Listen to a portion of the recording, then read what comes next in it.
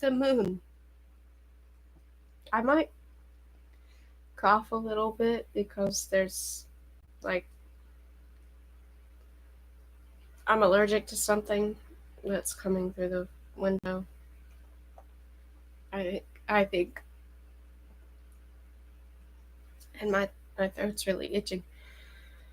The moon. The planet was encircled by a ring of ice chunks in an enormous but unstable sheet. The calculations made by Field and Lobianco immediately before the plunge of the Eurytus turned out to be correct. Having one large and three lesser divisions due to perturbation caused by Quinta's moon, the ring could last no more than 1,000 years, since it increased its diameter while at the same time losing mass.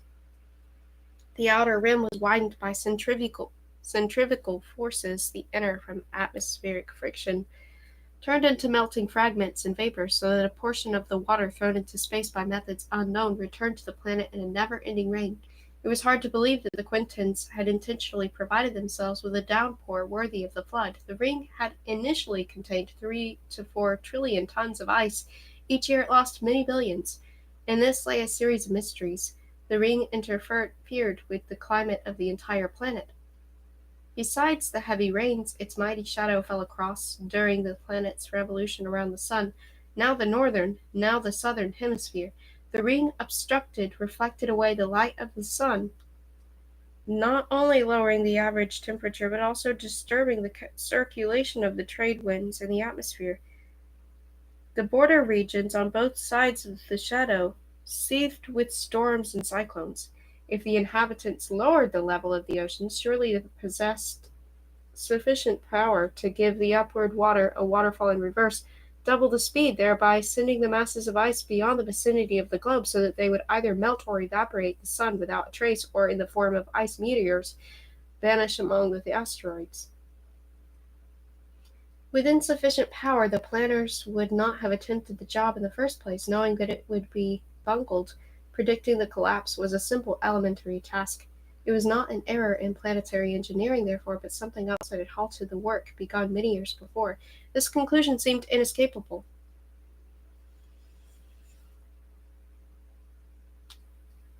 The ring, a flat disk with a hole that had a diameter of 15,000 kilometers inside which spun the girdled planet, was made up of hunks of ice in the middle belts, but of polarized crystals of ice on the outer edges, and that too must have been by design.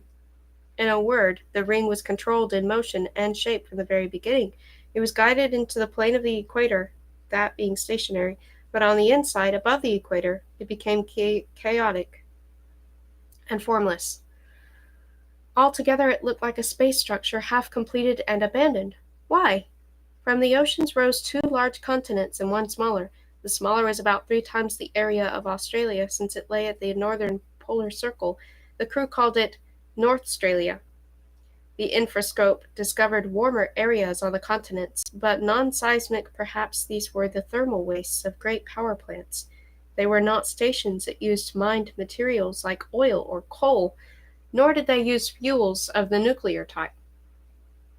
The former would have betrayed themselves with air pollution.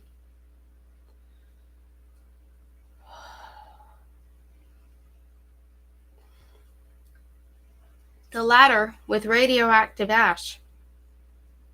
Earth, in the earthly phase of atomic energy production, had had no small problem with the safe removal of such ash. But for engineers able to throw a part of the ocean up out of the gravitational sink, ejecting radio wastes would have been child's play. Yet the ice of the ring showed no trace of radioactivity. Either the Quintans had developed another form of nuclear energetics, or else they had a totally different energetics. But what kind? In the wake of the planet stretched a tail of gas, abundant in water vapor that came mainly from the ring. The Hermes, hanging in stationary orbit behind Sexta, a planet like Mare but larger, with a dense atmosphere poisoned by continual volcanic exhaustions, exhalations, and compounds of cyanide, sent out 6 probes to observe Quinta. These beamed back data continuously. From the data, Deuce composed a detailed picture of the planet. The most curious thing was the radio noise. At least several hundred powerful transmitters operated on the large landmasses. With no apparent phase or frequency modulation, their emission was chaotic white noise. The antennas could be precisely located. They were directional or isotropic, as if the Quintans had decided to jam all channels of electromagnetic communication from the shortest wavelengths to those of a kilometer. They could communicate only by lines, wires, cables. But what was the purpose of the noise, which took gigawatts to produce? Even more curious, the curiosities of the planet multiplied with observation. Were the artificial satellites. They numbered almost 1,000,000 in high and low orbits, some of which were nearly circular and some elliptical, with aphelions reaching far beyond the moon. The probes of the Hermes also noted satellites in their own vicinity, and a few were 8 to 10 million kilometers out. The satellites differed considerably in size and mass. The largest were probably empty, unguided space balloons. Some had collapsed when their gases escaped. Every few days, one of these lifeless satellites collided with the ring of ice, creating an impressive sight with lightning flashes, every color of the rainbow, since the sun's rays were diffracted in resultant cloud of ice crystals.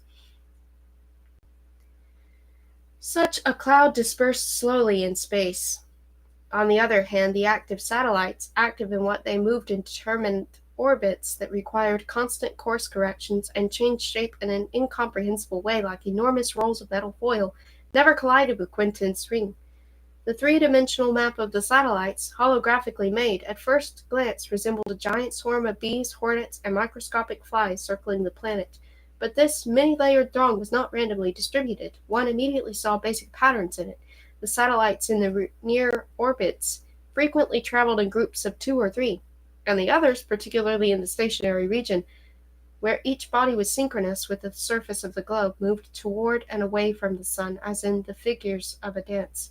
As the locational measurements came pouring in, Deuce made a system of coordinates, a kind of composite of spherical graphs, distinguishing the dead satellites from the live, or those drifting passively from those controlled or self-controlled, was an extremely difficult task. In the equation were many microscopic masses, all moving in the field of gravity of the large masses of Quinta and Quinta's moon and sun. Then the picture was sharpened, revealing a myriad of rocket and satellite remains. These frequently fell sunward. Some had the shape of toroids, donuts, from which jutted thread-like spikes. The largest, halfway between the planet and its moon, showed some activity. The spikes were Doppler antennas, and their emission, filtered out from the background noise of the planet, could be isolated as noise in the shortest ultra-radio wavelengths. A part of this noise dropped to hard Roentgen radiation, which did not reach the surface of Quinta because the atmosphere absorbed it. Each day, Deuce added to the information acquired. Nakamura, Poissar, Rothmont, and Stiergard racked their brains over this riddle composed of riddles, but the pilots did not enter into the scientific debates.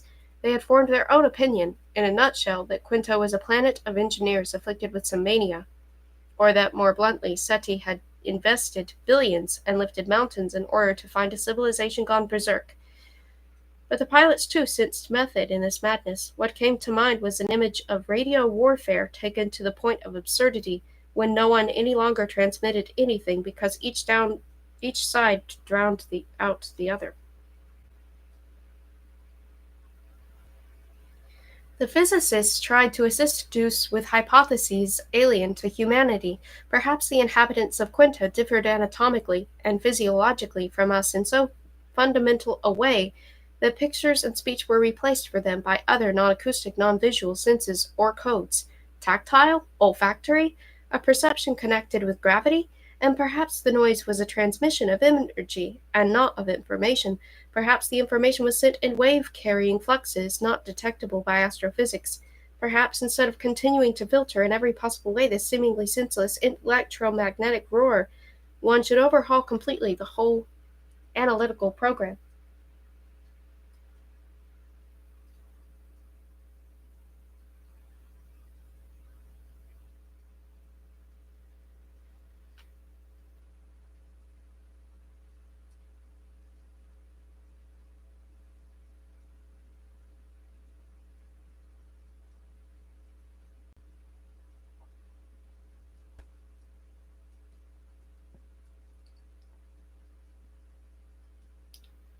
Deuce replied with its customary dryness and patience, knowing much about human emotions, it experienced none itself. If the noise is a transmission of energy, there must exist receiving stations which must let escape a certain minimum amount. A loss for 100% efficiency is impossible.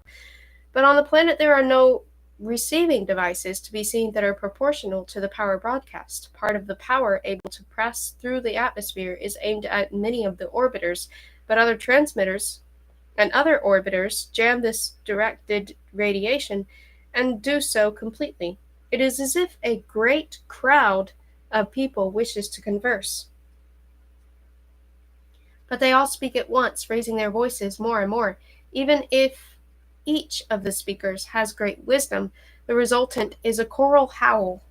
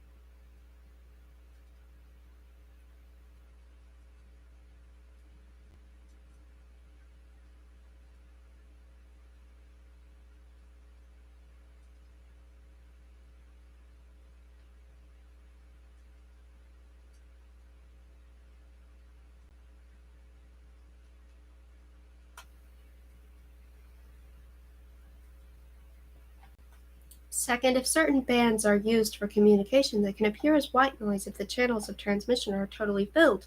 But the Quinton noise possesses a curious quality. It is not absolute chaos, rather it is the product of opposing emissions. Each transmitter holds exactly to wavelength. Other transmitters either jam the first or dampen it by reversing the amplitude in phase.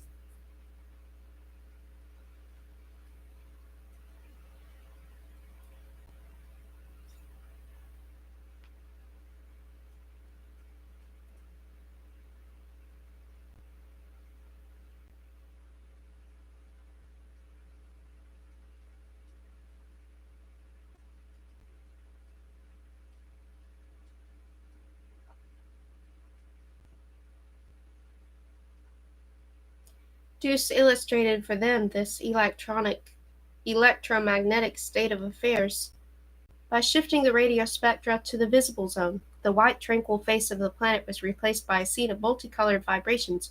When Deuce made the coherent emitters green, their transmitters white, and the counter emitters purple, Quinta became a variegated ball of contending hues.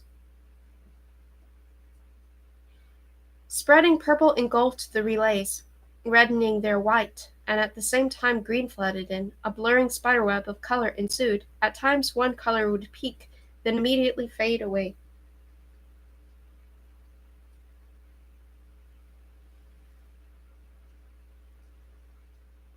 Meanwhile, data were coming in from the probes that had been sent to reconnoiter Quinta's moon. Of the five, two had disappeared. It was not known how. At the periselenium, a point not visible from the Hermes, Steergard reprimanded Harak for his carelessness. Harak had neglected to send a reserve behind the patrol. I don't know why I was thinking it was going to be a different word, which would have made constant monitoring of it possible even on the other side of the moon. Three probes, however, had flown around the planet's satellite. Unable to break through the thicket of noise with a signal, they transmitted the pictures they had taken using a coded laser. At first, the information was so crowded that a single impulse in a nanosecond contained 1,000 bits. After less than a minute of this emission, Deuce announced that from the Aposelenium, three Quinton orbiters, unnoticed until now because they were so small, were approaching the probes.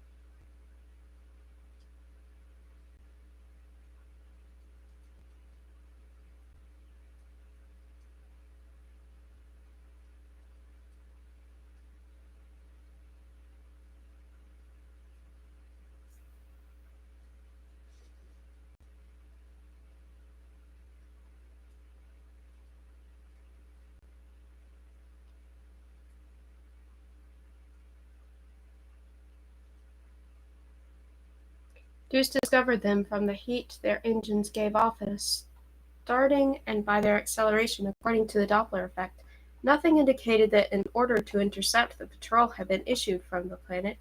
There really would not have been time for that. The heated points now moved on a collision course. The captain ordered evasive action. The three-membered patrol then threw off its dummy exteriors, jettisoning before it a great quantity of metal foil and balloons, which had not fooled the interceptors.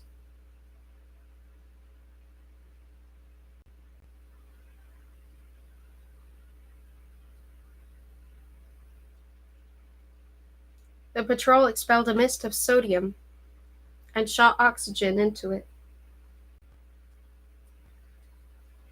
creating a fireball. The moment the Quinton rockets disappeared in it, the probes emerged from the burning cloud in a spiral, and instead of making for the ship, crashed into each other head-on, and were thus atomized.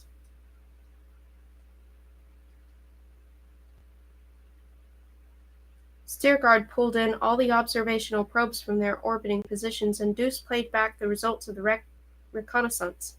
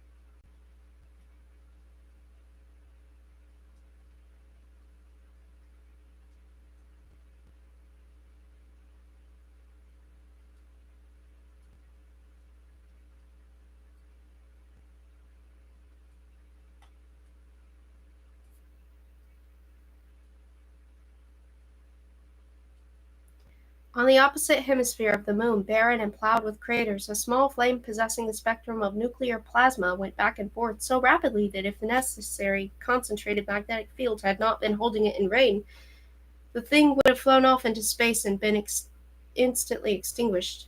What was it that traveled back and forth there between two ancient craters at a velocity of 60 kilometers per second? What was this ignis fatuus? Druce assured them that the planet had not discovered the Hermes presence and therefore was not tracking it. There was no indication of tracking. Using Sexta's atmosphere as a lens for the radioscopes, Druce had recorded the constant noise, the crackling that could be heard over it, which was caused by satellites striking the shield of ice. There was a difference of opinion about what to do next. The men did not want to announce their arrival to the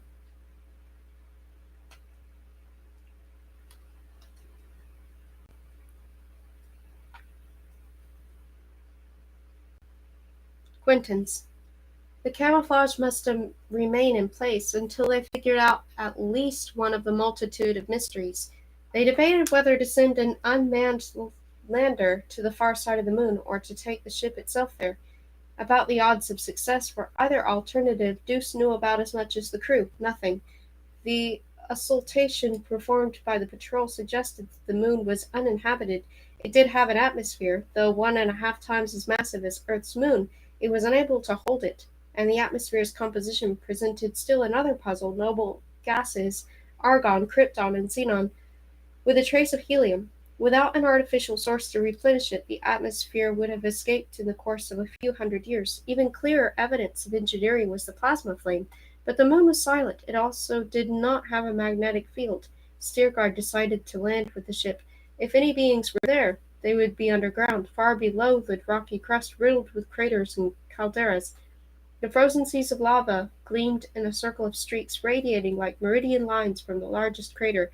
They would land, but first turn the Hermes into a comet. Out of the valves in the hole that opened along the sides came a foam like from tanks. Inflated by injections of gas, the foam surrounded the entire vessel with a large cocoon of irregular hardened bubbles. The Hermes, like a pit in a fruit, lay in a spongy mass of globules. Even from up close it looked like an elongated chunk of rock covered with craters. The burst of bubbles made the surface resemble the crust of an asteroid bombarded for centuries by dust clouds and meteors. The drive, indispensable, would be the tail of the comet, which, as it approached the perihelion, would always be directed away from the sun, an illusion created by the drive deflectors. A precise spectral analysis would have revealed, of course, a pulse and composition of gases not found in any comet, but nothing could be done about that.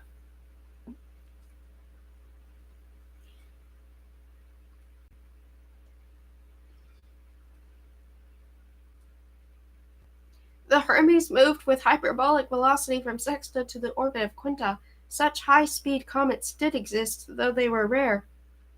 Coming from outside the solar system, after 2 weeks of flight, it braked behind the moon and sent out manipulators with television eyes. The illusion of an old battered rock was perfect. Only under a hard blow would the fake stone give elasticality like a balloon. The landing itself could not be disguised. As the ship entered the moon's atmosphere, stern first, her fire burned away the covering over the nozzles. The rest was done by atmospheric friction. The red-hot camouflage was torn away, and the naked metal colossus bearing down on the flames beneath it settled on 6 outspread legs, testing the strength of the ground first with a series of fired shells. For a while, pieces of the burned covering rained around the ship. When this stopped, the men examined their surroundings from horizon to horizon. They were separated from the plasma pendulum by the bulging ridge of a large crater.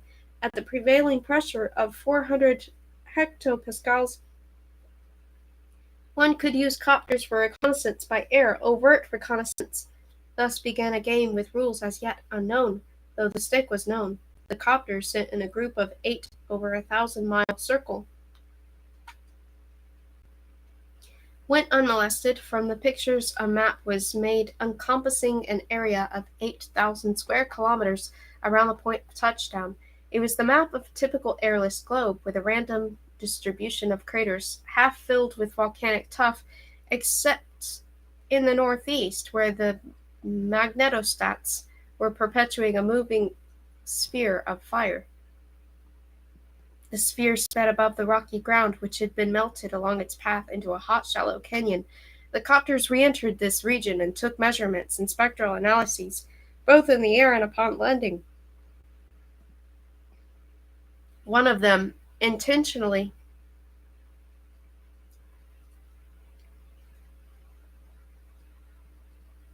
where was I?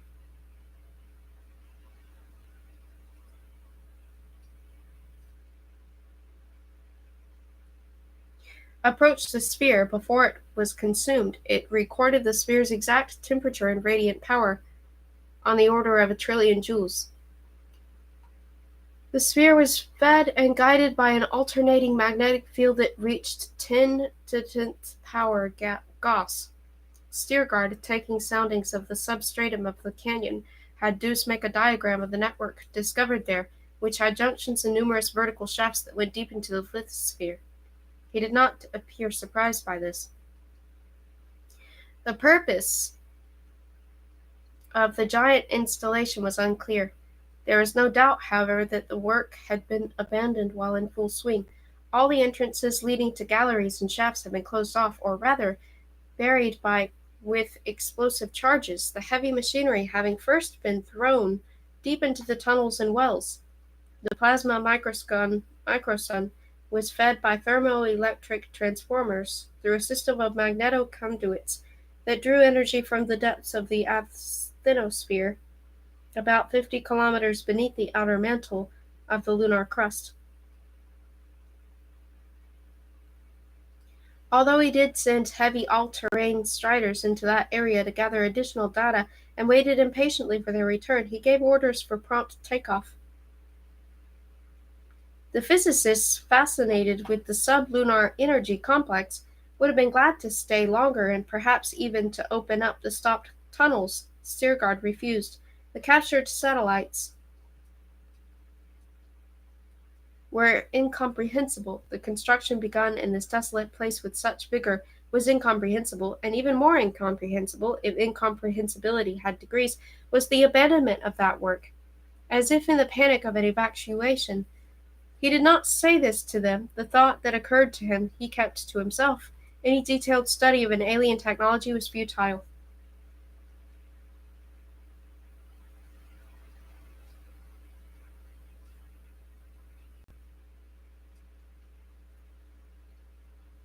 Its fragments, like pieces of a broken mirror, would not yield a coherent picture. They were the indistinct result only of the thing that had shattered it. The answer lay not in the tools of the civilization, but in the civilization itself. Thinking this, he felt the full weight of the task entrusted to him. Over the intercom, Arago asked if he could see him. Yes, but make it quick. We take off in less than an hour, he said, not delighted about the visit. Arago appeared immediately. I hope I'm not in your way. You are, Reverend Father, in my way. Steergard did not rise, pointing to a chair. However, in view of the nature of our mission, I'm at your service. I have no special authorization and am no ambassador extraordinary. I was assigned my place as you are yours, the Dominican quietly replied, with one difference. On my decisions, nothing hinges. On yours, everything hinges. I know that. The inhabitants of this planet are like a living organism. One may study it as much as one likes, but one cannot ask it the sense of its existence. A jellyfish wouldn't answer, but a man? Steergard looked at him intently now, as if expecting something important. A man, yes, but not mankind. Jellyfish are not answerable, but each one of us is, for what we do. I see what you're driving at. The Reverend Father wants to know what course of action I've decided to take. Yes, we are coming out in the open. Asking to talk? Yes.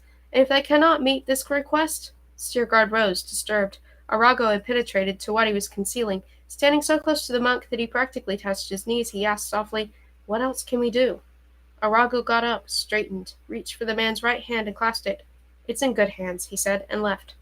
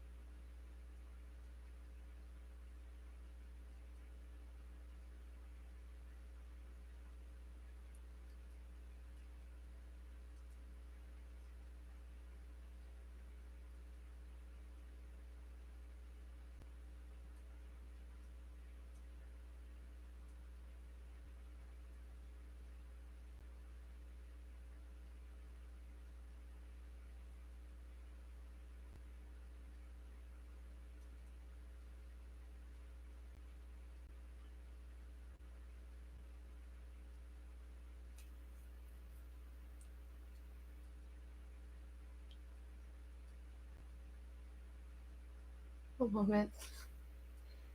An annunciation. The captain put the ship, again enveloped in its mask, into stationary orbit around the moon above the hemisphere not visible from Quinta, and one by one called in his comrades to ask them how they assessed the situation and what they would do in his place. The difference in the conjectures was tremendous.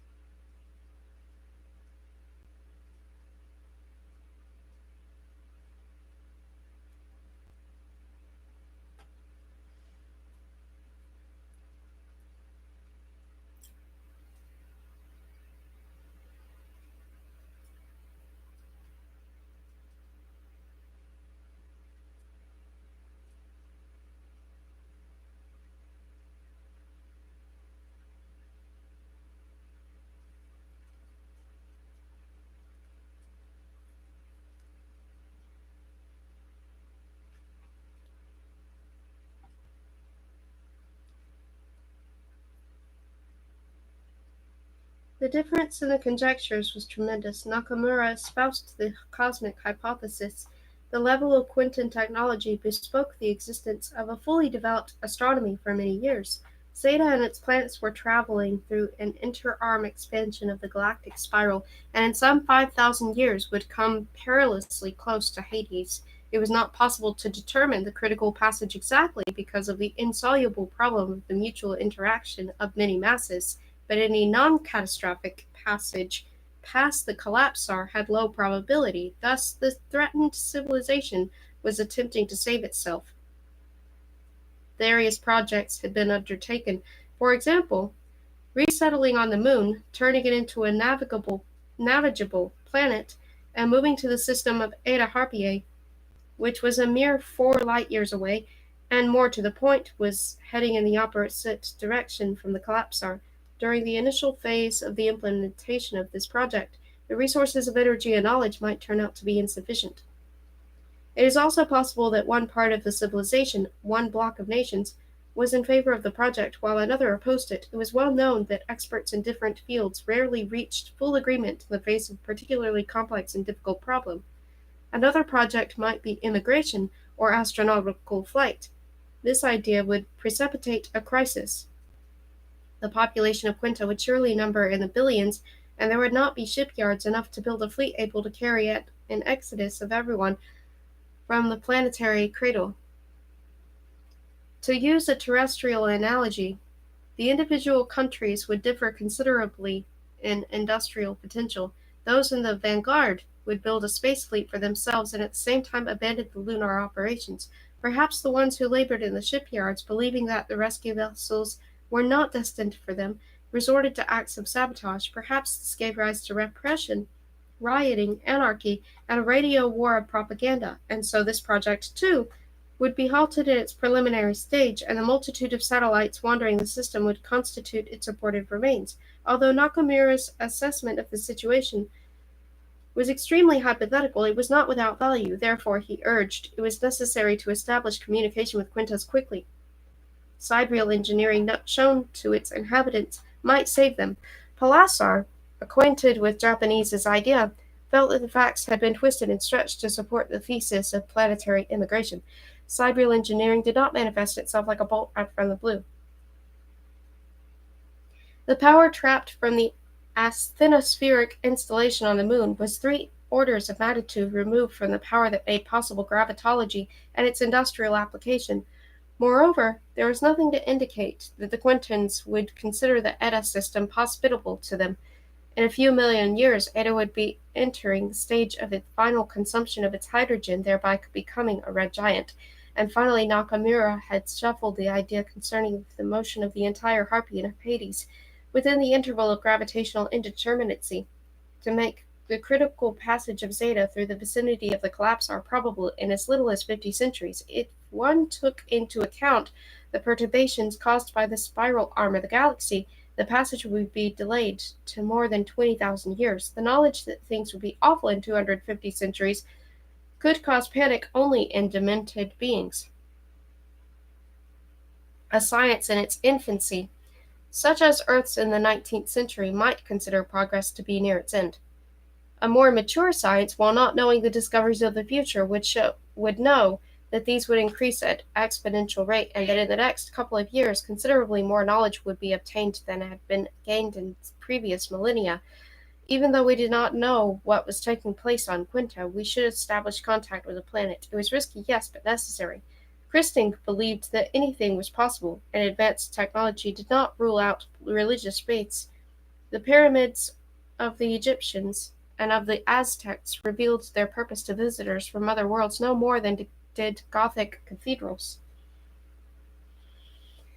What was discovered on the moon might be the work of some religion, sun worship of an artificial sun, an altar of nuclear plasma, an idol, a symbol of power of mastery over matter. But you could also have schisms, apostasies, heresies, crusades not by sword but by radio, electromagnetic offenses to convert the heathen, or the heathen's information sacred machines, deus est in machina. Not that this was provable, or even probable. The symbols of a faith, like the creations of any ideology, did not betray the meaning to a stranger from another land, but physics did not obviate metaphysics, trying to find a commonality of intention in the peoples of different terrestrial cultures and epochs. One knew at least that material welfare was nowhere considered to be the all-in-all, the answer to existence. Such a belief would be the exception. Technology did not have to part company with the holy. It always possessed a goal beyond itself, and when the holy disappeared, something had to fill that vacancy in the culture. Christing took the marriage of the engineering and religion to such mystical heights that the steerguard had difficulty listening to the man, and in contact, he too, of course, was in favor of contact. The pilots had no opinion. The imaginative expansion of mysteries into more or less non-human directions did not lie with their character. Rotmont was willing to discuss the technical aspects of communication, but the first consideration was how to protect the ship from the swarms of Quintan satellites. He thought that Quinta might already have been visited by another civilization, and that episode had ended so badly that the lesson was not forgotten. The Quintans were fencing themselves off against invasion. They had manufactured a technology of universal distrust. It was necessary to assure them of our peaceful intentions, to send them gifts of greeting,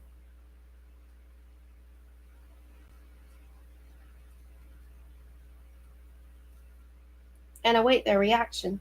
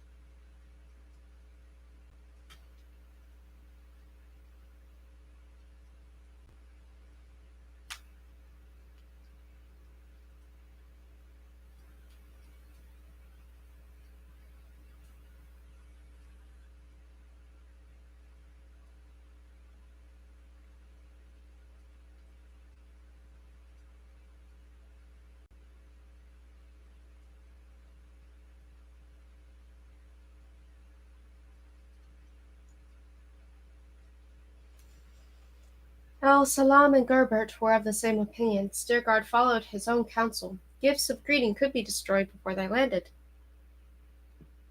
The fate of the 5 patrol probes near the moon indicated as much, so he shot a large orbiter toward the sun.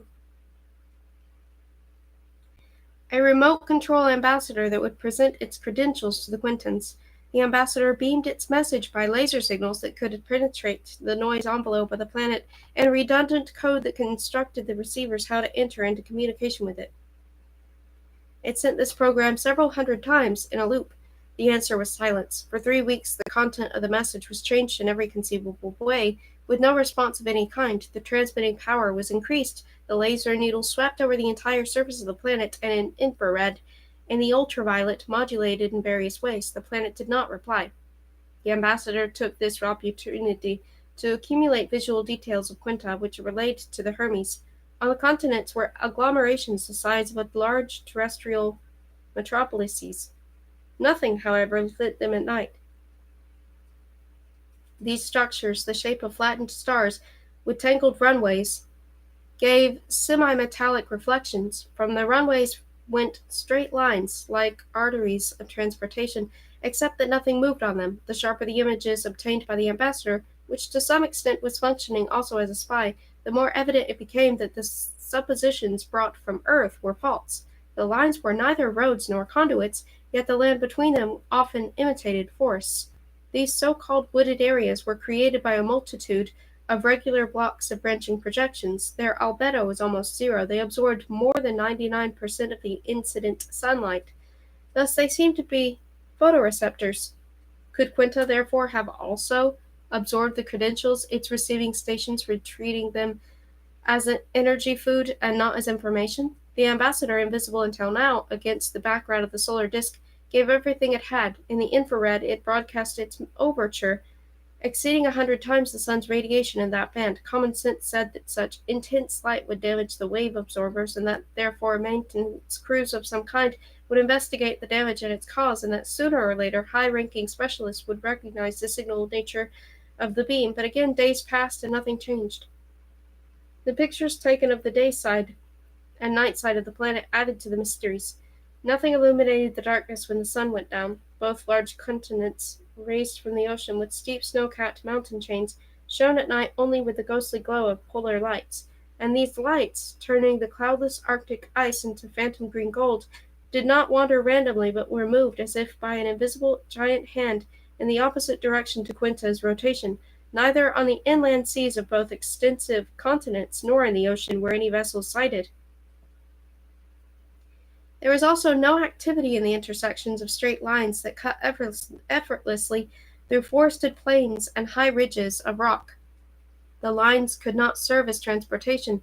In the ocean of the southern hemisphere, extinct volcanoes of seemingly uninhabited archipelagos were like the innumerable beads scattered across the water. The only landmass of the hemisphere, at the pole itself, lay beneath an enormous glacier. From the dull silver of its by the surface of the supra-atmospheric ice, a rapidly moving mirror. The lack of any sign of civilizational bustle, of port cities, for example, at the mouths of great rivers, the convex metal shields of mountain valleys which hid the valley bottoms with armor that was distinguishable from the natural rock only spectrochemically, the absence of air traffic, given the discovery of about 100 smooth concrete airfields enclosed by low buildings, all this had irresistibly to the conclusion that century-long warfare had forced the Quintans underground and that it was there they'd lived, relying on the metallic vision of the radioelectronics to observe the skies in outer space. The measurement of temperature gradients revealed thermal spots on the surfaces of Nostalgia and Hypatia, interconnected by branchings deep in the ground as if they were cave cities, but a careful analysis of their radiation seemed to prove that ideal false. Each of the wide-ranging spots at a diameter of 40 miles manifested a strange gradient of expelled heat. The center was the hottest, but the source of its radiation lay beneath the lithosphere at the border of the mantle. Could the Quintans be drawing energy from the molten interior of their globe? Enormous areas, geometrically regular, at first taken for cultivated land, were in reality collections of millions of conical balls like ceramic mushrooms planted for dozens of kilometers.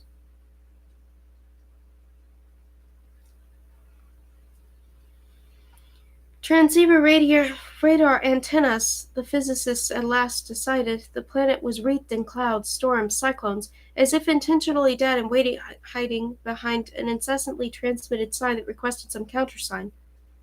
Observations made under the heading of archaeology to discover traces of a historical past, such as ruins of cities or things corresponding to the cultural architecture of Earth, like temples, pyramids, ancient seats of government, yielded nothing definite. If war had destroyed these totally, or if human eyes were unable to discern them for their sheer alienness, their sole bridge cast across that alienness remained technological activity. So they looked for the devices, gigantic surely, that had been used to hurl the ocean waters into space. The arrangement of such artillery could be calculated using criteria that were universally applicable, since determined by physics.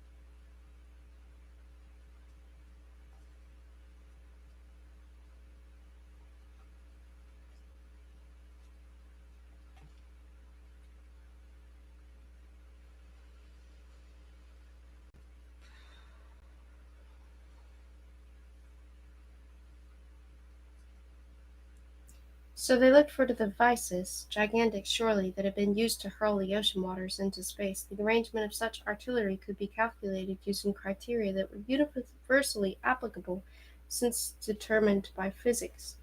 Given the direction of the rotation of the ice ring, its circumequatorial path, it was possible to deduce the localization of the planetary water throwers. But again the searchers were stymied. The installations must have been erected where dry land met ocean, in the very region over which now sped the frozen ring, whose constant friction against the rarefied atmosphere covered the critical places with storm and downpour. Thus, even the attempt to recreate the methods employed by the engineer Esquenta a century ago to shoot the seas into the void met with failure.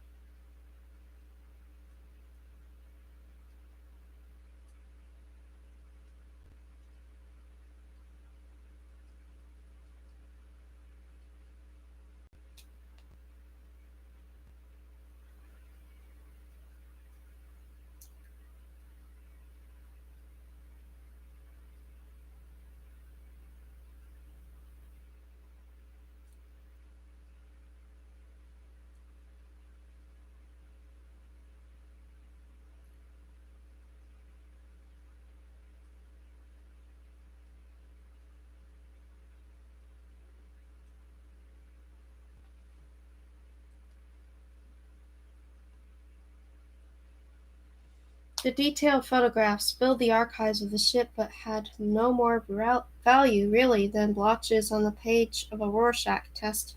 The meaningless contours of the star-shaped structures on the continent suggested to the human eye as many terrestrial things as the shapes a man might see, but in fact only imagine when confronted with copious spatterings of ink.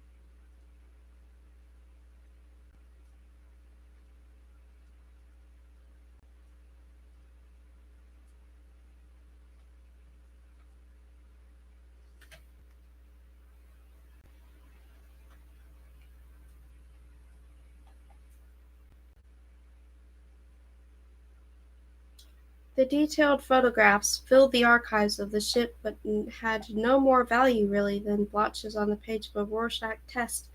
The meaningless contours of the star-shaped structures of the continents suggested to the human eye as many terrestrial things as the shapes a man might see, but in fact only imagine when confronted with copious spatterings of ink. Deuce's helplessness in the face of these thousands of pictures made them realize that within the machine, too, though it was supposed to be absolutely objective in the processing of information, lay the stubborn inheritance of anthropocentrism. Instead of learning something about an alien intelligence, Nakamura remarked, they had learned how close the bonds of mental kinship were between man and his computer. The nearness of the alien civilization, particularly within arm's reach, became a separating distance that mocked their attempts to get to the heart of it. They struggled with the growing feeling that a malicious trap had been laid for the expedition, as if someone, but who, wished to offer them a challenge full of hope, only to reveal at the end of the road, at the destination, its impossibility. Those who were troubled by this thought kept it to themselves, so as not to infect their comrades with defeatism.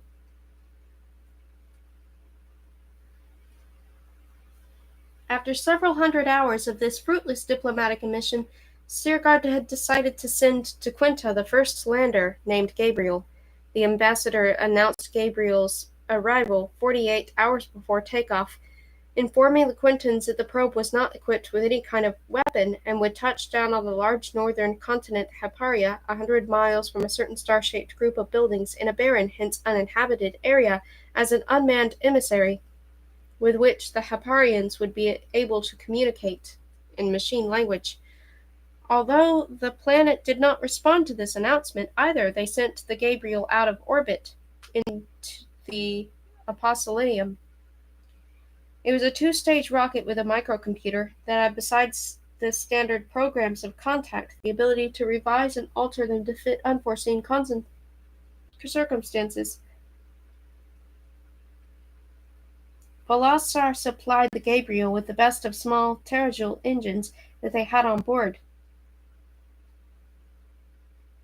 so that it could cover the 400,000 kilometers to the planet in about 20 minutes. At a speed up to 600 kilometers a second, it would slow down only above the ionosphere.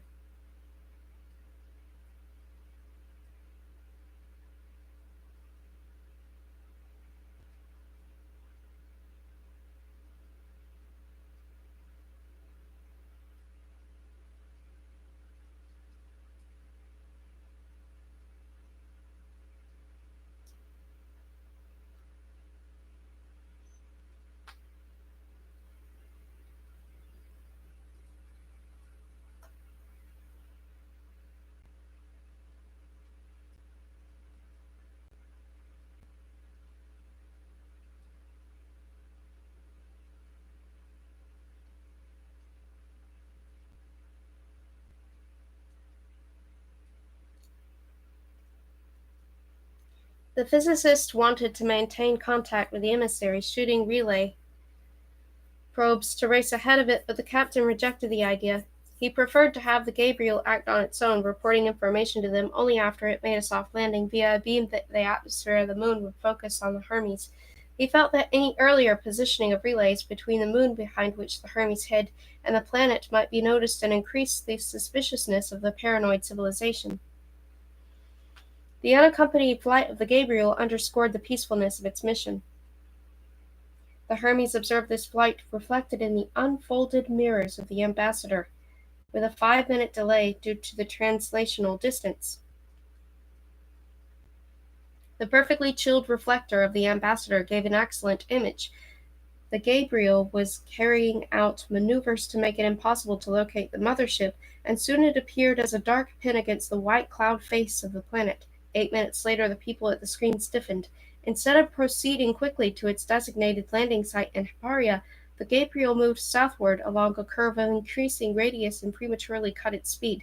They immediately saw the reason for its turn. In the belt above the equator, 4 black points made slowly for the Gabriel, 2 from the east and 2 from the west, along mathematically perfect trajectories of pursuit.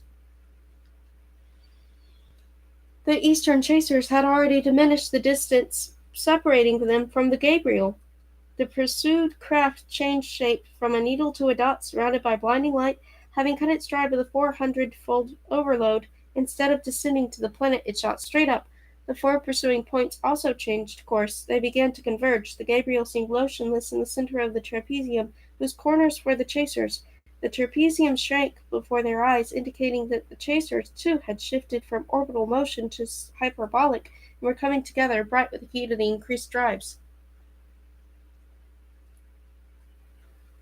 Steergard was tempted to ask Rotmont, as a programmer, what the Gabriel would do next, because the blaze produced by the chasers was evidence of the tremendous thrust.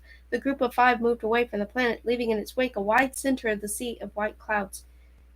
There was a silence in the dim control room. Watching this unique scene, no one spoke. The 4 dots drew closer and closer to the Gabriel.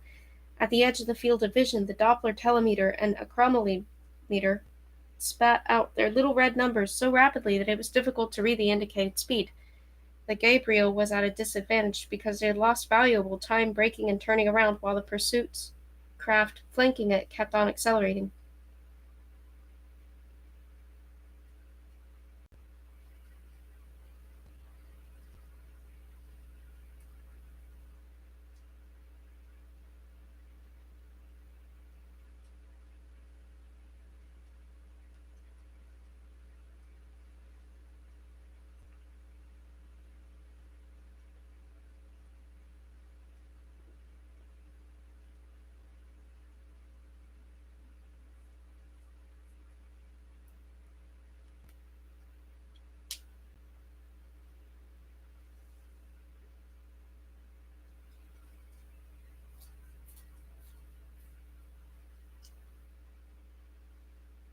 Juice drew on the monitor the predicted intersection of the 5 trajectories.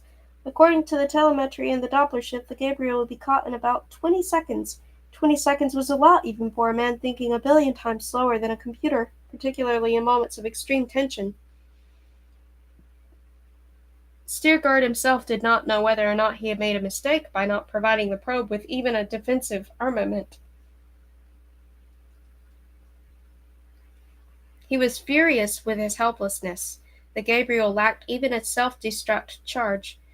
Noble intentions, too, ought to have their limits. This was all he had time to think. The square of the hunters became as small as the dot over an eye.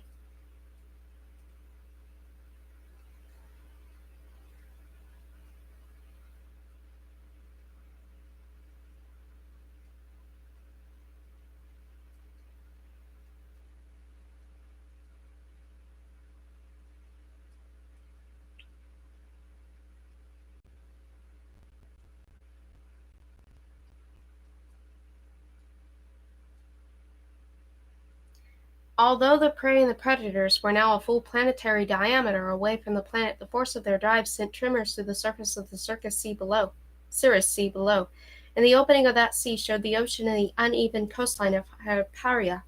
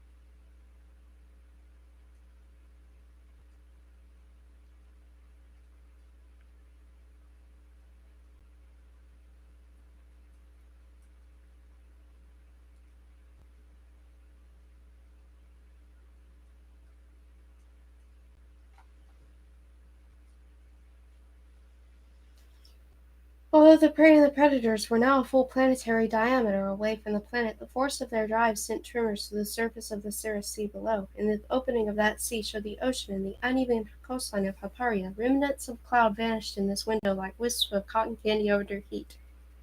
The dark background of the ocean worsened the visibility. Only the continually racing red flickering numbers of the telemeter gave the Gabriel's position. Its pursuers closed in on it from 4 sides. They were alongside it, then the window in the clouds bulged, as if the planet were expanding like a gigantic balloon. The gravimeters gave a sharp crack, the screens blackened for a moment, and the image returned. The funnel-shaped window in the white clouds was again small, distant, and completely empty. Stiergard did not immediately grasp what had taken place. He looked at the telemeter. All that blinked were red zeros. "He let him have it," said someone with a grim satisfaction. "Harrock, probably. What happened?" Tempe didn't understand. Stiergard knew how, but said nothing. The absolute conviction came upon him that though they might renew their efforts, they would lose their ship sooner than force contact. For a moment he wondered, already far in his thoughts from the first encounter, whether or not to continue with the arranged program. He barely heard the excited voices in the control room. Rotmont was trying to explain what the Gabriel had done, though the reconnaissance plan did not foresee this. The Gabriel had crushed space and the pursuers with a sidereal implosion. "But it didn't have a sidereal generator," Tempe protested, amazed. "It didn't, but it could have made one. It had a Teratron engine after all. It diverted it, shorted it, directed the full power of the drive into itself in one discharge. Cunning! They were playing poker, and the Gabriel changed the game to bridge. It led with a trump because there's no suit higher than a gravitational collapse. That's how it avoided capture." "Wait a minute." Tempe was beginning to understand. "It had that in its program?" "Of course not. It had a terawatt annihilative machine and complete autonomy. It went for broke. The thing's a machine, remember, not a man, so this wasn't suicide. The Prime Directive said that it could allow itself to be handled, but only after landing. But then couldn't they have pulled the Teratron out after the Gabriel landed?" Gerbert asked, puzzled. "How? The whole first stage, including the Teratron, was supposed to melt upon penetration of the atmosphere with immersion of the stator. The internal pressure would blow apart the poles and everything, the engine room included, went in a cloud of dust, and without the least bit of radioactivity. It was only the upper, forward module that was supposed to land and make pleasant conversation with the masters of the house." "Oh, yes," Harrock growled, indignant. "It was assumed that their rockets wouldn't be able to build up such acceleration. The Gabriel would fly through the satellite rubbish heap like a rifle bullet through a swarm of bees and politely sat down." "Why didn't it melt its engine when they went after it?" asked the doctor. "Why doesn't a chicken fly?" Rotmont was giving vent to his irritation. "What could it melt the Teratron with?" The energy for burning the drive module was to be drawn from outside, from atmospheric friction. That's how the thing was designed. You didn't know? But let's return to the crux of the game. Either the Gabriel would escape, which was not very likely, or they would seize it in space, pull it down into orbit, and disassemble it. If they smothered its drive, it waited until then to short-tire engine. There would have been an explosion, but a toroid having poles might survive. The Gabriel couldn't allow that, so it came up with the idea of a black hole, with the double event horizon, sucked the hunters onto itself, imploding, and then the inner sphere collapsed, the outer went free, because on that scale, quantum effects equal gravitational. Space curved, which is why we saw a quinta as if through a magnifying glass. And this truly wasn't programmed? The possibility was never even considered? Arago said, silent until now. "No, it wasn't. Fortunately, the machine had more upstairs than we do."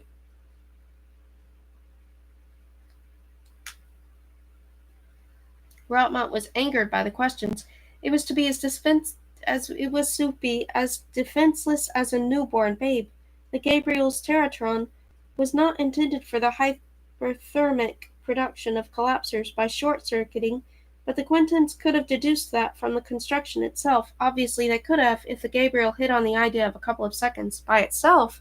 The monk's question made Rotmont lose all patience. By itself? How many times do I have to say that? It had, after all, a luminal computer, with a quarter the power of Deuce. In 5 years, father, you wouldn't think your way through half the number of bits that it could in 1 microsecond.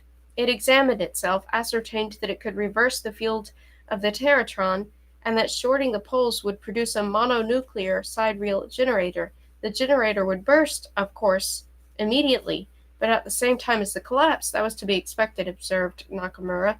If you take a walk with a walking stick and a mad dog comes at you, it's to be expected that you'll hit him over the head, replied Rotmont. It's incredible that we could have been so naive. But all's well that ends well. They showed their hospitality, and the Gabriel knew how to return the compliment. Of course, it could have been equipped with a conventional self-destruct charge, but our leader chose not to do that. And what took place, is that any better? Asked Arago. And I was supposed to install a moped engine in it? It needed power, so it got power. And the fact that a Terratron resembles in its design a sidereal generator is not my fault, but the consequence of physics.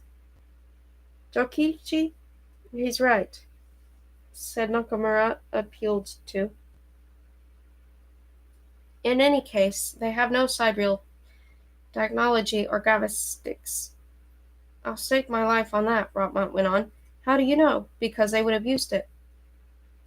That whole Moloch buried on the moon, for example, is a horse and buggy from the point of view of a sidereal engineering. Why tunnel down to magma and the asthenosphere if you can transform gravitation to produce macro quantum effects? Their physics took a different road.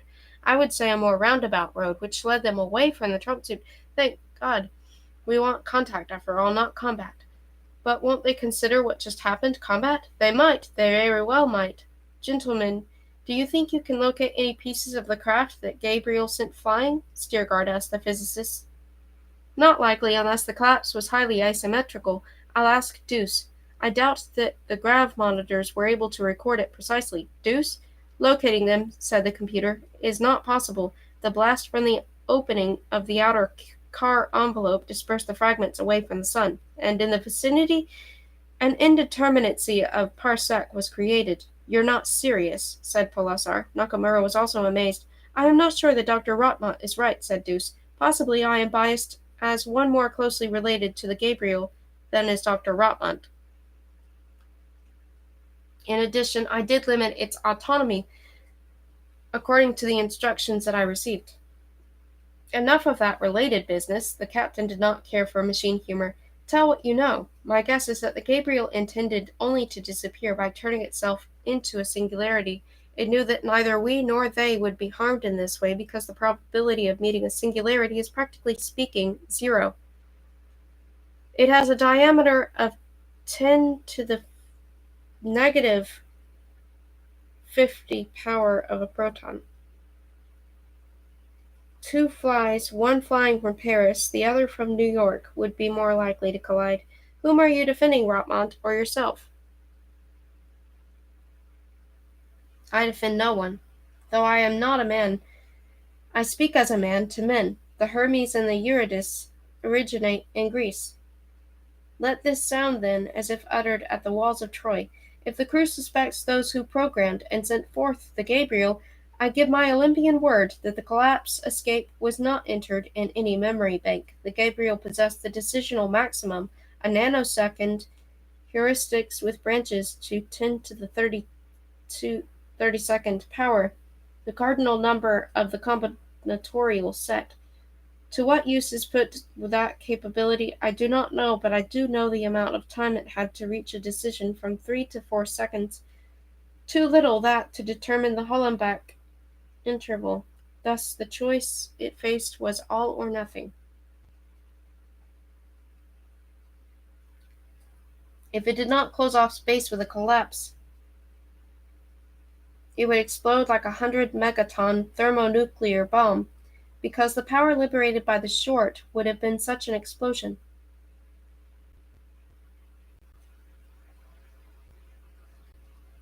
In view of that, the Gabriel went to the other extreme, which ensured an implosion down to a singularity, and incidentally pulled the Quentin's missiles into the car envelope. Missiles.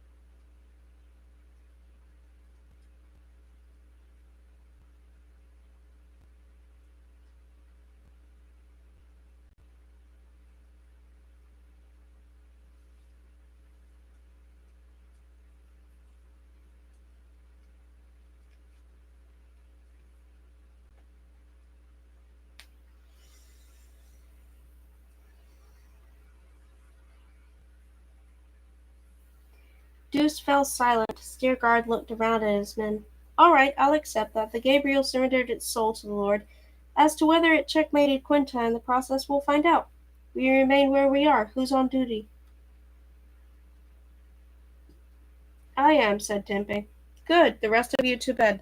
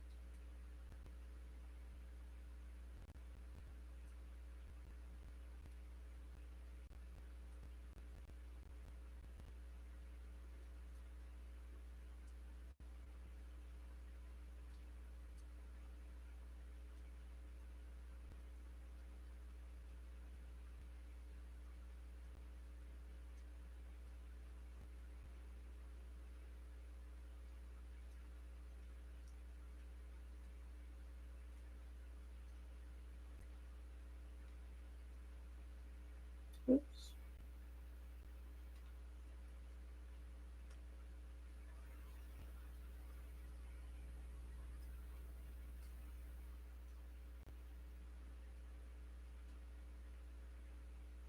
Okay. Who's on duty? I am, said Temp. Good. The rest of you to bed. If anything happens, wake me. Deuce is always on duty, offered the computer. Alone in the control room with the lights on dim, the pilot circled like a swimmer in invisible water, past dead and empty screens, and rose to the ceiling. Struck by an unexpected thought, he kicked off from the ceiling and flew to the central videoscope. Deuce, he said in a low voice. Yes. Show me again the final stage of the chase. Slowed down 5 times. Optically? Optically with an infrared overlay, but the image shouldn't be too blurred.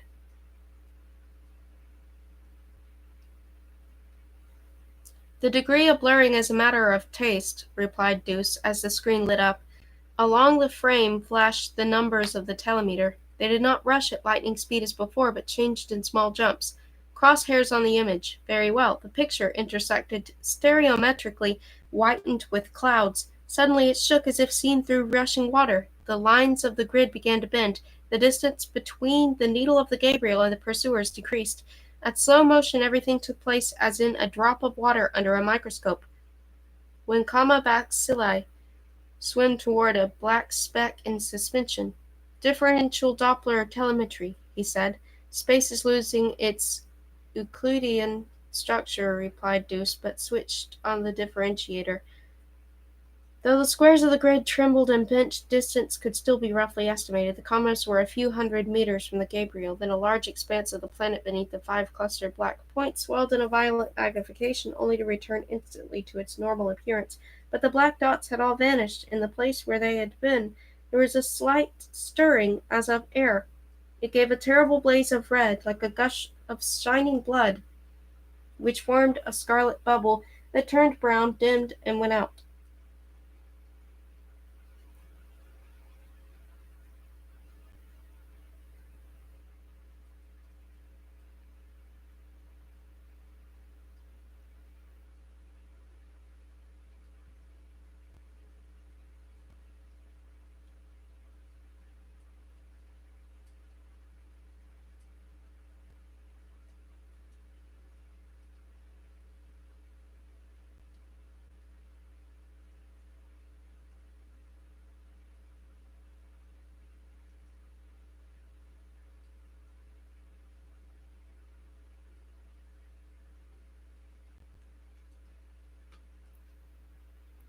The far clouds, dispersed thousands of miles by the shock, lazily rotated above the surface of the ocean, which was darker than the continental coast to the east.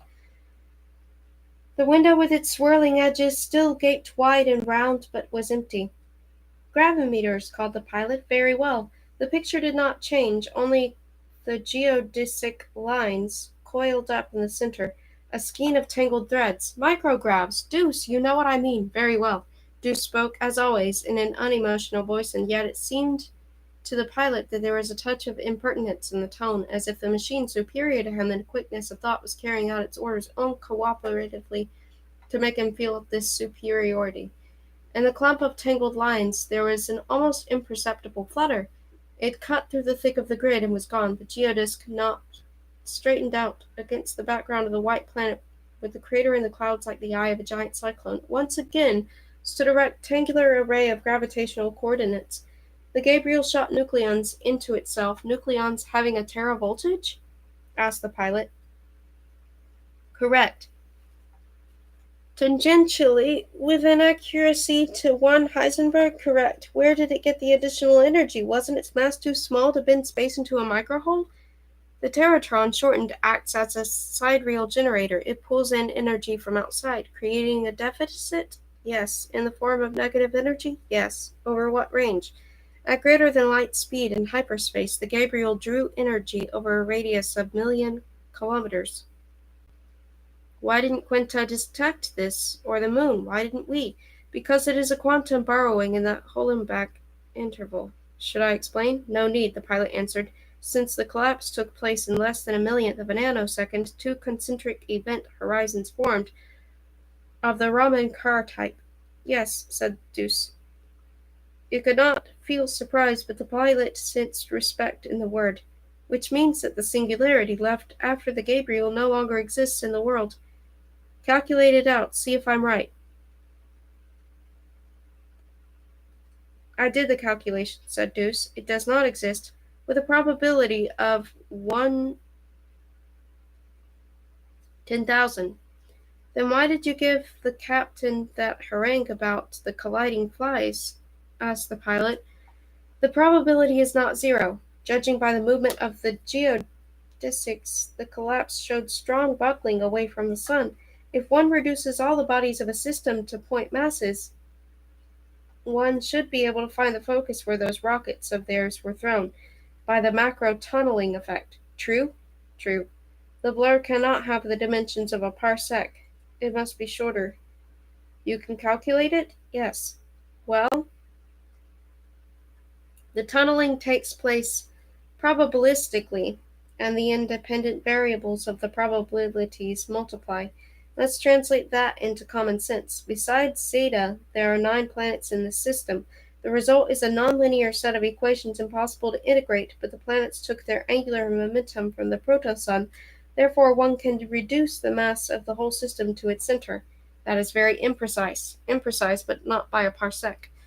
Are you one of those phenomenal number wizards? Asked Deuce. No, I come from a time when calculations were also made without computers, or sometimes one had to proceed not by but by eye. Anyone who couldn't do that in my profession died young. Why are you silent? What am I supposed to say? That you are not infallible. I am not. And that you have no business being called Deuce. I did not name myself. Even a woman wouldn't get in the last word with a computer. Deuce, you are to calculate the probability distribution along that parsec of yours. It should be bimodal. You will mark this region on a star map and early next morning show it to the captain with the explanation that you didn't feel like working it out before. No one told me to do that. I'm telling you now. Understand? Yes. And with this, the midnight dialogue in the control room was concluded.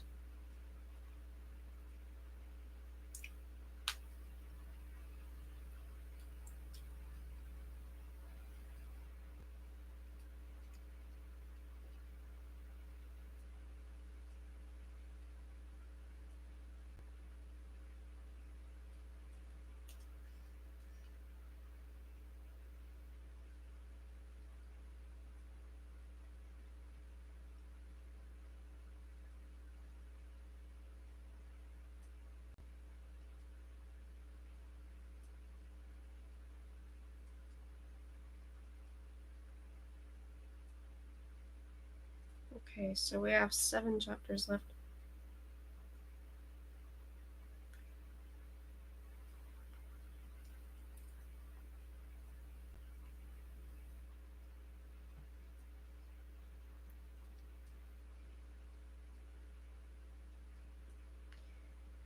The attack. That which mathematically has an extremely low probability also has this characteristic, that it may nevertheless sometimes happen. Of 3 of the chase craft that were sucked into the compressed space and then expelled, with a gravitational return to equilibrium away from the sun, there was no trace found, but the 4th was found and taken on board barely 8 days later. Deuce explained this truly remarkable coincidence with sophisticated topological analysis, using the transfinite derivatives of ergodics. But Nakamura, who heard from Steergard about the midnight argument between the pilot and Deuce, remarked that for what happened in reality one could always come up with a calculation using tricks known to anyone who ever engaged in applied mathematics. As the shattered, crumpled wreck was being drawn into the ship by cranes, Nakamura, curious, asked the pilot how he had reached this conclusion. Tempeh laughed. I'm no mathematician. If I did any reasoning, I couldn't tell you what it was. I don't recall who proved this to me or when, but if a man wants to determine the probability of its own birth by going down the genealogical tree past parents, grandparents, great-grandparents, he can obtain a value as near 0 as he likes. If the parents didn't meet by accident, then the grandparents did, and by the time one gets to the Middle Ages, the set of perfectly possible events that would rule out all the conceptions and births necessary for one to be born becomes greater than the set of all atoms in the universe. In other words, each of us has no doubt whatever that he exists, despite the fact that no stochastics could have predicted him a couple of hundred years earlier. Of course, but what does that have to do with the effects from singularities in the Holenbach interval? I have no idea. Probably nothing. I'm no expert on singularities. No one is. Our apostolic delegate would say that it was divine inspiration. Divine? I don't think so. I simply took a hard look at the Gabriel's demise. I knew that it didn't wish to destroy its hunters. Thus, it did what it could do to avoid pulling them under the car horizon. I saw that the pursuing craft were not in a perfect row behind the Gabriel. If they differed in distance, then they might differ too in what happened to them. And it was on that basis, the Japanese now laughed too. Not only, there are limits to calculation. It's called Lem's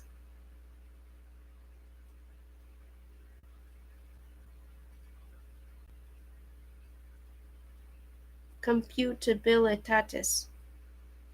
Deuce stands on that boundary. Deuce won't touch problems that it knows are transcomputable and therefore insoluble, which is why it didn't even make the attempt, and I was lucky.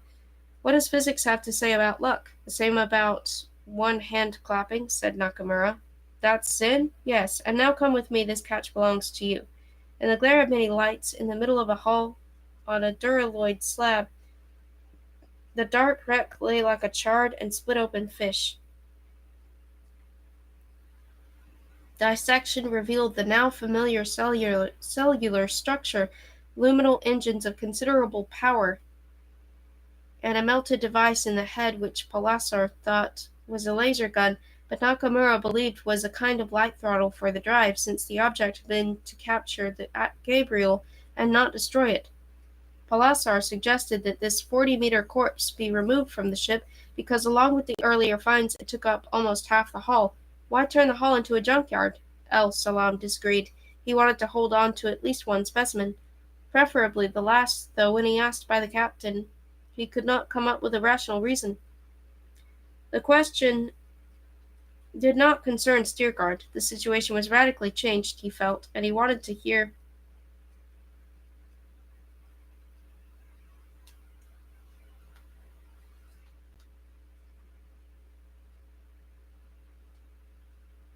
from the men what line of action they now considered appropriate or best.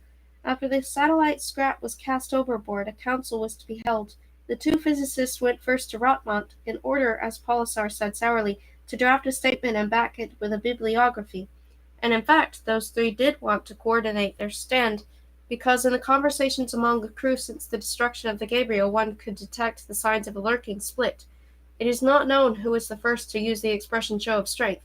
Harak immediately declared himself in favor of such a tactic, El Salam also, but with reservations. The physicists and Rotmont were opposed, and Steergard, though he only listened, seemed to be on their side.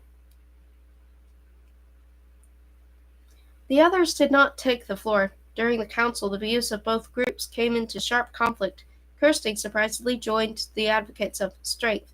Force is indeed an irrefutable argument, Steergard finally said. I have three cautions regarding this strategy, and each is a question. Do we in fact have the upper hand? Can such blackmail lead to the establishment of contact, and will we be prepared to carry out our threats if they do not submit to them? These are rhetorical questions. None of us can answer them. The consequences of a strategy based on shows of strength are incalculable. If anyone disagrees with me, let him speak. The 10 men in the captain's cabin looked at one another. As for El Salam and me, Harak said, we would like the captain to present his alternative. We see no alternative. Our situation gives us no choice. Surely that is obvious. Threats, force, blackmail, these are unappetizing words. Put into action, they can lead to catastrophe. The question of who has the upper hand is the least important. It doesn't matter whether or not we do, but whether or not they think we do, and submit without a struggle. Struggle? Echoed the monk. Encounter, confrontation. Does that sound better, Father? But we should avoid euphemisms. The threat of force, putting aside the question of what kind, must be real. Threats not backed by the possibility of action are tactically and strategically worthless. Yes, let's avoid euphemisms, agreed Steergard. Though it would also be possible to bluff.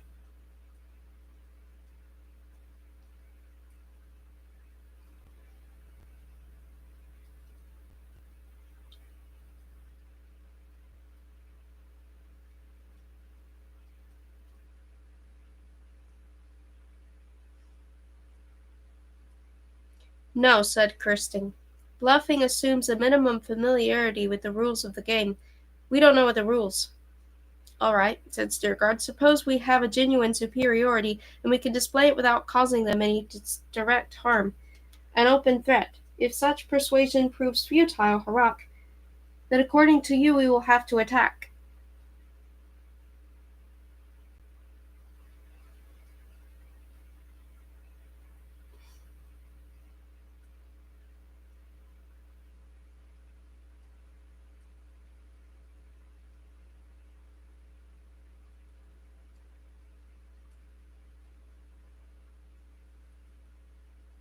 Hardly an auspicious prelude to mutual understanding. Hardly, Nagamura supported the captain. It would be the worst way to begin. Though true, we are not the ones who created the situation. May I say something? Asked Arago. We do not know why they tried to catch the Gabriel. Most likely it was in order to do it what we did to two of their satellites near Juno, and now with their chasers. Yet we do not consider that we acted as aggressors. We desired to examine products of their technology. They desired to examine our product, its simple symmetry. There is no need, therefore, to speak of shows of strength, demonstrations of destruction, attacks. A mistake doesn't have to be equivalent to a crime, though it can be. There is no symmetry, Kirsting objected. Altogether, we sent out 8 million bits of information. We signaled from the ambassador for over 700 hours in a circle on all bands. We lasered. We transmitted the codes and the instructions for their decoding. We sent a lander that carried not a gram of explosives. As for the information transmitted, we gave them the location of our solar system, pictures of Earth, an outline of the evolution of our biosphere, the facts of anthropogenesis, a whole encyclopedia, and the physical constants which are universal throughout space and of which they must be fully cognizant. But of sidereal engineering, of the Hollenbeckian foramina, of the Heisenberg units, there was no mention, was there, said Rotmont, nor of our drive systems and the gravitational raging, of the whole SETI project, of the Eurydice, the Gracers, Hades. No, you know best what wasn't included, since you made the programs for the ambassador yourself, said El Salam. Nor was there mention of the death camps, or the world wars, or the witches burned at the stake, but when someone goes visiting for the first time. He doesn't put everything out on the table, his sins, daddy's sins, mommy's sins, etc. If we, in a general way, and most politely, informed them that we were able to turn a mass larger than their moon into a thing that could fit inside a keyhole, then Father Arago would tell us that this smacked of criminal blackmail. I offer myself as mediator, Tempe cut in, inasmuch as they don't sit in caves and light fires by striking flints, but have space travel at least out to the diameter of their system. They know that we didn't get here by rowboat, kayak, or schooner. And the simple fact that we are here from a distance of hundreds of parsecs means that more than any flexing of huge biceps. Wrecked, I bet, whispered Arago. Tempe is right, agreed the captain. Our very arrival may have alarmed them, particularly if they are technologically incapable of galactic flight, but know what orders of power are required for it. Up until the activation of the ambassador, we assumed that they knew nothing about us, but if they became aware of the Hermes much earlier, and we have been in orbit here for 3 months, then our silence, our camouflage, could seem ominous to them. You exaggerate, Harak shrugged in irritation. Not at all. Imagine that it is the year 1950 or 1990, and above the Earth galactic cruisers hover a mile long. Even if they rained down only chocolates, there would be tremendous confusion, panic, not to mention political crises, since every civilization in the multi-state please must have internal conflicts. Phase must have internal conflicts. No show of strength is needed from us, because the crossing of 100 parsecs itself is such a demonstration. To those who cannot accomplish it, very well then, Captain. What do you suggest we do? How are we to show our good-natured, mild-mannered, peaceful, friendly intentions? How do we assure them that we present no threat to them in any way, that we are just a group of Boy Scouts on a hike, headed by a priest when 4 of their best fighting machines, each 50 times heavier than our Archangel, were blown out of the continuum by it like specks of dust? El-Salam and I see how we were mistaken. The guests arrived with flowers in the garden. The host's dog attacked them. One guest, attempting to drive the beast away with a parasol, inadvertently impaled the host's auntie. Why talk of a show of strength? It's the snows of yesteryear. It already took place. Harak, with a broad grin, and not without malice, addressed this to the captain, but kept his eyes on the monk. The asymmetry does not lie where you think it, said the Dominican. To those who do not understand us, we cannot be the bearers of good tidings. Saintly intentions cannot be demonstrated as long as they remain only intentions. Evil, on the other hand, can be demonstrated by causing harm. It is circulus vitiosus. In order to communicate with them, we must convince them of our peaceful intentions. But to convince them of our peaceful intentions, we first need to communicate with them. But how is that everything that happened here wasn't taken into account by our great thinkers, the planner directors of CETI and SETI? Asked Tempe angrily. All this just fell on us out of the blue? It's unbelievably stupid. The cabin was filled with raised voices arguing. Steerguard said nothing. He thought that in his fruitless debate he saw the futility of it. The men, without fully realizing it, were giving vent to the frustration that had mounted in the course of the repeated attempts to communicate with Quinta. This was the result of sleepless nights, the unrewarded zeal of the investigation of the moon, the building hypotheses that, instead of giving insight into the alien civilization, fell apart like a house of cards. The frustration made some feel that they were surrounded by riddles without solutions, or were lost in a maze without an exit, and it made others suspect them more and more of the collective paranoia. If indeed there was paranoia on Quinta, it was contagious. Steerguard noted that the indicator light above the shelf by his bunk in the back of the cabin was off. Someone had thrown the switch in the control room, cutting off the central brain of the ship from this cabin. Someone who apparently did not want the cold, rational, logical presence of Deuce at this meeting. Steerguard did not ask who had done it. He knew his men. Among them there was no coward or liar who would deny the action, but it might have been done unconsciously, like covering one's nakedness before a stranger in a reflex quicker than modesty. So he said nothing, but turned the terminal back on and requested Deuce to make an optimal decision prognosis. Deuce replied that it lacked sufficient data to optimize moves. In the request, besides, there was implicit and and inevitable anthropocentrism. People spoke about themselves and others in terms of good or bad. The same applied to their general history. Many considered history an accumulation of cruelties, of senseless subjugations, senseless even without considering ethics, since neither their aggressors nor their victims derived anything but the breakup of culture, the fall of empires, or whose ruins new empires arose. In a word, many held human history in contempt, but as a rule, no one thought that it was some hideous, horrible, psychozoic aberration in the universe, that the earth was a planet of brutal murderers, unique among millions of globes, a place where intelligence yielded blood and pain, contrary to the cosmic norm.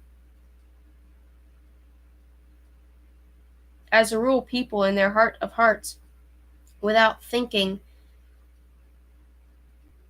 about it overmuch, considered Earth's history in its whole course, from the Paleopithecus and Australopithecus up to the modern day, to be normal, a type frequently encountered in the set of cosmic civilizations.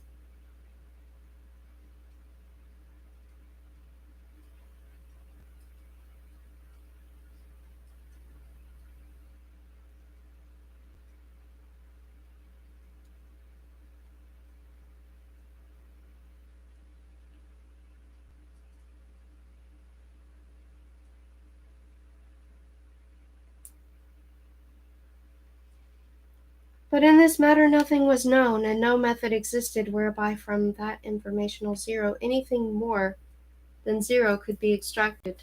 The Ortega-Nielsen chart indicated only average time separating the birth of the protoculture from the technological explosion. The curve of the diagram, the so-called main road of the psychozoics, did not reflect either biological or sociological, cultural, political factors, which together shaped the specific history of intelligent beings. Such an omission was justified by terrestrial experience, because the clashes between different faiths and cultures, between different forms of government and ideology, colonizations and decentralizations, the rise and fall of empires in no way interfered with the pace of technological advances. This was a parabolic curve, unaffected in its course by such historical disturbances and shocks as invasions, plagues, and genocides, because technology, once it gained momentum, became a variable independent of the civilizational substructure. It became an integration, a logistic curve of an autocatalytic process. Individual people on the microscopic scale always made inventions and discoveries, whether singly or in groups, but these creators could be factored out of the equation because it was inventions that gave rise to inventions, and discoveries that led to discoveries. This acceleration described a parabola that seemed to soar to infinity. A saturation bend of the curve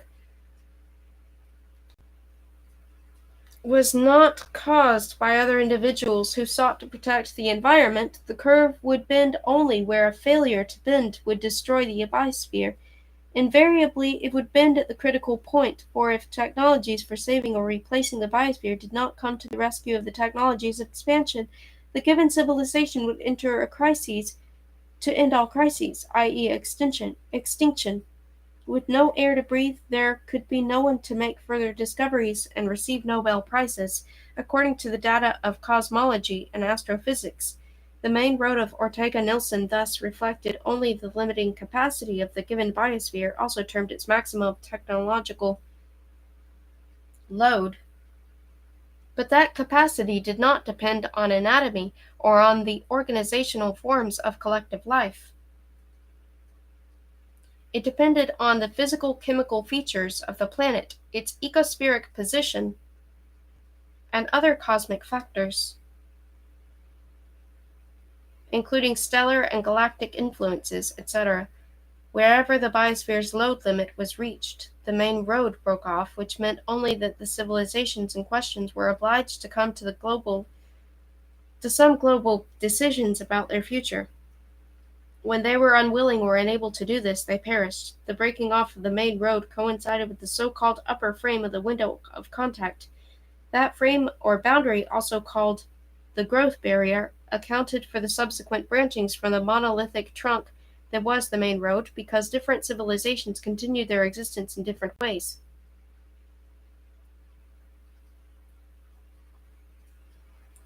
Though as yet no information had been exchanged with any Psychozoic, it was known from calculation that there was not one and only one optimal decision.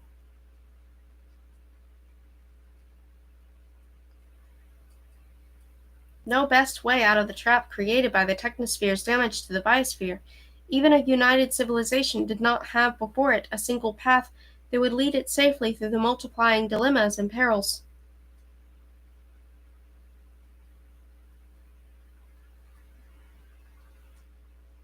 As for the current situation, it was the result of inappropriate actions that came of departing from the expedition's original program. In Deuce's opinion, the series of wrong steps ensued because they did not appear wrong at the time that they were made. Their wrongness revealed itself only in retrospect. More precisely, the Hermes had been drawn into Arrow's paradox. The decider attempts to accomplish two things that are each of value, but that cannot both be accomplished. In the range between maximum risk and maximum caution ran a resultant from which it would be difficult to extricate themselves. Deuce did not think the captain was to blame for the present impasse, because the captain had sought to strike a compromise between risk and caution. After capturing the Quinton orbiters beyond Juno and discovering their viroids, he had deviated from the program toward excessive caution, camouflaging the ship and not sending signals to Quinta announcing visitors from outer space. The price of that caution was evident now.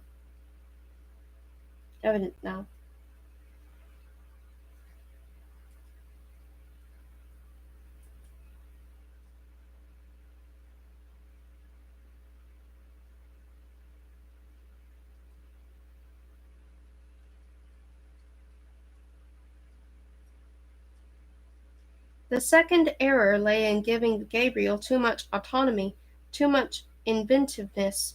Paradoxically, this also came from excessive caution and from the mistaken assumption that the Gabriel, superior in speed to the orbiters or rockets of Quinta, could land without letting itself be intercepted.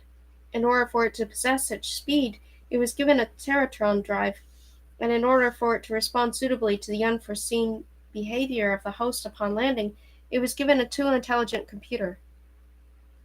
The SETI program called for sending first smaller probes, but this was rejected when the diplomatic exertions of the ambassador all came to nothing. No one dreamed that the Gabriel would transform its drive unit into an explosive sidereal gun. Thus, because of the ingenuity of the Gabriel's computer, they found themselves in a predicament. It was now impossible to send other probes as if nothing had happened. A new situation called for new tactics. Deuce needed 20 hours to think. That was where the matter stood.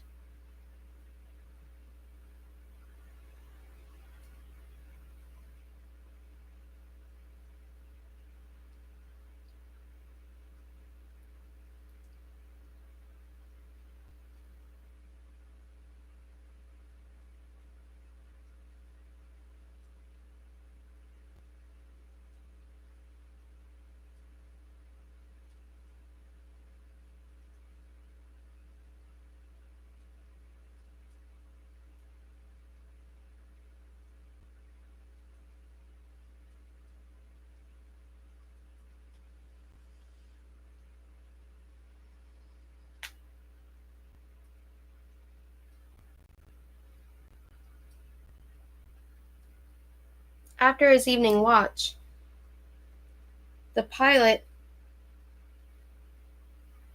could not sleep. He kept thinking about the council. It had resulted in nothing for him but an increased dislike for Deuce.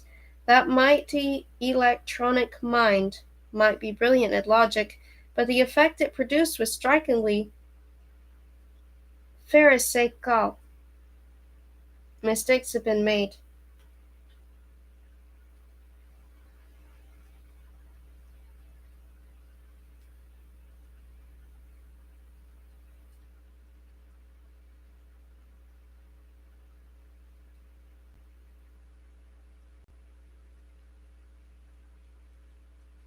They had all departed from the program, yet the captain was not held accountable, nor did Deuce itself bear the least responsibility for this, as it proved with great precision.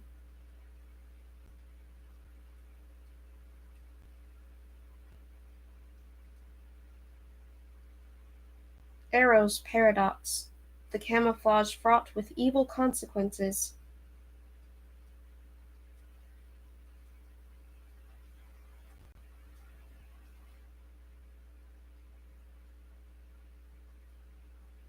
The excessive suspicion regarding the Quintans, kindled by the sabotage hypothesis to explain the origin of the viroids, as Deuce now so clearly defined the problem, and who had served all this time as adviser to the captain.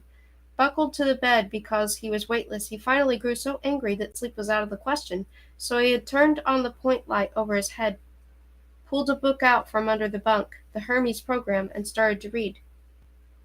First, he leafed through the general assumptions about Quinta. This was a computer printout made just before takeoff from the Eurydice based upon the collected and interpreted astrophysical observations. The Quintans had at their disposal energy on the order of 10 to the 30th power ergs. Their civilization was thus the pre-sidereal level.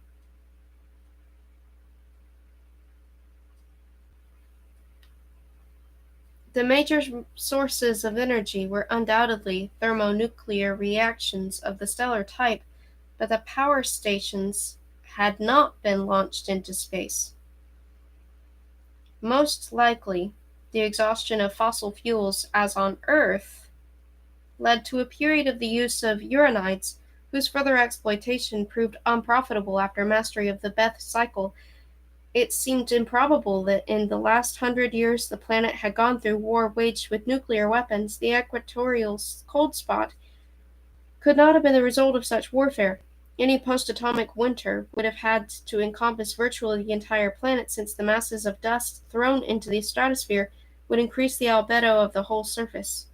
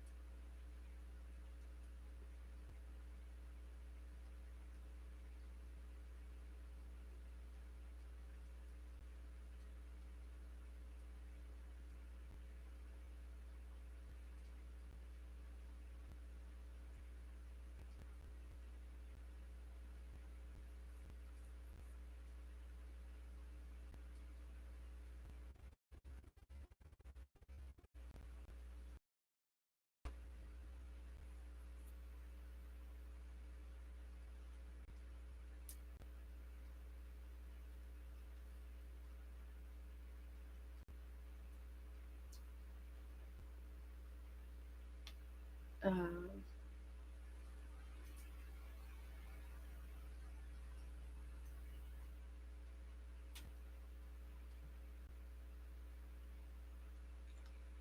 The reasons for halting the construction of the ice ring from ocean water were unknown. He flipped through pages filled with the graphs and tables until he came to the chapter Hypotheses on the Civilization. 1. Quinta suffers from internal conflicts which have influenced technological development. This suggests the presence of antagonistic nations or other aggregations. The period of open military encounters belonging to the past led to no resolution of the conquer-conquered type. Instead, it gradually entered the phase of secret warfare. At this point, an additional printout from Deuce was attached, done later, on board the Hermes. Evidence supporting the thesis of crypto-military activity are the parasites found in the two Quintan satellites. In this interpretation, blocks of adversaries remain together in a state that is neither classical peace nor classical war in the Clausewitzian sense. Their struggle takes place beyond front lines, in meteorological damage inflicted on the enemy, or in mutual catalytic erosion of techno-industrial potentials. This may have halted the creation of the ice ring, since that task would require global cooperation. The continuation again was from the Eurydice.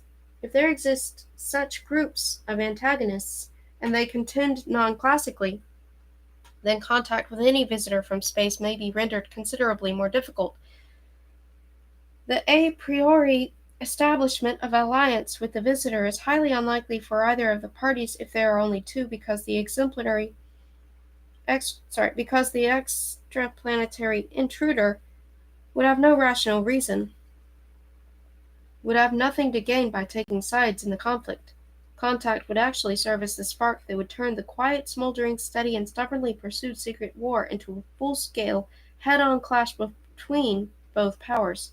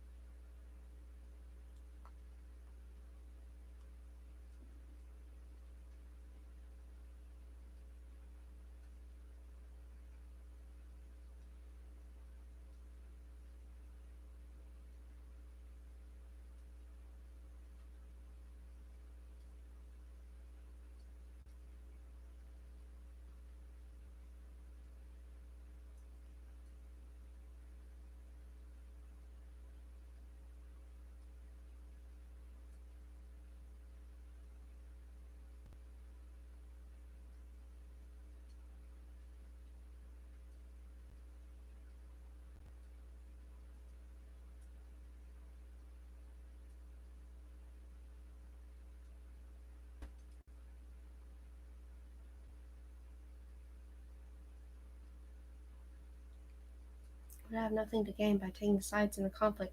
Contact would actually serve as the spark that would turn the quiet, smoldering, steady, and stubbornly pursued secret war into a full-scale, head-on clash between both powers. An example: let there be on planet T blocks A, B, and C, all locked in mutual conflict. If B establishes contact with the intruder, A and C will feel themselves seriously threatened. They might either attack the intruder to keep him from increasing B's potential, or join in attacking B. The situation is unstable to begin with, and any introduction of an outside factor of great technological potential, such as the visitor must possess, having made his galactic jump, may suffice to escalate the hostilities. 2. Quinta is united, a federation of protectorate. There are no equal antagonists on the planet, since one of the powers has acquired dominion over the others. Such dominion, whether the result of military victories or accomplished through non-military subjugation, the weaker sides having submitted to the major power of the globe, also does not provide stability in the face of contact with a galactic intruder.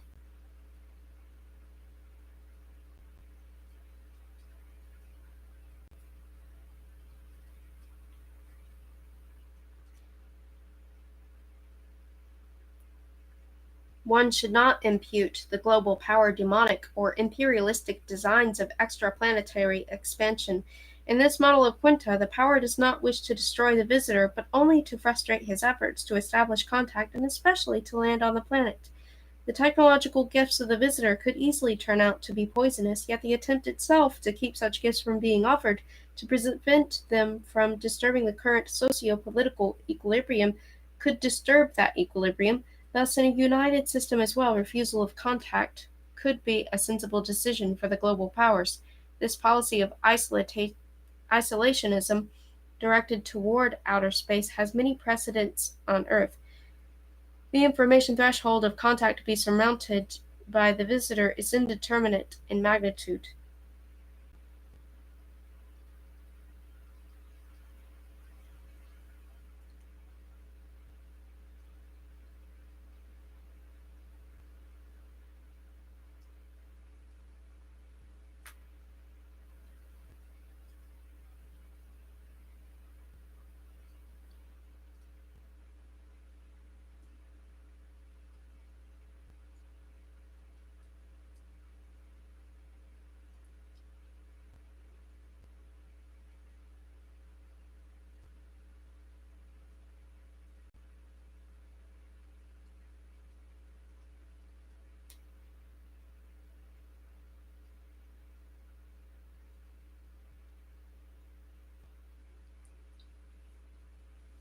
According to Folger, Kraft, and their group, a unified planet that has neither conquerors nor conquered, neither oppressors nor oppressed, may still not desire contact. The basic dilemmas of such a civilization that is beginning to veer from the Ortega-Nilsson path near the upper region of the window lie at the intersection of its culture and its technology.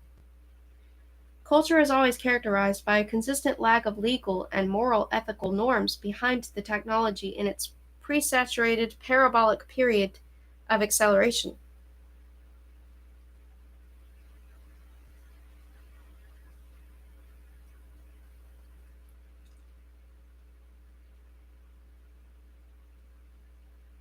The technology makes possible what the cultural tradition forbids and considers unchangeable.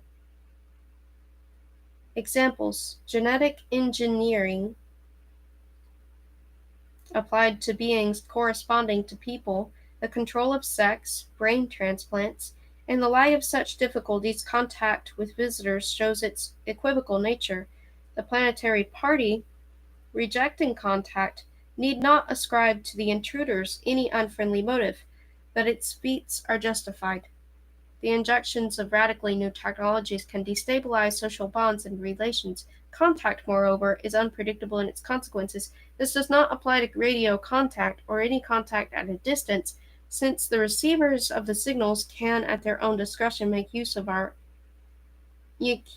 of or ignore the acquired information. He was tired now, but still could not sleep. He flipped past several chapters and read the final one on the procedure for contact. The SETI project had addressed the above problems as difficulties a guest might experience in communicating with his prospective host.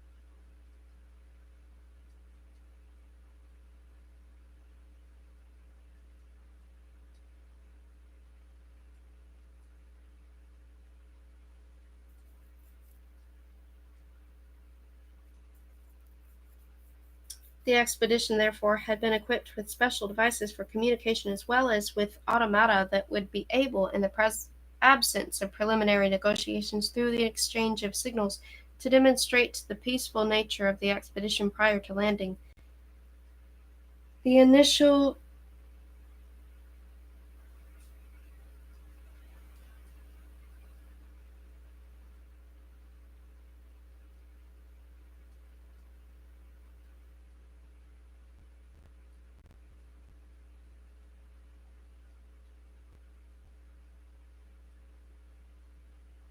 it's not working.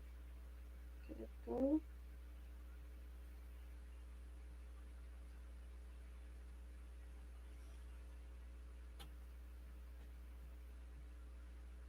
The initial procedure had many steps. The first announcement of the arrival of the ship from Earth would be an emission of waves, ranges given in an appendix, and the radio, heat, light, ultraviolet, and particle beam bands. If there was no response or an unintelligible response, landers would be sent to all continents. The landers' guiding sensors would direct them toward large concentrations of buildings. There were also plenty of sketches, diagrams, and specifications. In each lander there would be a transmitter receiver and data about Earth and its inhabitants. If this step too failed to elicit the desired reaction, the establishment of contact, heavier probes would be shot from the ship. These would have computers able to give instruction in the use of visual, tactile, and acoustic codes. The procedure was irreversible, with each step a continuation of the one preceding. The first landers contained indicator emitters that could be activated only by the brutal destruction of their shielding. Destruction caused not by a malfunction of the hard landing, but by intentional, non-discursive dismantling. The pilot smiled at his wording to describe a caveman-type bashing of the transitorized emissary of humanity with his flintstone club. Non-discursive dismantling also took place, he thought, when without explanation you knocked someone's teeth down his throat. The indicators, grown from monocrystals, were so highly resistant that they could send a signal even if the lander was destroyed in a fraction of a second, blown up in midair, for instance, by an explosive. The program went on to describe in detail the different models for these messengers, and the volleys with which they should be dispatched in synchronization to the chosen landing field so that no region, no continent, would be privileged or omitted, etc. The book also contained a dissenting opinion from a group of SETI experts who were extreme pessimists. There were no material devices, they stated, no dispatches or declarations easy to decipher that could not be interpreted as a mask concealing aggression. This resulted simply from the inevitable difference in technological levels, the phenomena that in 19th and especially 20th centuries was called the arms race came into the world with the Paleopithecantropus, when he employed the long thigh bones of antelopes as clubs, crushing more than chimpanzee skulls with them since he was a cannibal. Then, when science, the mother of accelerated technology, arose at the crossroads of the Mediterranean cultures, the military progress of the warring European nations and later of non-European never gave one side an overwhelming advantage over another. The single exception to this rule was the atom bomb, but the United States enjoyed that monopoly only for the briefest moment in history. But the technological gap between civilizations in the universe had to be enormous. What is more, to hit upon civilization endowed developmentally as Earth's would be, practically speaking, impossible. The thick volume included a number of other learned speculations. The visitor who initiated the underdeveloped host into the arcana of sidereal engineering might as well be giving children live hand grenades to play with the safety caps off. However, he did not reveal his knowledge. He risked being suspected of duplicity, of seeking to dominate, and thus was DAMNED either way. The profundity of the arguments finally overcame the reader, who, with the help of the SETI program, fell into such a sound sleep that the book remained in his hand, and the light of the lamp did not disturb him.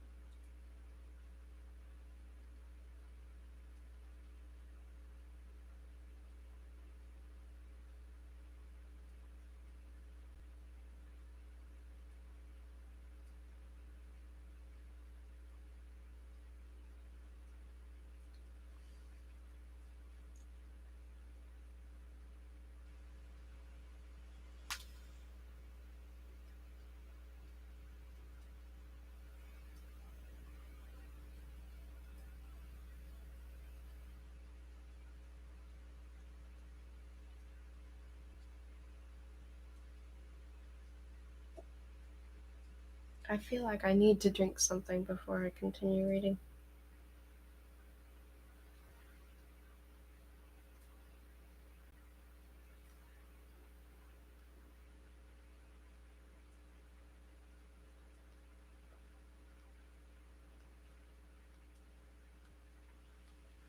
Kind of lost my place by accident.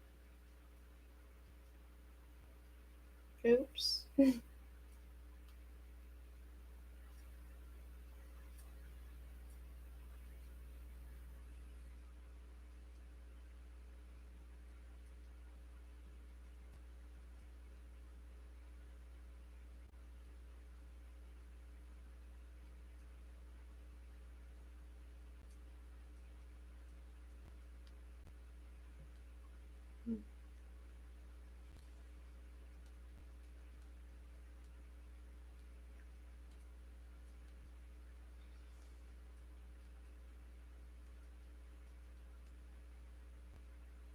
Okay.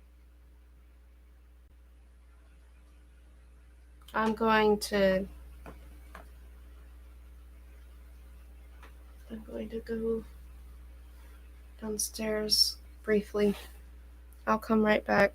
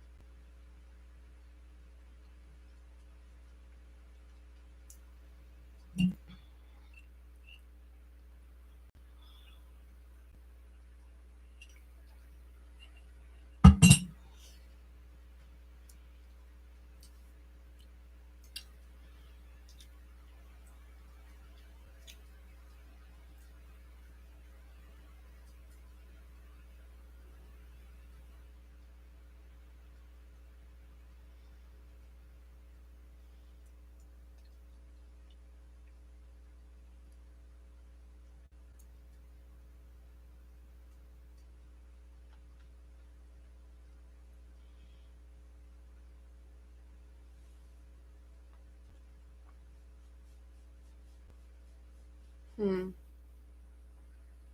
I'm actually wondering if I should eat more than that.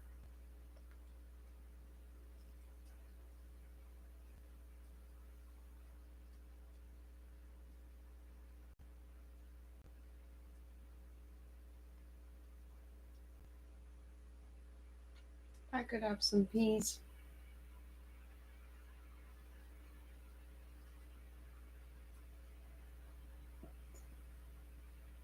I can have some peas.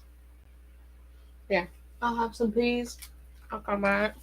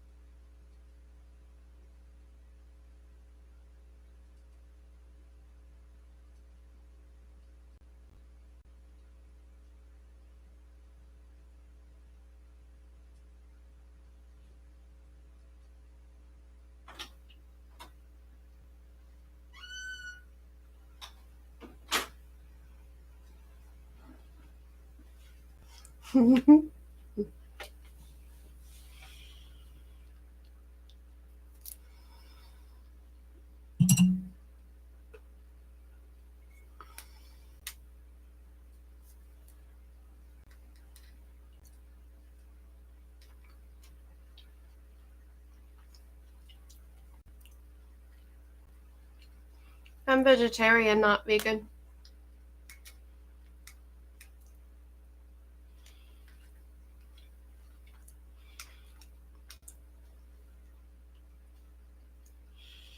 I'm going to take a small break from reading to eat this.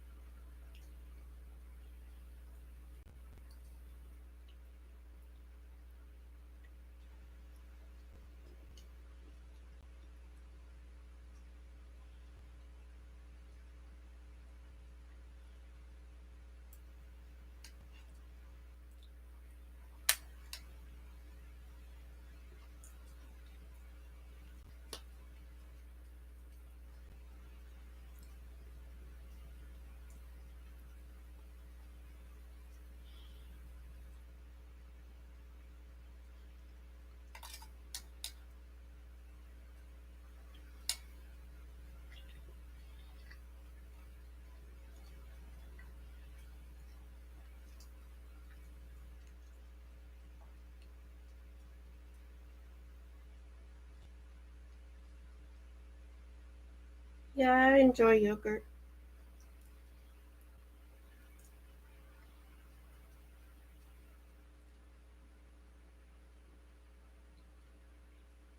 Especially plain yogurt because you can actually bake with it. You can do all kinds of things with it.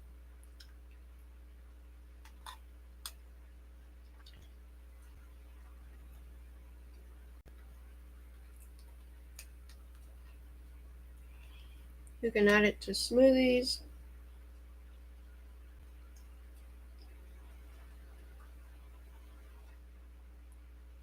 You can make fry bread with it. You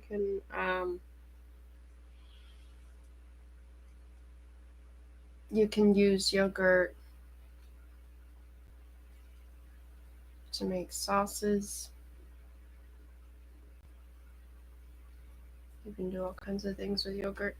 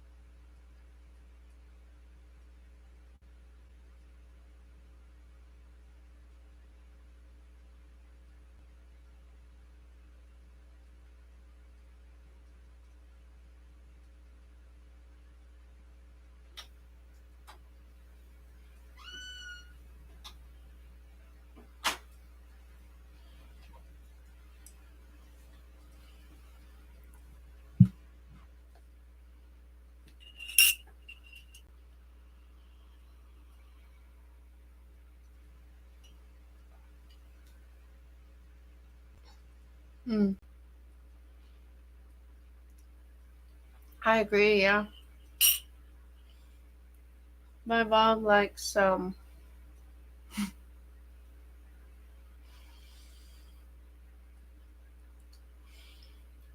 she likes putting grape nuts in yogurt.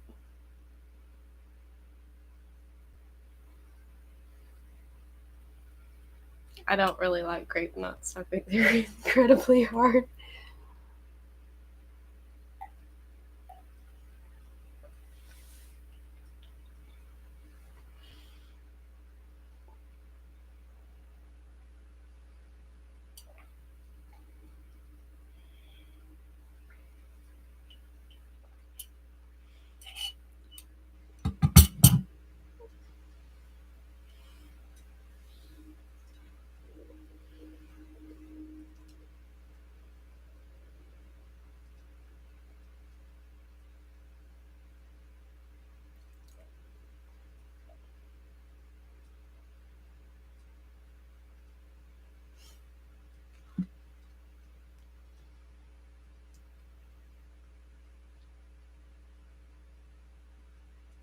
He was walking down a narrow, steeply downhill street between houses in the sun. Before the arches, children played. Laundry hung on lines at the windows. The uneven pavement, strewn with trash, banana peels, scraps of food, was cut by a gutter full of muddy water. Far at the foot of the hill was the port, crowded with sails. Shallow, lethargic waves lapped at the beach. Boats pulled up on the sand were separated by fishing nets. The sea, smooth to the horizon, gleamed with a ribbon of reflected sun. He smelled fried fish, urine, olive oil. He did not know how he got here, but knew that it was Napoli. A small, swarthy girl ran, shouting at a boy who was fleeing with a ball. He would stop, pretend to throw her the ball, then dodge away before she could catch him. Other children shouted something in Italian. A woman was leaning out of a window, disheveled, in a chemise. She pulled in from the line stretched across the street, her dry slips and skirts. Farther down began stone steps, cracked. Suddenly everything shuddered. There was a roar. Walls began to crumble. He stood dumbfounded in a cloud of limestone dust, blinded. Something fell behind him. Women screamed. A rain of bricks. The thunder of the earthquake was deafening. Terremoto, terremoto. The cries were lost in the second, slowly building roll of thunder. Pieces of plaster fell on him. He covered his head with his arms, felt a blow in the face, and woke. But the earthquake did not go away. A tremendous weight pinned him to the bed. He tried to jump up. The belt held him. His book struck him in the forehead and flew to the ceiling. This was the Hermes, not Napoli. But there was thunder, and the walls reeled. He could feel the whole cabin moving. He hung suspended. The lamp flickered. He saw the open book and a sweater flattened on the ceiling beneath him. From the upside-down shelves flew spools of film. It was not a dream, and it was not thunder. The sirens wailed.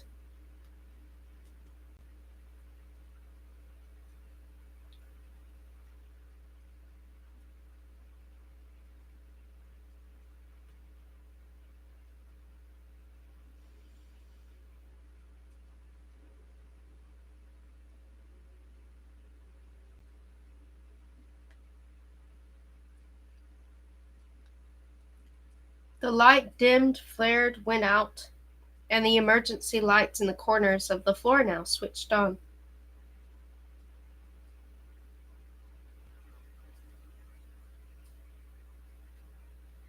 He tried to find the clasps on the belts, them, but the buckets pressed by his chest would not let go. His hands grew leaden.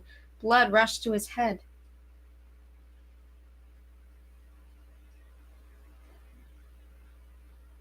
He stopped struggling. He was thrown. The weight forced him now against the belts, now against the bed. He understood. He waited. Was this the end?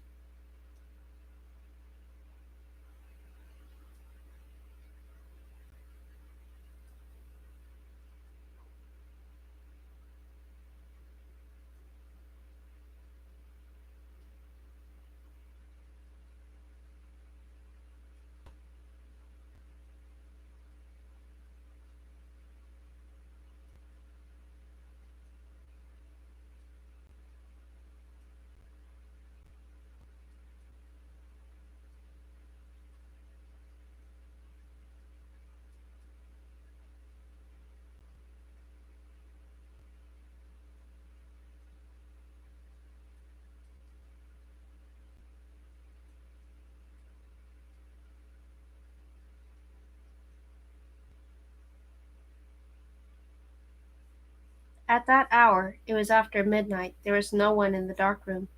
Christing sat down in front of the dead visiscope, buckled himself in by feel, found the buttons like a blind man, and set the tape in motion. Across the white rectangle of the illuminated screen moved, one by one, tomograms, almost black, with masses of brighter, rounded lines like X-ray shadows. Frame after frame went by until he stopped the tape. He was examining the surface SGs of Quinta. Gently he turned the micron dial to find the best image. At the center was a bristling convergence, as of an atomic nucleus, which scattered in fragments radially when hit.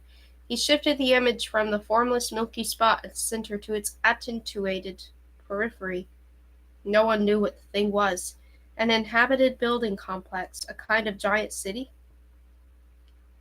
On this frame, one could see it in section, traced by nucleons of elements heavier than oxygen. Such tomography, three-dimensional layered X-raying of astronomical objects known for a very long time, proved useful only for stars cooled to black dwarfs and for planets. But with all its ingeniousness, SG imaging had its limitations. The resolution was insufficient to allow one to distinguish the individual fossils, even if they were larger than the giant dinosaurs of the Mesozoic and Cretaceous.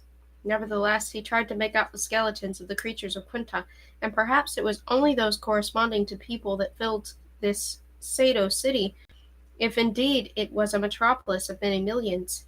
He reached the limit of resolution and crossed it. Then the tiny specters made of pale, trembling filaments were dispersed. The screen showed a dim chaos of motionless granulations.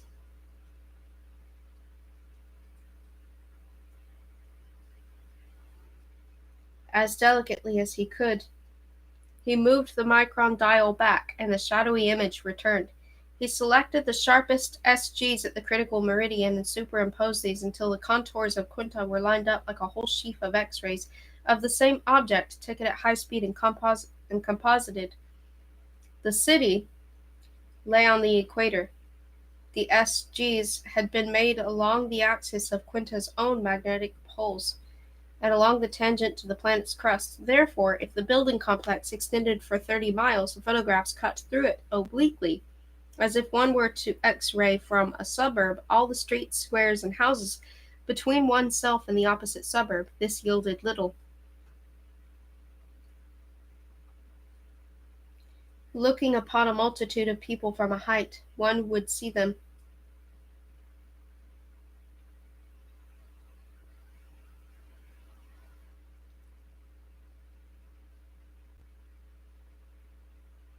in vertical foreshortening. But looking along the horizontal, one saw only the closest people at the entrances to the streets. An X-rayed crowd would appear as a jumble of many skeletons.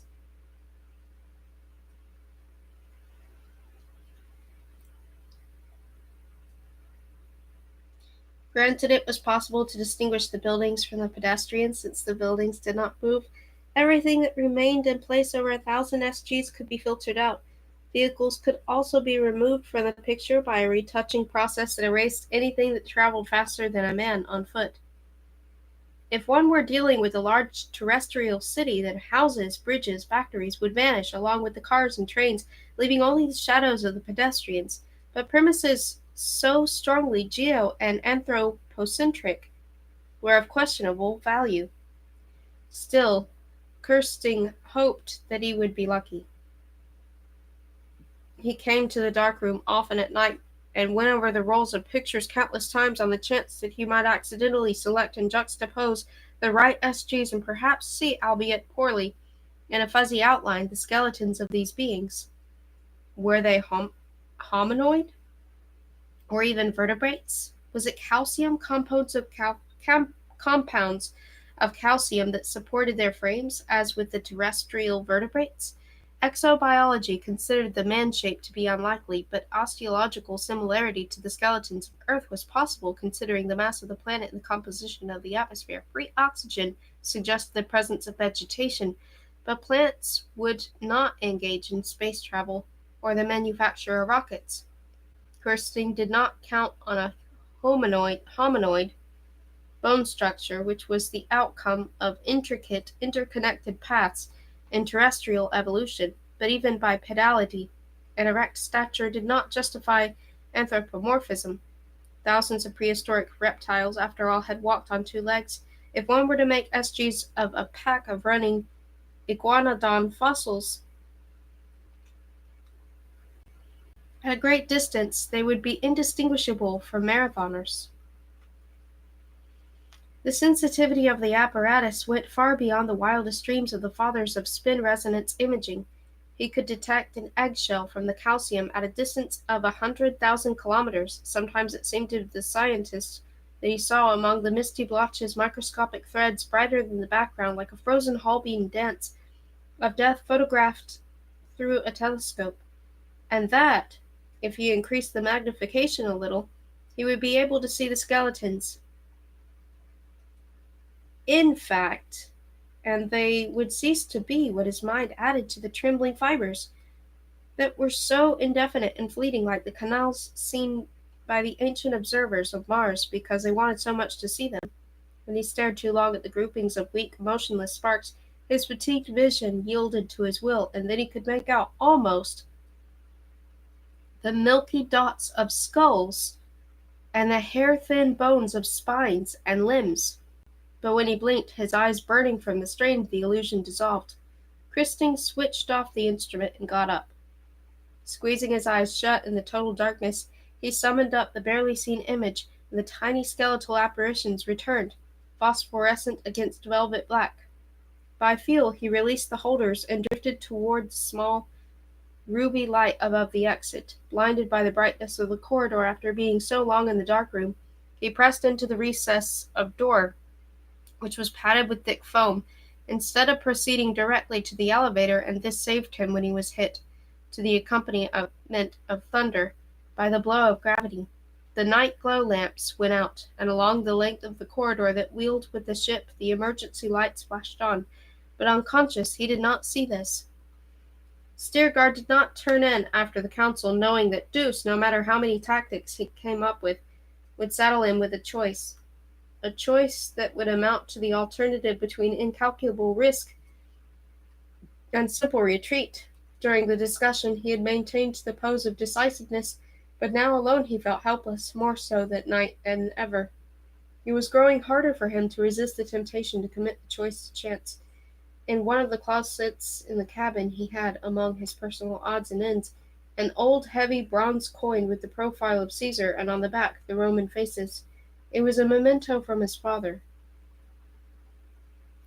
A numismatist. Opening the closet, he still did not know if he would actually entrust the ship, the crew, the fate of the whole expedition to this, the largest coin in human history, although already he was saying to himself that the fasces would signify flight, for what else was retreat, and the worn profile of the massive face what might prove their doom. He overcame his hesitation, groped in the dim closet, and pulled out from one of the small compartments a flat coin box. He opened it, turned the coin in his hand. Did he have the right? It could be tossed in weightlessness. He pressed the coin into a paper clip, switched on the electromagnetic that was fastened beneath the desktop so that photographs on maps could be held in place with steel cubes. He pushed the piles of printouts and tapes to the sides, and like a boy, he had been a boy once, set the coin spinning. It turned on the edge of the clip more and more slowly, describing small circles, and finally fell, pulled by the magnet, and showed tails. Retreat. To sit, he grabbed the arms of the swivel chair, and no sooner did his shirt touch adhere to the back, than before he was aware of it, he felt the blow. Barely perceptible at first, it grew in strength until an enormous force swept the films, papers, steel cubes, and dark bronze coin off the desk and shoved him into the chair. The gravity intensified. With failing eyes, because the blood was leaving them, he could still see the rapid flickering of the round wall lamp, and hear, feel how through the steel walls beneath their padding ran a deep groan from all the ship's joints, and how over the racket of objects flying in every direction, equipment not bolted down, articles of clothing, could be heard the distant howl of the sirens, a howl that seemed to come not from horns, but from the ship itself, struck in its 170,000-ton body. And as he listened to this wailing and continual thunder, blinded by the terrible weight that forced his leaden body deep into the chair, he felt passing out relief. Yes, relief, because retreat now no longer entered into play. His sight returned after about 20 seconds, though the gravimeter still pointed to the red. The Hermes had not suffered a direct hit. That was impossible. Whatever had rammed it, Deuce, always on watch, parried the attack, but the attack had been carried out so cunningly and quietly that Deuce, with no time to choose a moderate shield, resorted to the ultimate. A gravitational wall could not be breached by anything in this universe except a singularity, so it saved the Hermes. But the power of so violent a riposte had to produce recoil. Like a cannon slapped back by the reaction upon firing, the entire ship at the epicenter of the sidereal discharge shook, though it received only a small fraction of the released energy. Steergard, not even attempting to rise because his body was still as if under a press, saw, eyes bulging, how the large indicator arrow fell, quivering, millimeter by millimeter, from the red section of the round dial. His muscles, strained to the utmost, now began to obey. The gravimeter dropped to the black too. But the sirens kept howling in a monotone on all the decks. Pushing down with both arms, he got out of the chair with difficulty. When he stood, he had to support himself with his hands on the edge of the desk, the way a stooped monkey walked. He thought, a curious thought at this moment. Among the tapes and maps thrown to the floor, he saw his father's coin, which continued to show tails or retreat. He smiled because that decision had now been trumped by a higher card. The gravimeter's white dial stood at 1 and was slowly dropping. He had to get to the control room to see how his people were, but at the door he turned suddenly, went back, picked up the coin, and returned it to the closet. No one should learn about his moment of weakness. It was not weakness as far as game theory was concerned, because in the absence of minimax solutions, there is no decision better than one purely random. He could therefore justify his action at least to himself, but he did not care to. Halfway down the tunnel corridor, weightlessness returned. He pushed the elevator button. The problem had been solved.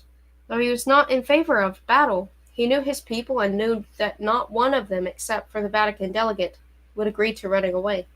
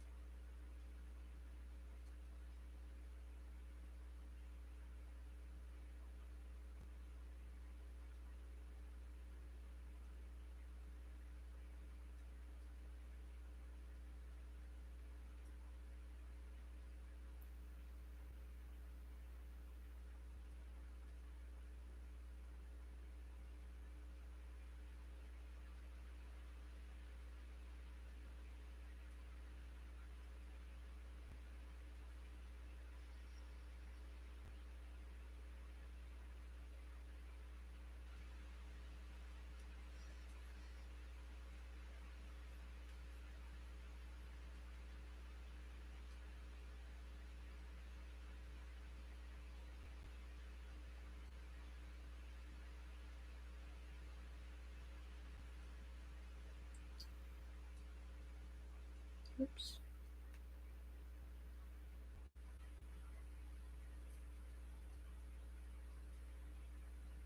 Let's see how many. There are now 6 chapters left.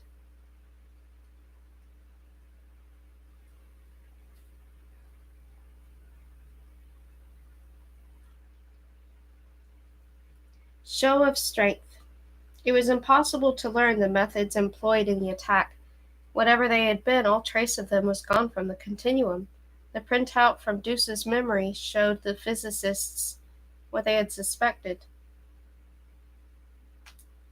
With omnidirectional sensors sweeping space around the Hermes to the outer perimeter of defense, radar echoes could be detected off particles a millimeter across within a radius of 100,000 miles.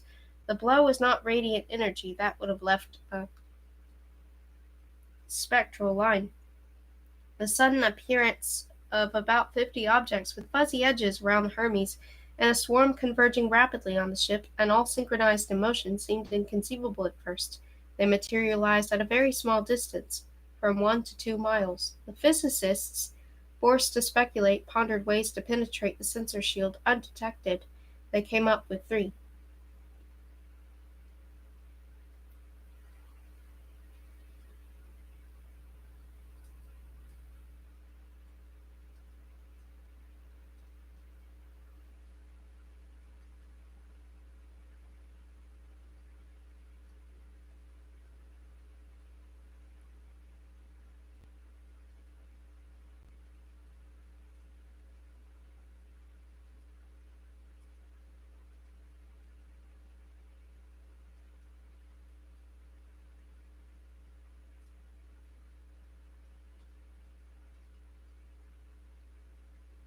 Clouds of particles, each particle no longer than a bacterium, could coalesce to form multi-ton masses, which would imply no little skill in the production of self-fusing elements directed at a target in wide dispersion.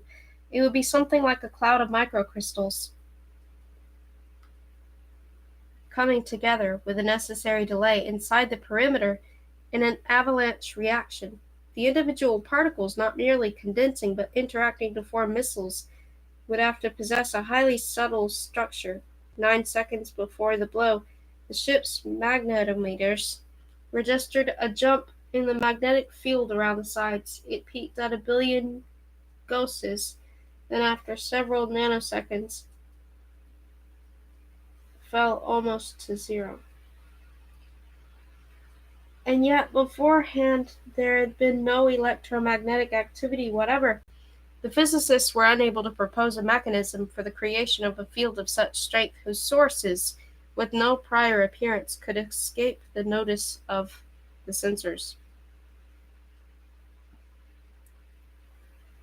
Dipoles theoretically might penetrate the shield if a cloud of them neutralized itself through the mutual orientation of trillions of molecules. Such a reconstruction of the attack assumed technology never before conceived and therefore never tested experimentally on Earth. The second possibility was a highly speculative method of using the quantum effects of space. According to this idea, no material particles had been smuggled past the defensive barrier, nor were there any in the whole spherical region surrounding it. Physical space contained a host of virtual particles that could materialize upon a shockwave infusion of energy from without.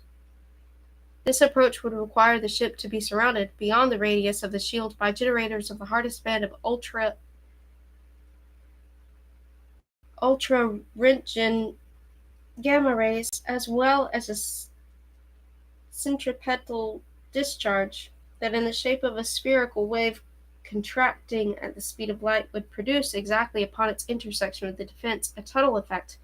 Quanta of energy emerging near the ship would give rise to a sufficient quantity of hadrons in space for them to hurtle upon the Hermes from every direction. A possible method, but one demanding the most sophisticated instruments, precision positioning in space, as well as perfect camouflaging of orbiters. It seemed highly unlikely.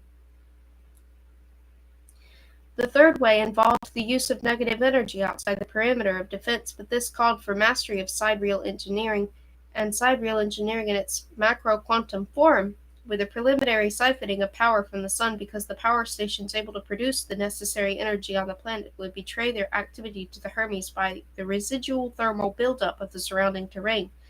Deuce, taken completely unawares, seized its gravitational last resort, calling on the full power of both main engines. It girdled the ship with gravity toroids. Inside these toroids, as in the center of intersecting automobile tires, sat the Hermes, and the missiles directed at it fell into the Schwarzschild carved space. Since any material object falling into the space lost all physical properties except electrical charge, angular momentum, and mass, becoming a formless part of the gravitational grave, no trace was left behind of the methods used in the attack. The toroids, serving as impenetrable armor, existed no more than 20 seconds at a cost to the ship of 10 to the 21st power joules. The Hermes did not share the fate of the Gabriel, did not annihilate itself in the self-defense from the toroidal configuration of surging isographs, but because it could not be focused sharply at the emitter, the ship absorbed about 100,000th of the energy released. A few 20,000ths would have crushed the ship as a hammer crushes the shell of an empty blown egg.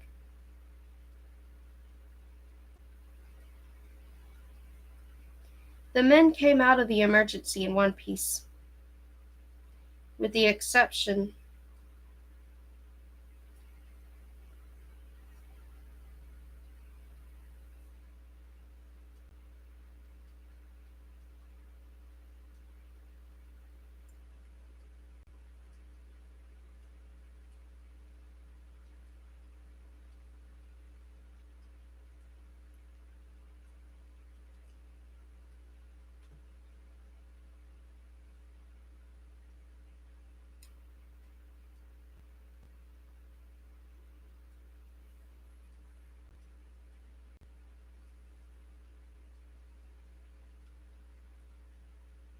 of Steergard and Kirsting. All had been asleep or were at least buckled in their bunks like Tempe. The ship was not fitted for battle. Polisar suggested, whatever might happen, that they move to the perihelion to replenish the power lost in the repulsing attack. Along the way, the Hermes passed through a cloud of rarefied gas. At first, the gas was taken for a prominence dispelled in the solar wind, but the sensors reported that innumerable molecules had attached themselves to the armor and were corroding it cataclysmically. Specimens taken revealed the specificity specificity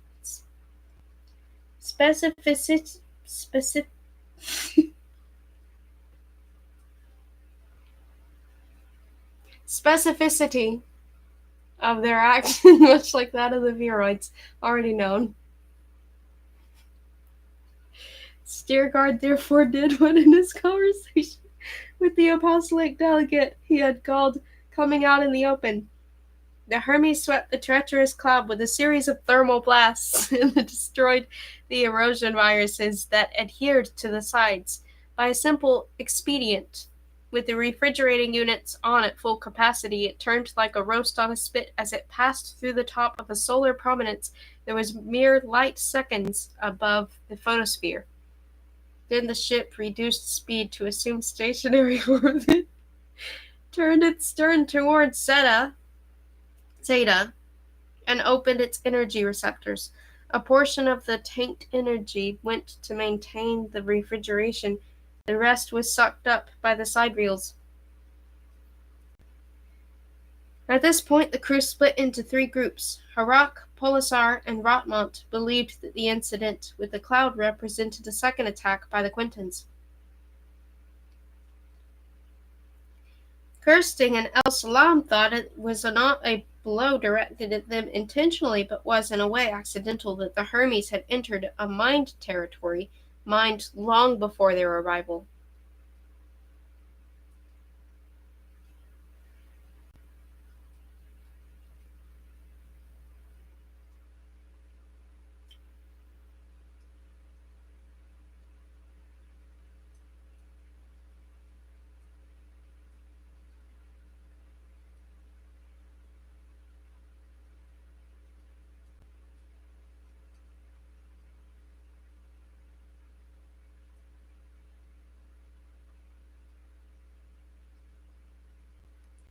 Nakamura occupied a middle position. The cloud was not a trap set either for the Hermes or for the Quinton orbiters, but was rather a garbage dump of microweapons employed in warfare above the planet and which had drifted in the sun's gravitational tide to the perihelion, contrary to what the intentions of the warring parties. Arago said nothing. Deuce was occupied with programming possible strategies for defensive, offensive, and conciliatory actions. It gave no preference. The data for the optimization of any of these lines were too meager. Gerbert considered that the thing to do was forget about contact and shows of strength, but he felt unqualified to participate in the debate, which grew more and more heated. Tempe, summoned by the captain when they had replaced the power lost, said that he was no SETI expert and did not command the ship. No one here now is an expert, as I think you may have noticed, replied Steergard, myself included. Even so, everyone has his thoughts on the subject, you too. It's only your opinion I want, not advice. Deuce would have more to say, said the pilot, smiling. Deuce will present 20 tactics, or 100, and that's all that it will do. You know as much as our experts, including Deuce. The minimum risk lies in retreat. True enough, Tempe, sitting opposite the captain, continued to smile. What amuses you? Asked Steergard. Are you asking privately, Captain, or is that an order? It's an order. The situation is sticky, for sure, but I've gotten to know you well enough to know that you definitely will not do. We are not turning tail. You're certain of that? Absolutely. Why? Do you think that we were attacked once or twice? It doesn't matter. Either way, they don't want contact. I have no idea what else they have up their sleeve.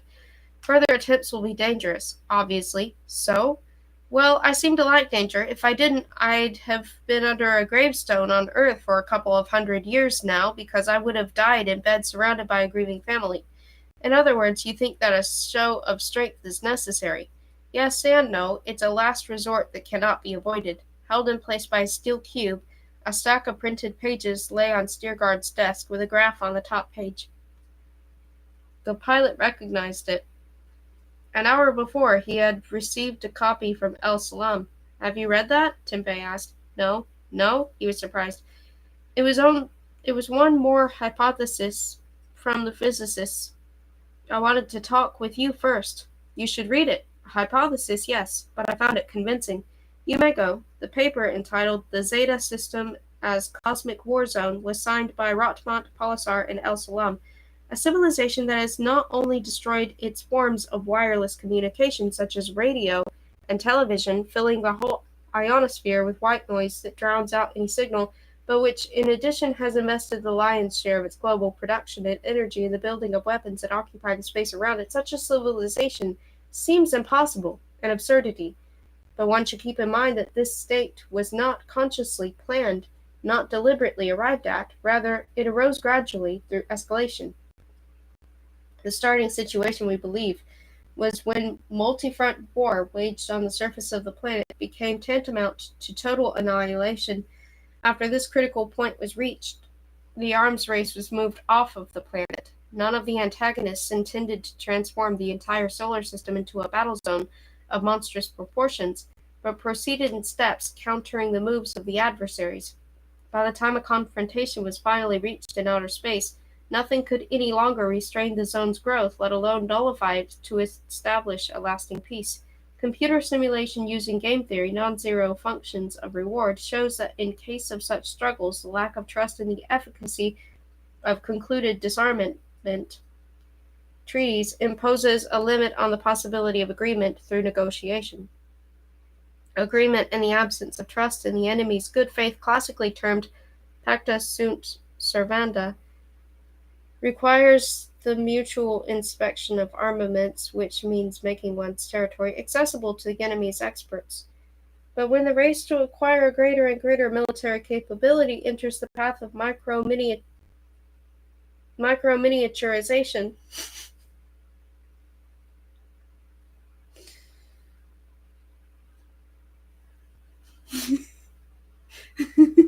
sorry. Inspection without trust becomes impossibility.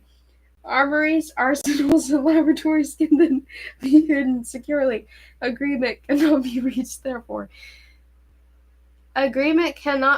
thereafter, even on a minimal level of mutual trust, that he who refrains from microweapons research will not be assuming thereby a position of imminent defeat, nor is it possible to dismantle arms already possessed on the enemy's assurance that he will do likewise.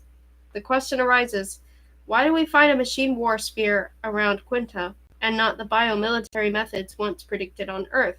Undoubtedly for the reason that the adversaries have already achieved in the realm of biological weaponry, too, the power to wipe out the entire biosphere, just as previously that could be accomplished by an exchange of nuclear blows.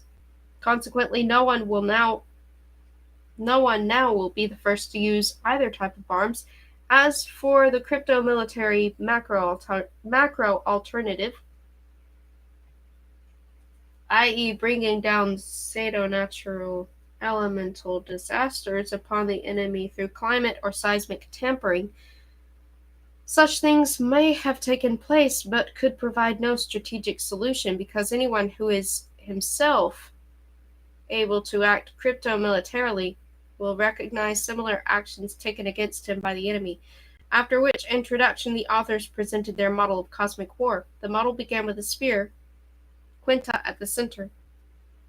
In the distant past, local wars had become global wars, and they in turn were followed by a race to invent improved weapons on land, sea, and in the air. The atom bomb put an end to the great conventional wars.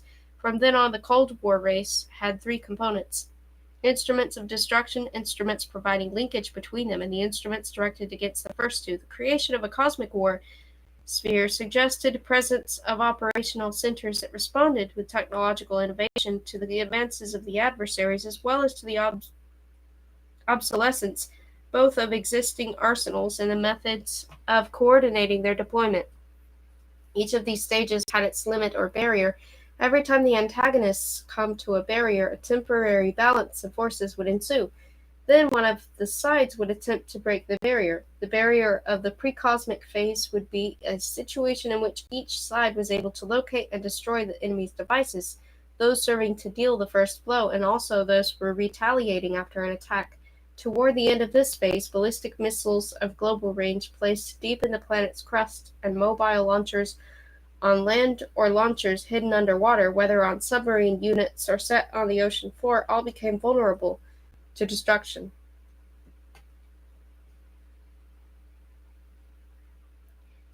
In such a mutual strike equilibrium, the weakest link was the communication system put out into space by reconnaissance and tracking satellites, spy satellites, and the link between these headquarters and the combat units. In order to put that satellite system beyond the reach of a surprise attack that could disrupt or blind it, the next system was created in a higher orbit. In this way, the war sphere expanded. The larger it grew, the more vulnerable to disruption became its link with the control centers on the ground. The centers sought to avert this threat. As sea islands were unsinkable aircraft carriers in the era of conventional battle, so the nearest globe, the moon, became an indestructible base for the side that was the first to take possession of it militarily. Because there was only one moon, no sooner did one side occupy it than the other, to remove this new threat, either had to concentrate on ways to stop communication between the planet and moon, or else had to dislodge the enemy from the moon by invasion. If the forces of the invaders and defenders of the lunar fortress were roughly equal, no one could assume complete control of the body. Most likely this is what happened when the unilateral installation of the base was in progress. Those put in check and had to abandon the moon, but those giving check did not have the strength enough to occupy it. The retreat might have had another reason, too: new developments in the disruption of distance communication. If that came about, the moon would lose strategic value as an extra-planetary headquarters for military operations. An abstract model of cosmic war was a multi-phase space with critical transition surfaces from one phase, when fully achieved, to the next, expanding astronomically. Now, the war sphere would impose on the antagonists methods of combat unprecedented in their history. The single strategically optimal reaction to the adversary's acquisition of the ability to disrupt all connections between the operational centers and their bases of weapons on land, sea, and in the air, and in space, was to give greater combat autonomy to one's own weapons and bases. The result was that all the centers saw the futility of having headquarters coordinate operations. The question arose: how to continue offensive-defensive strategies without being in contact with one's own forces in space. No one blocked his own channels of reconnaissance and command. This occurred as a result of the so-called mirror effect. A did unto B as A would rather not have been done unto, disrupting his communications, and was paid in the same coin. After Ving in accuracy and power in ballistic missiles, it became necessary to be in communication shielding. The first competition had been the amassing of means of destruction and the threat of their use. The second was a communications war.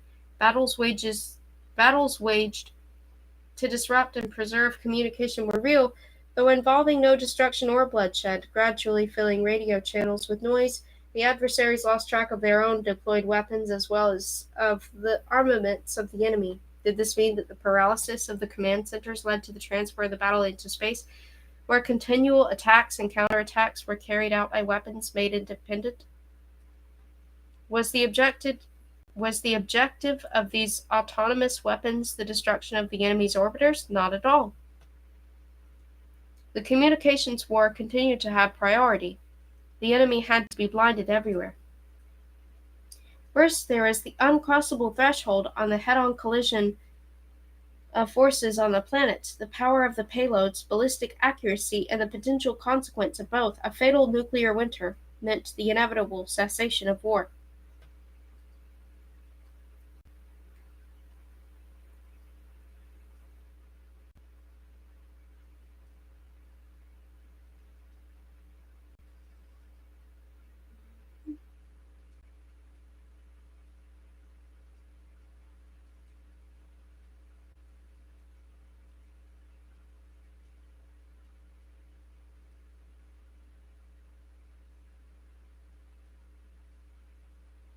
Able to do nothing else, the enemies mutually destroyed their knowledge of their arsenals.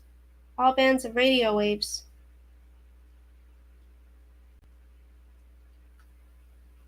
were jammed. The entire capacity of the channels of transmission was filled with noise. In a fairly short period of time, the race became a contest between the forces of jamming and the forces of intelligence gathering and command signaling. But this escalation, too, penetrating the noise with stronger signals, and in turn jamming the signals with stronger noise, resulted in an impasse. For a while, maser and laser communication still developed, but paradoxically, the electronic warfare, because of the increase in emissive power, led to a stalemate here, too. Lasers powerful enough to pierce the defenses yielded not intelligence, but destruction. Speaking metaphorically, it was as if a blind man in a mist waved his white cane with greater and greater vigor, until the instrument serving to orient him turned and set into a club. Foreseeing an approaching stalemate, each side worked to produce weapons that would possess tactical and then strategic autonomy. The implements of battle acquired independence from their builders, operators, and control centers. Had the prime objective of these weapons now hurtling into space been to destroy their antagonist counterparts, the clash, unleashed at any point, whatever in the sphere, would have set off a battle royale, like a prairie fire, spreading to the surface of the planet itself, which would have led to a global exchange of blows of the greatest power, i.e. to extinction. Therefore, these weapons were not supposed to enter into violent confrontations. They were to put each other into check, and if they had to destroy, to do so by stealth like infections, and not by bombs.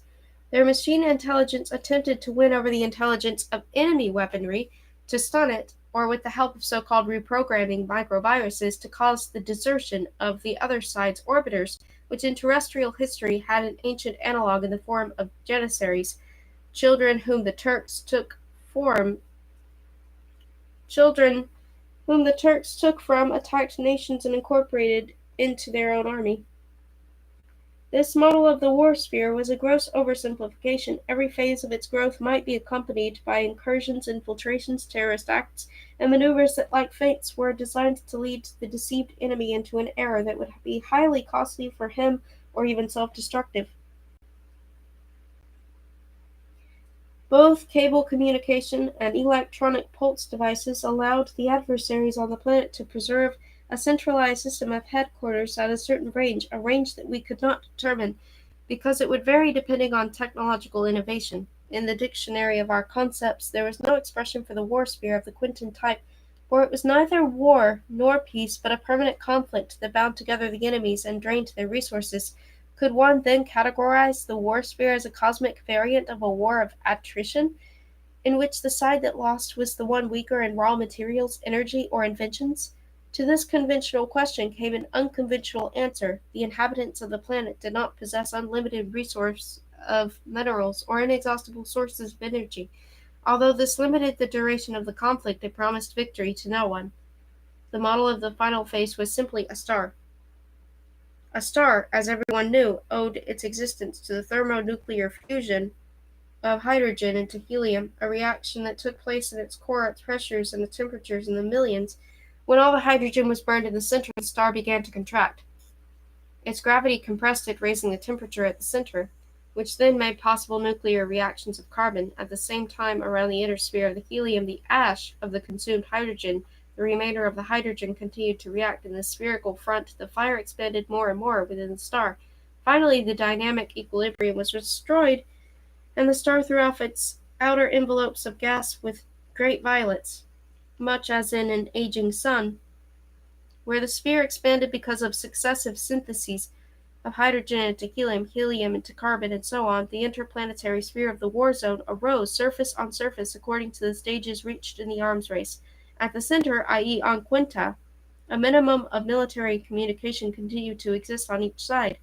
Away from the center, autonomous weapon systems operated, keeping themselves in mutual check. Their independence was limited, of course, by the programmers at headquarters, who kept them from setting off a chain reaction that would bring the fire of battle to the planet itself. The programmers, however, found themselves increasingly on the horns of a dilemma.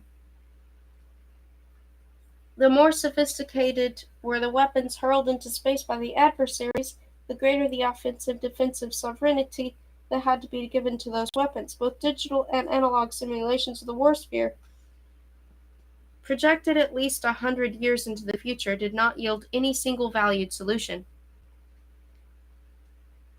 Nevertheless, on the basis of variance run through the computer, the authors of the model posited the existence of a restriction threshold in the programming of autonomous fighting systems. Above that threshold, weapons that were only independent could become insubordinate.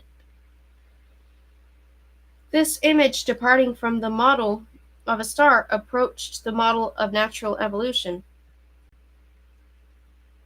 Autonomous weapons were like the lower organisms, provided with aggressiveness, which was held in rein by the instinct for self-preservation. Insubordinate weapons would be the primates, who had acquired the ability to invent and from merely cunning or quick-witted creatures became the initiators of wholly new kinds of activity. Such weapons freed themselves from the indirect supervision of the builders. In saying that the builders ended up in the horns of a dilemma, the authors believed that the defeat threatened both those who curbed their weapons' growth and intelligence and those who spurred on that growth. Either way, as the war sphere spread, it lost dynamic stability, and though its fate was not amenable to a single valued prediction, that fate went beyond the interests of the sides that had begun the struggle.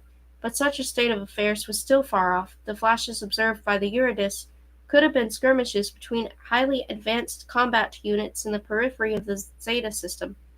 Their clashes at a distance of billions of miles from Quinta meant that the authentic battles could take place on fronts that were astronomically removed from the planet. There the war could sometimes turn hot. It might also in the future take unpredictable jumps into the heart of the war sphere. No one versed in post-Clausewitzian strategy could really expect a victorious conclusion to the conflict. Yet the professional Strategists found themselves in the forced position of a player who cannot leave the table because he has thrown all his capital into the game. It was precisely in this that the enemies mirrored each other. The once important question of who began the arms race lost all significance. Peaceful or aggressive intentions of the warring sides could no longer be distinguished in the conflict. The game boded ill for all the participants, and the only victory possible would be Pyrrhic. Within this framework, what were the prospects for contact? The authors did not know. So far, on the cosmic chessboard moved black and white pieces of comparable power, not entering into battle but only giving check. On the other hand, completely new and unknown pieces appeared, and were tested by battle, tested by small encounters like ancient skirmishes. Or possibly it was not the planet, not its nations, governments, or headquarters, that had attacked the Hermes, but mechanisms to which the Hermes was a foreign body, a thing large, technological, and unknown. The Hermes would have been, then, not a wayfarer fallen upon by bandits, but an infection confronted by defending lymphocytes within an organism. The limitations on the arms race were few. Old combat orbiters could be pulled down to the planet and recycled. As for weapons of the viroid type, micro-miniaturized parasites. I'm sorry. I laugh when I see that word because it's like, it takes up so much space, and yet it's like such a contradiction. Like, what it means makes it like small, but it's so. Anyway, self-cohering molecules drawing energy from the sun required tremendous engineering inventiveness, but little raw material. Polisar, Rotmont, and El-Salam concluded by summarizing their conception of Quinta as a mighty artifact of a continuing struggle for supremacy. This artificial organism, a war sphere with a radius of 7 billion miles, could be viewed as a system eaten by cancer. Its cosmic organs were, to a greater or lesser extent, malignant metastases of conflict. But here the analogy to a living creature broke down because that whole, even its beginning, had never been healthy. It was infected at birth with the antagonism of the technologies taking aim at one another. It had no normal tissues. Its dynamic equilibrium was made possible and maintained by its mutually counteracting tumors. In order to preserve a specific balance, the tumors had to be able to recognize each other. Wherever new, radically different growths might appear, among the inner planets or the outer, they would be instantly disarmed, checked, or converted, the janissary enlistment of them, by technological antibodies whose purpose was not to cure, there being no patient or doctor, but to keep the dynamic status quo ante the stalemate. If so, the Hermes had first come upon the remains of an ancient battle, and then entered a mind region, which triggered the sudden nocturnal attack. With this theory, the lack of response to the ambassador became understandable. If the abandonment of contact was not to be considered, then one had to declare all the tactics developed by SETI useless and seek other, more promising lines of action. The authors of the war sphere model could not say if any successful tactic existed. They were in favor of departing from the prepared program and trying strategies that had no precedent. The paper was also signed by Harap and Kirsting. This meant what else? Yet another council. Though the Hermes had made up its power loss, Steergard felt that their position in peripheral orbit was the safest and maneuvered so that the ship would remain above Zeta, using the heat to power its own refrigeration. Because the orbit was forced, not stationary, with respect to either the Sun or Quinta, the considerable thrust provided them with gravity. Accompanying Harok to the meeting, Temp remarked that space travel was made up of catastrophes averted at the last minute and long conferences. Nakamura was the first to criticize the model of war sphere grown independent of its planet. Military devices might indeed disobey their creators when far from Quinta, but operational headquarters continued to function at closer range. Otherwise, the Gabriel would not have met with a coordinated attack from two sides. The ocean of the northern hemisphere, with its white cap of polar ice, separated the two continents, the western, called Australia, twice the size of Africa, and the eastern, Hyparia, so designated because of its shape, which resembled a flattened liver. Going by the pictures taken during the Gabriel's flight, the Gabriel was supposed to have landed near a star-like structure on Hyparia. Nakamura established the starting points of the rockets. Both were at the equator, but on opposite landmasses. True, they were obscured by clouds, and the rockets did not show, taking off the typical exhaust flame, but he believed that either they had been catapulted or their drive had been a negligible thermal component. Whether thrown by silent engines or those employing a cold particle beam drive, the missiles heated upon breaking the sound barrier, which allowed one to trace the thermal part of their trails and extrapolate back to their launchers. The fact that they emerged from the clouds almost simultaneously, two from the east and two from the west, was evidence of a prior synchronization of action and therefore a cooperation between command centers on both continents.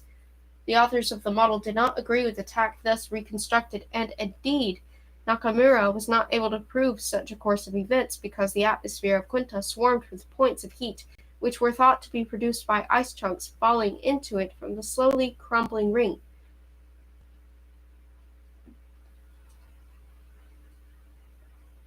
Nakamura, they said, had chosen such points as could be attributed with a bit of will and wishing to the paths of the rockets. The quality of the images obtained by the ship was poor, since the Hermes had gathered them from probes dispatched like electronic eyes while it hid behind the moon at the Periloon. Moreover, thousands of satellites orbited Quinta, some in the direction of the planet's spin and some in the opposite direction, but this revealed nothing of their origin. The adversaries could have launched their military satellites co-rotationally or anti-rotationally. The fact that the satellites neither collided nor fought strengthened the authors of the alienated war sphere in their conviction that the game remained cold and was based on checking, not destroying, the battle devices of the enemy.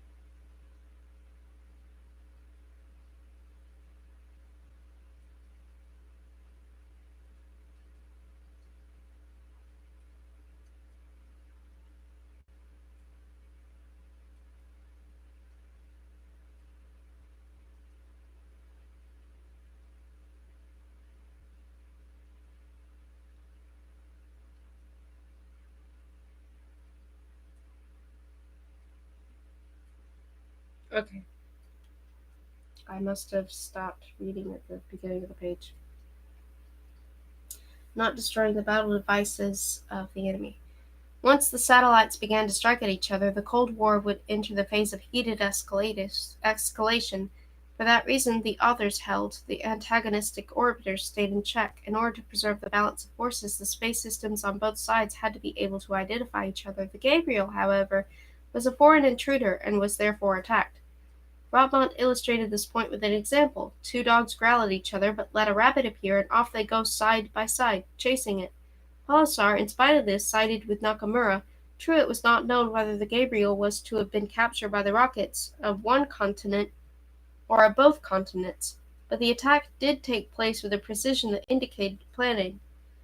The signals sent by the ambassador had been received on the planet with beyond any doubt. The lack of an answer, however, did not mean inaction or passivity. Stiergard did not take sides in the debate. The question of whether the Gabriel had been subjected to an attack planned by Quinta or undertaken by independent orbiters he considered of secondary importance. In either case, the planet was refusing contact. The real question was whether or not contact could be forced. By persuasion, no, said Harak, nor by carrying out the original program. The more landers we send down, the more encounters we'll have. They'll convert our emissaries into defensive units until the overtures end with a rout or a battle. Since we don't want a battle and retreat is out of the question, we should drop all this delicate poking and prodding and show a little backbone instead. You can't make friends with a gorilla or pacify it by cautiously tugging on its tail. Gorillas don't have tails, said Kirsten. A crocodile, then. You know what I mean. The only thing left for us is a show of strength. If anyone has a better idea, let him speak. No one spoke. Do you have a specific plan? Asked Steergard. Yes, which is cavitation of the moon. The maximum effect with the minimum harm. They'll see it from the planet, but won't feel it.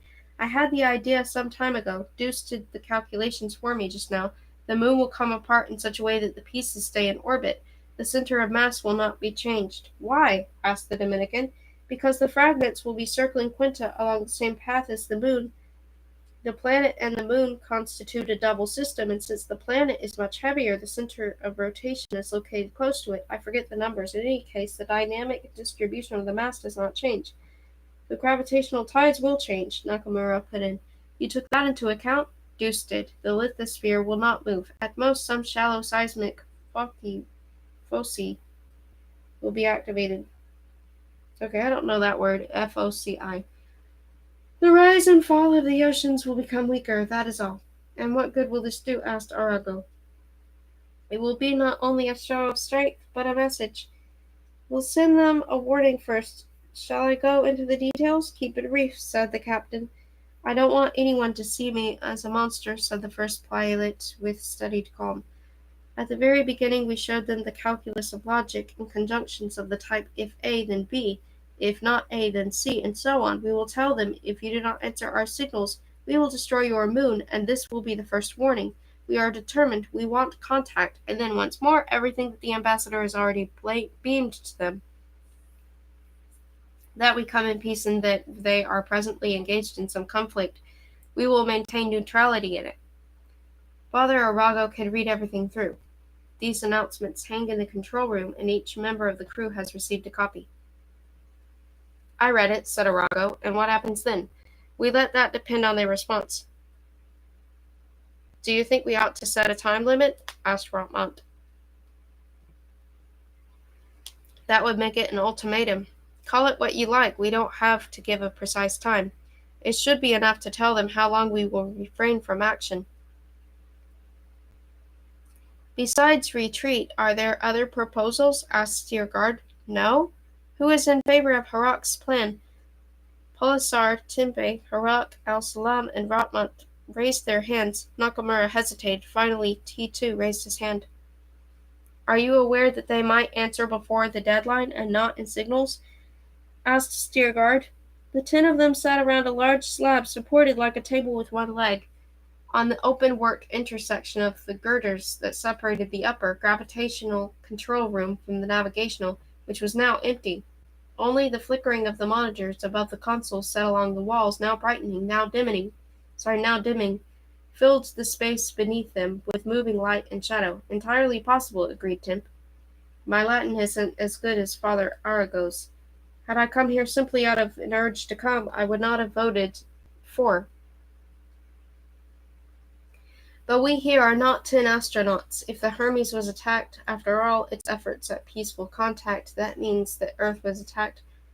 Because Earth sent us here, therefore Earth has the right to say through us.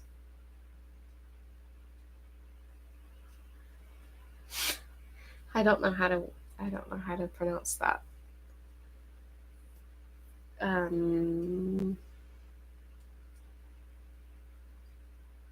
Nemo me impune necessit. I don't know.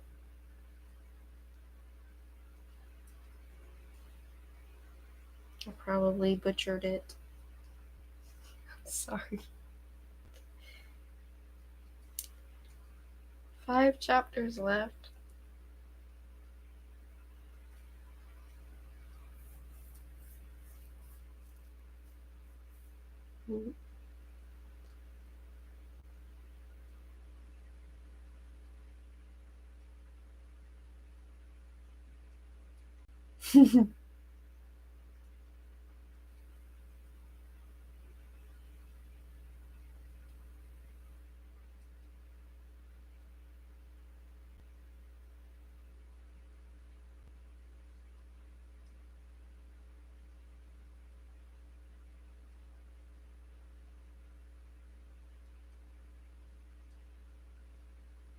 Hmm.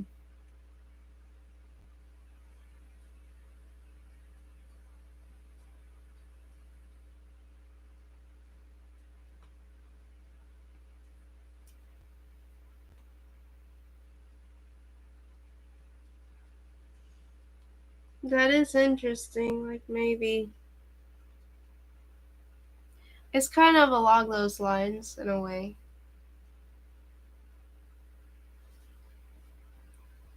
Um,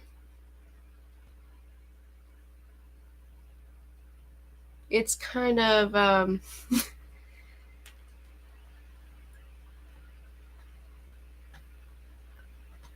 uh I don't want to spoil this book for you if you have not read it. Um, there's a plot twist near the end, but you might kind of already be guessing it. Um, I didn't realize there was actually kind of a hint of it already, so that's really cool. But there's a plot twist at the end. It's like it's funny. It shouldn't be funny. It is funny, but yeah.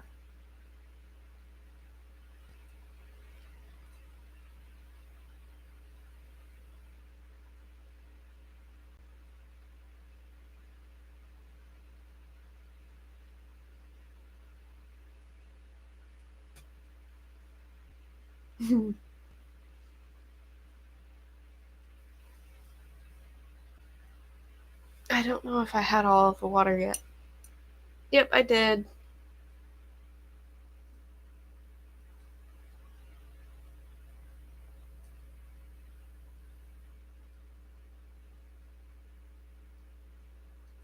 Hmm. I don't know if I should get more water or not. That's strange. Can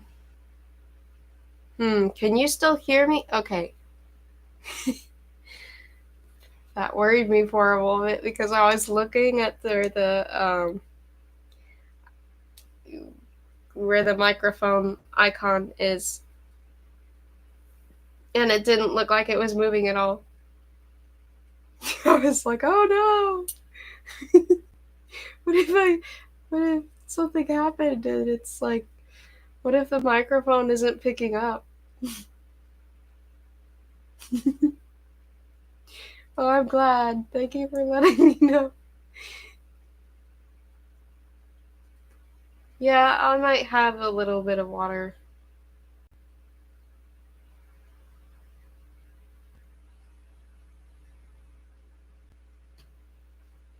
since it's been probably about an hour since I had water. And it's good to have it's good to drink some water while you're reading. Mm.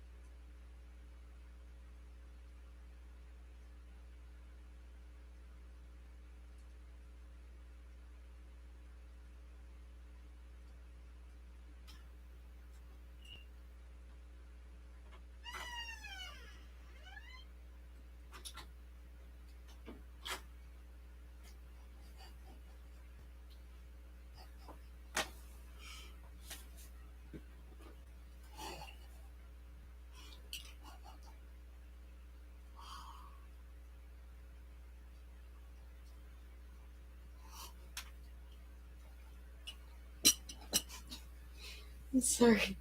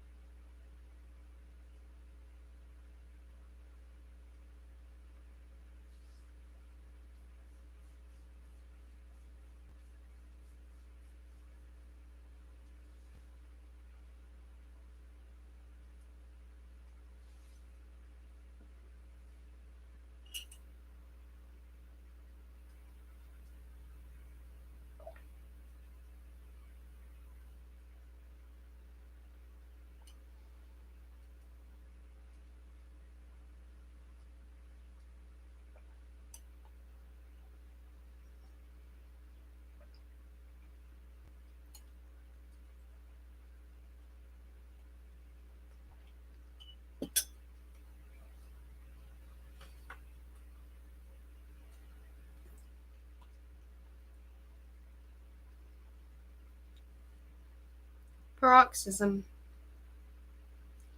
Sidereal operations as phenomena of astronomical proportions cannot be for the observer, despite the power liberated in them, an experience as profoundly moving as a flood or a typhoon.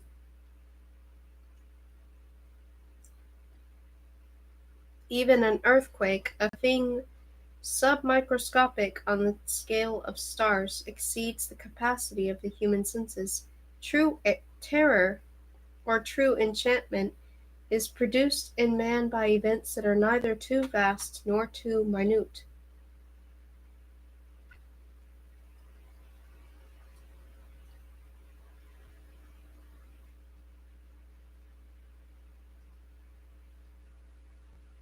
One cannot experience a star as one does a stone or diamond. The least of the stars, an ocean of oceans of eternal fire, even at a distance of 1,000,000 kilometers, becomes a wall of heat that outruns its horizons, and at close range it loses all shape, breaking up into chaotic vortices of blinding flame. It is only from a great distance that the cooler funnels in the chromosphere dwindle to sunspots. But this same rule, making it impossible to experience immensity, operates in human affairs.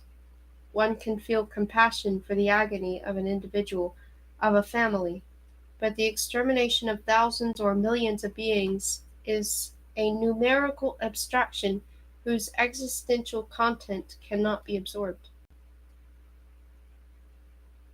And thus the cavitational sundering of a heavenly body, be it planet or moon, presents a curiously undramatic spectacle.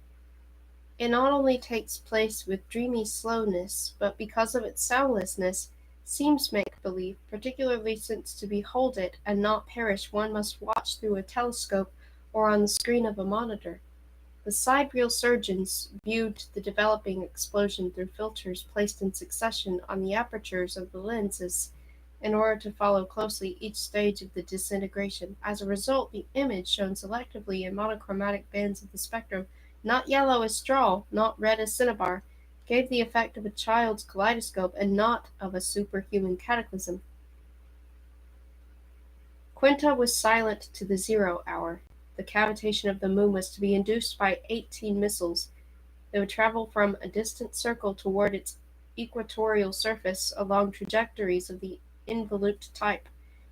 Unfortunately, it turned out that Deuce was right in putting this operation outside the category of certain predictable enterprises.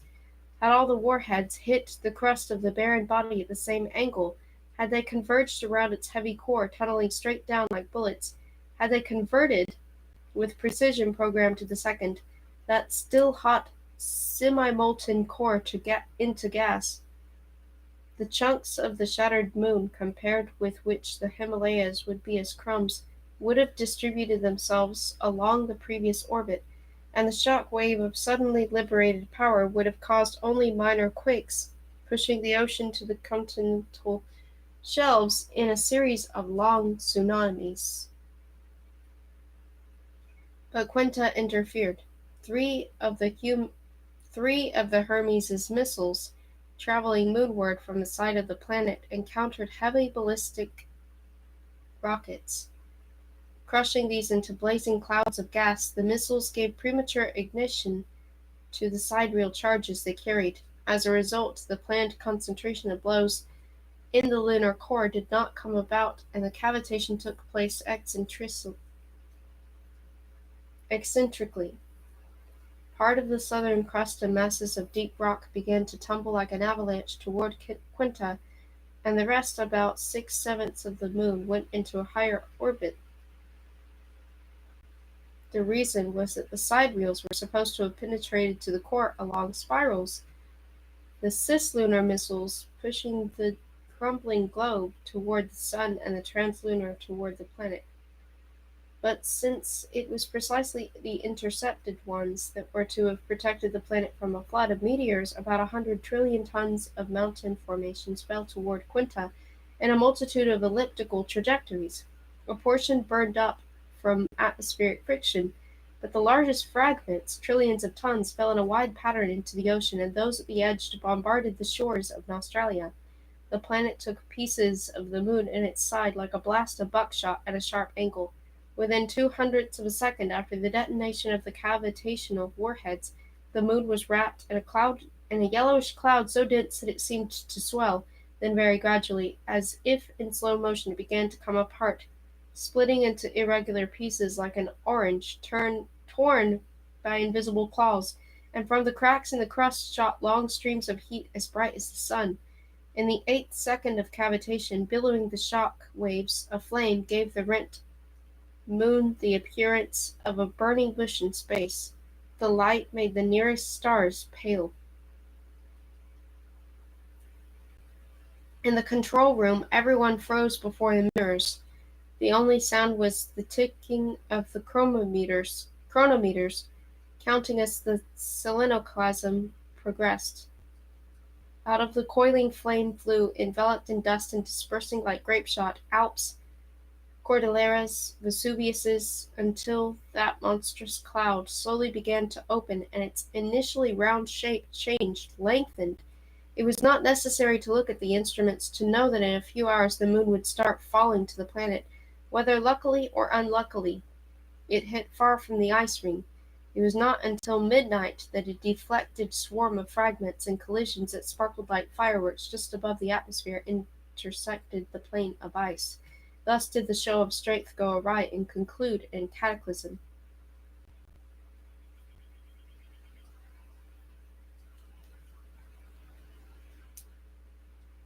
A cosmic eschatology. In the afternoon of the following day, Steergard summoned Nakamura and both pilots. Immediately after the catastrophe, the Hermes had lifted above the ecliptic, its maneuvering engine on full power to remove itself from the countless lunar fragments.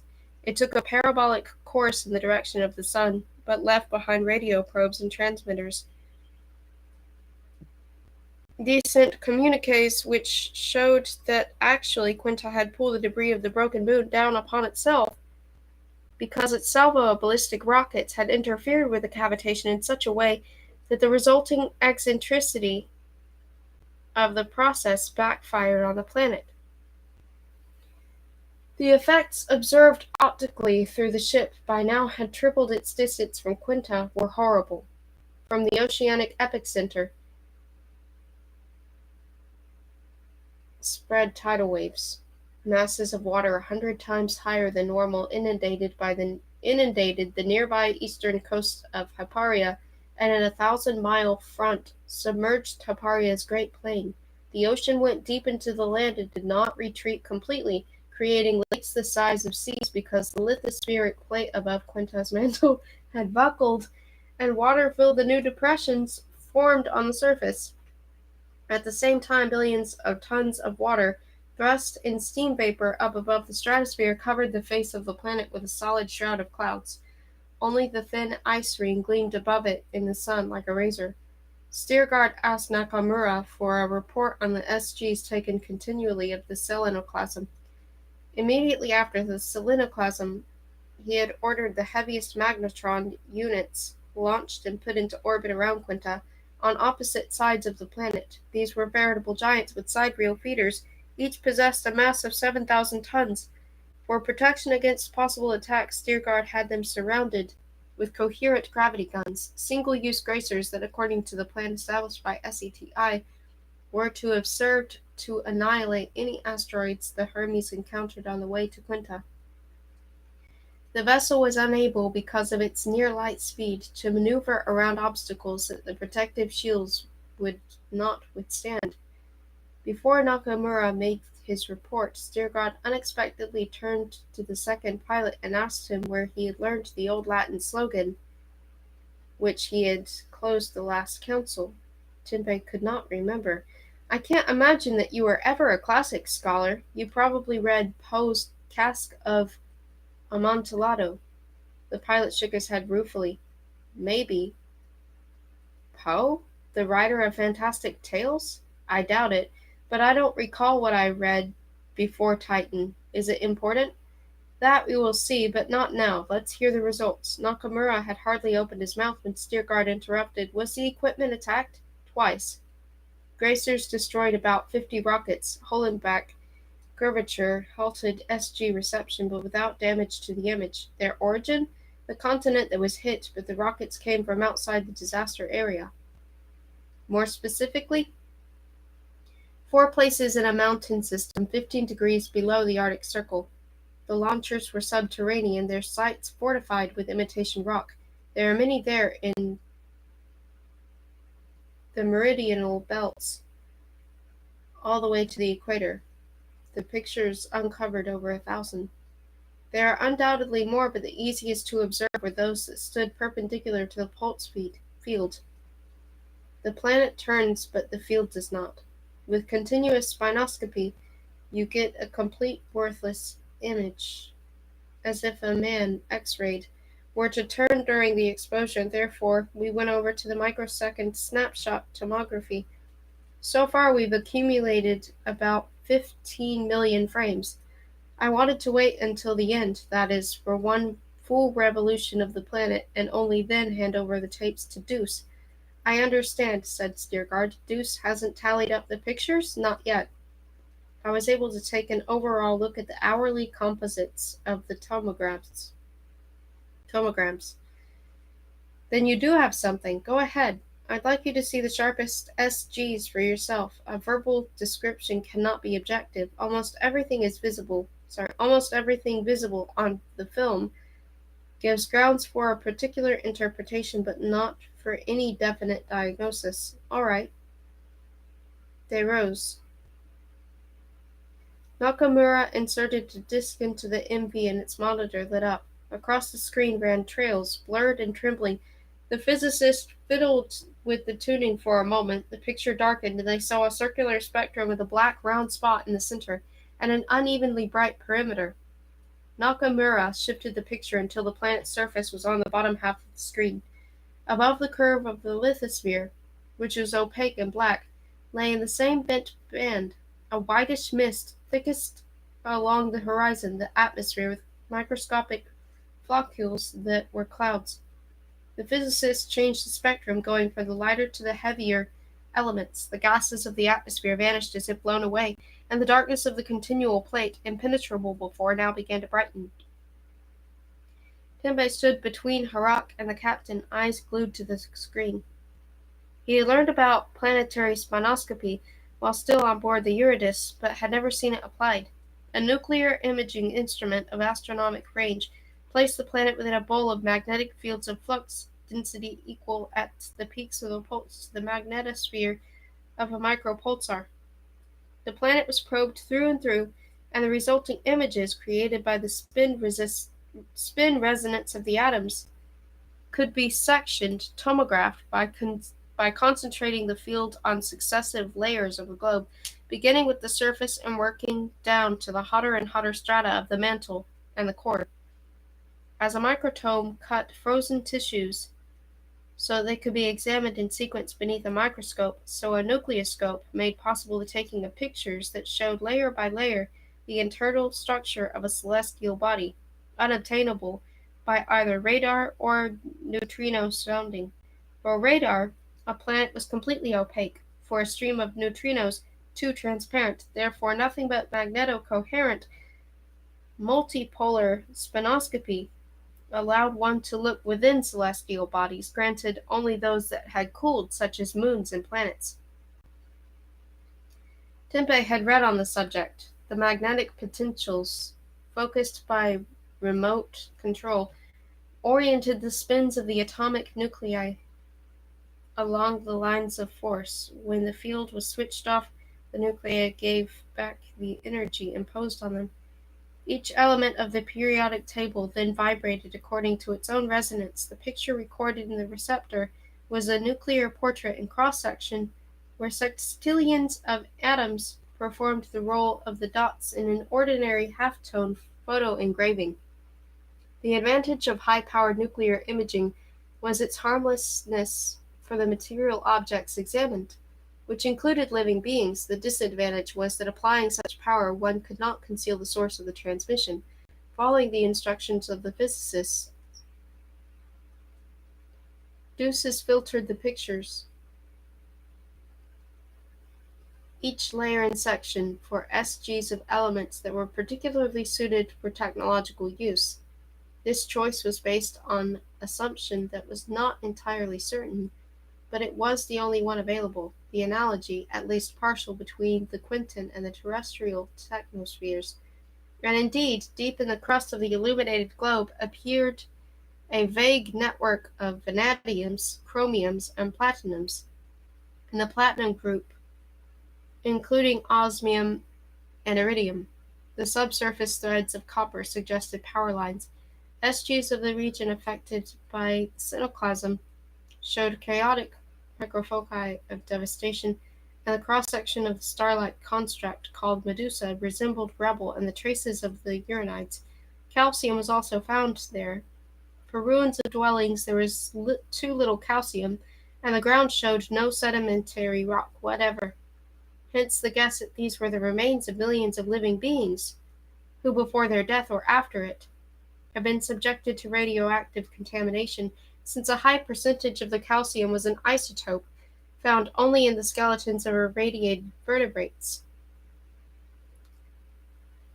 For all its cruelty, this discovery, still of course not conclusive evidence, offered a glimmer of hope. They had no way of knowing yet whether the population of Quinto was made up of living creatures, or possibly non-biological automata, the heirs of an extinct civilization. One could not rule out the grim hypothesis that the arms race, having exterminated life with perhaps a few remaining souls huddled in shelters or caves, was being carried on by life's mechanical successors. This was precisely what Stiergard had feared most. From the first encounters, though he kept the fear to himself, he considered possible a course of historical events whereby over centuries of operations a living force became replaced by military machines, not only in space, which they had already seen, but also on the planet.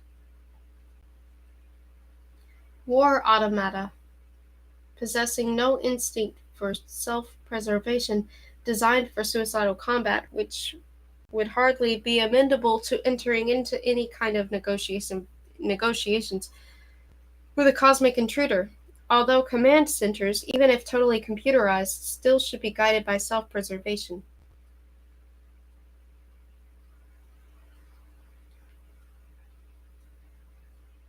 Yet if their sole directive was to achieve supremacy through strategic operations, they would not allow themselves to be put into the role of negotiators either. The chance of living beings communicating with living beings, on the other hand, was greater than zero. The optimism that resulted from examining SGs through possible recognition of hecatombs, hecatombs, hecatombs,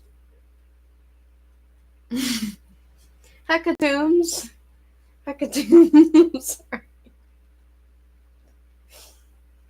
piles of skeletons because of the relation of calcium to its isotope was subdued. It would have been hard to. So I just, I don't know why I was like.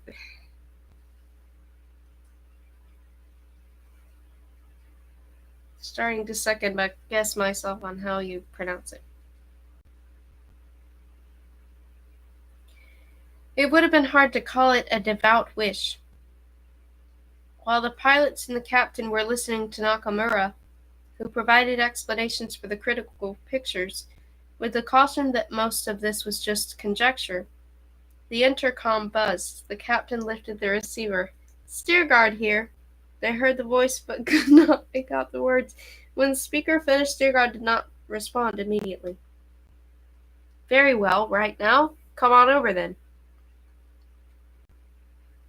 He put down the receiver, turned to them, and said, "Arago." "Should we leave?" Tenbei asked. "No, stay," and added, as if unintentionally, "It won't be a confession." The Dominican entered in white, though not in his monk's habit. He had on a long white sweater. That he wore a cross under it was revealed only by the dark string around his neck. Seeing those present, he halted at the door. "I didn't realize that the captain was holding council. Have a seat, Reverend Father." "This is not a council. The time for parliamentary procedure and voting is past." And as if that sounded more brusque than he intended, he added, "I didn't want this, but the hard facts are not concerned with what I want. Please everyone sit." They sat because although he had delivered his last sentence with a smile, it was in order. The monk had expected a private conversation, or perhaps he was taken aback by the peremptory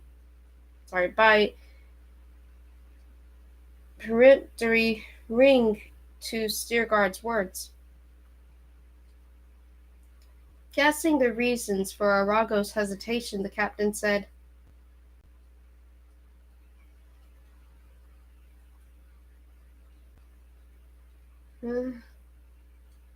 "It's French. C'est le temps qui fait la chanson." But I didn't compose the tune. I tried to play it pianissimo. "It ended up being played on the trumpets of Jericho," replied the monk. "But perhaps we can put aside these musical metaphors? Of course, let's speak plainly.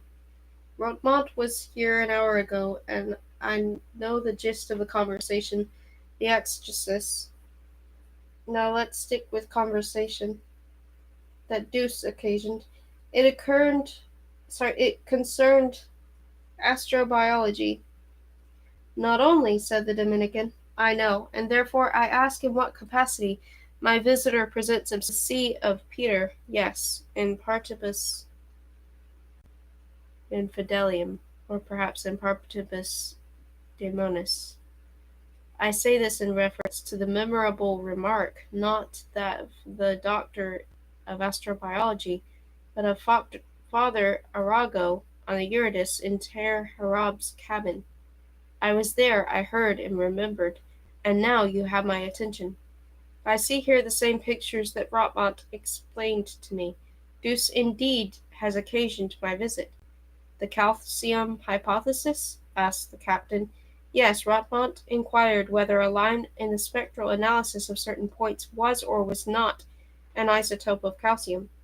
Deuce could not rule out the possibility. I know the particulars. If those are bones, they're bones in the millions. A mountain of bodies. The critical place is a large complex of buildings, no doubt a Quentin Center," said the monk. He seemed paler than usual. "A museum with a radius of 50 miles? Hardly likely. Genocide, then. A cemetery for a murdered nation is not a scene unprecedented in our history.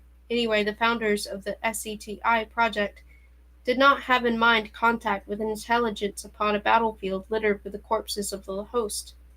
"The situation is a good deal worse than that," answered Steerguard.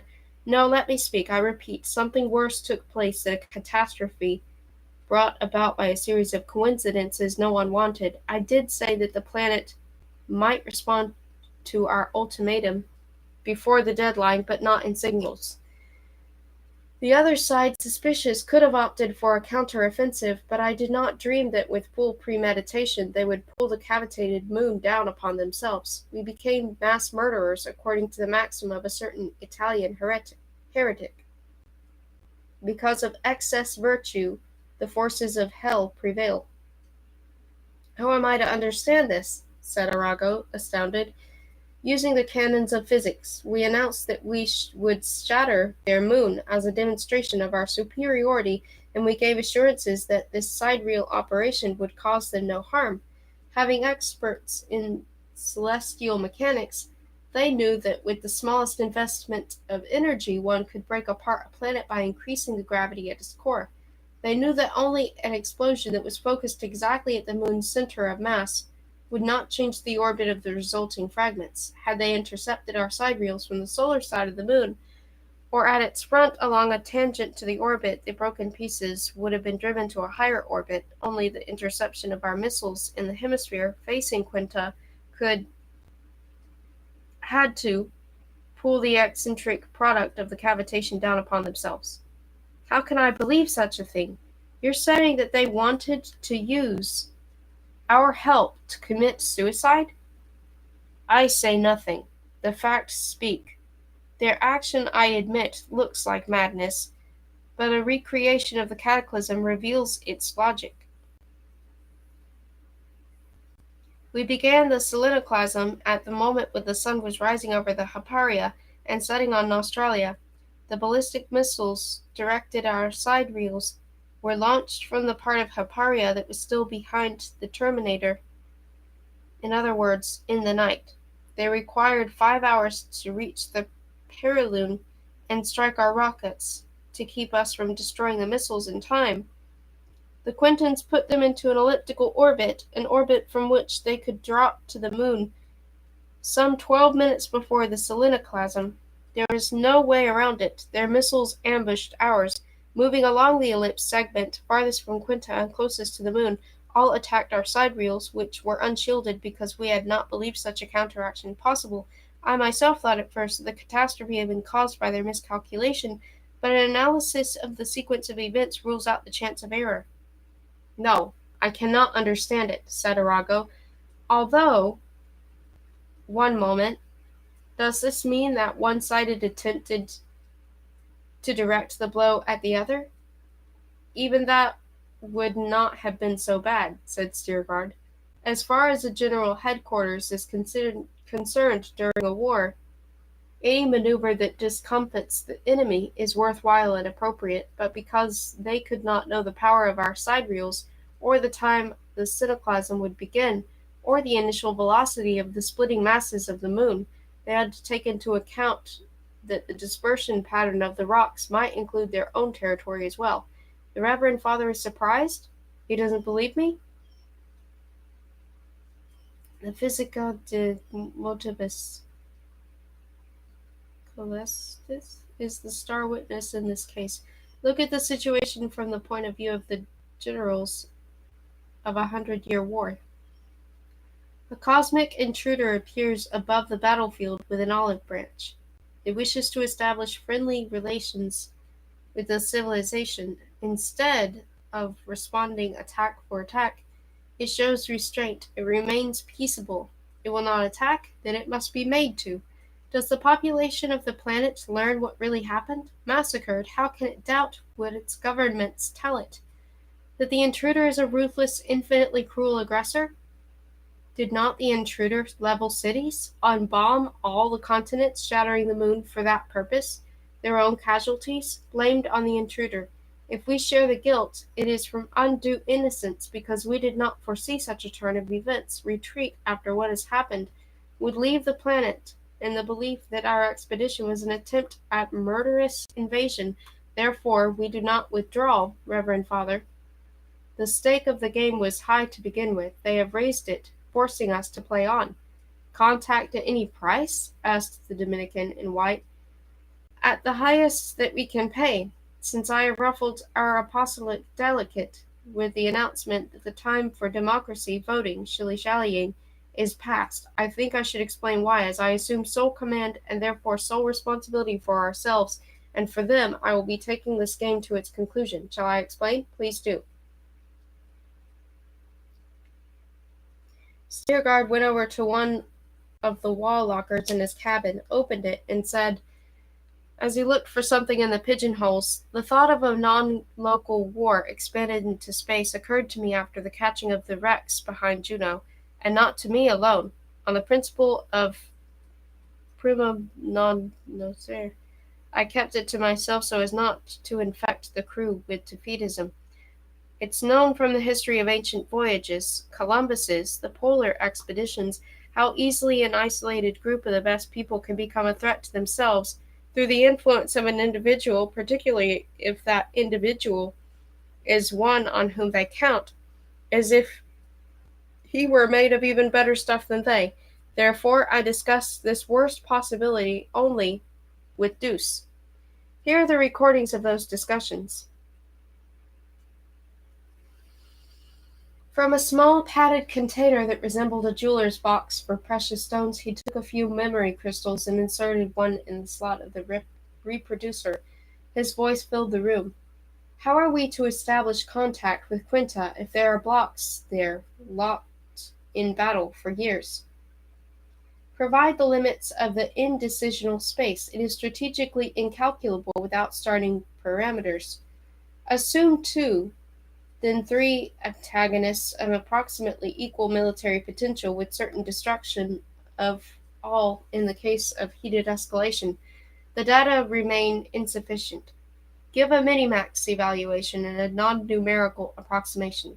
The value in approximations is also indeterminate.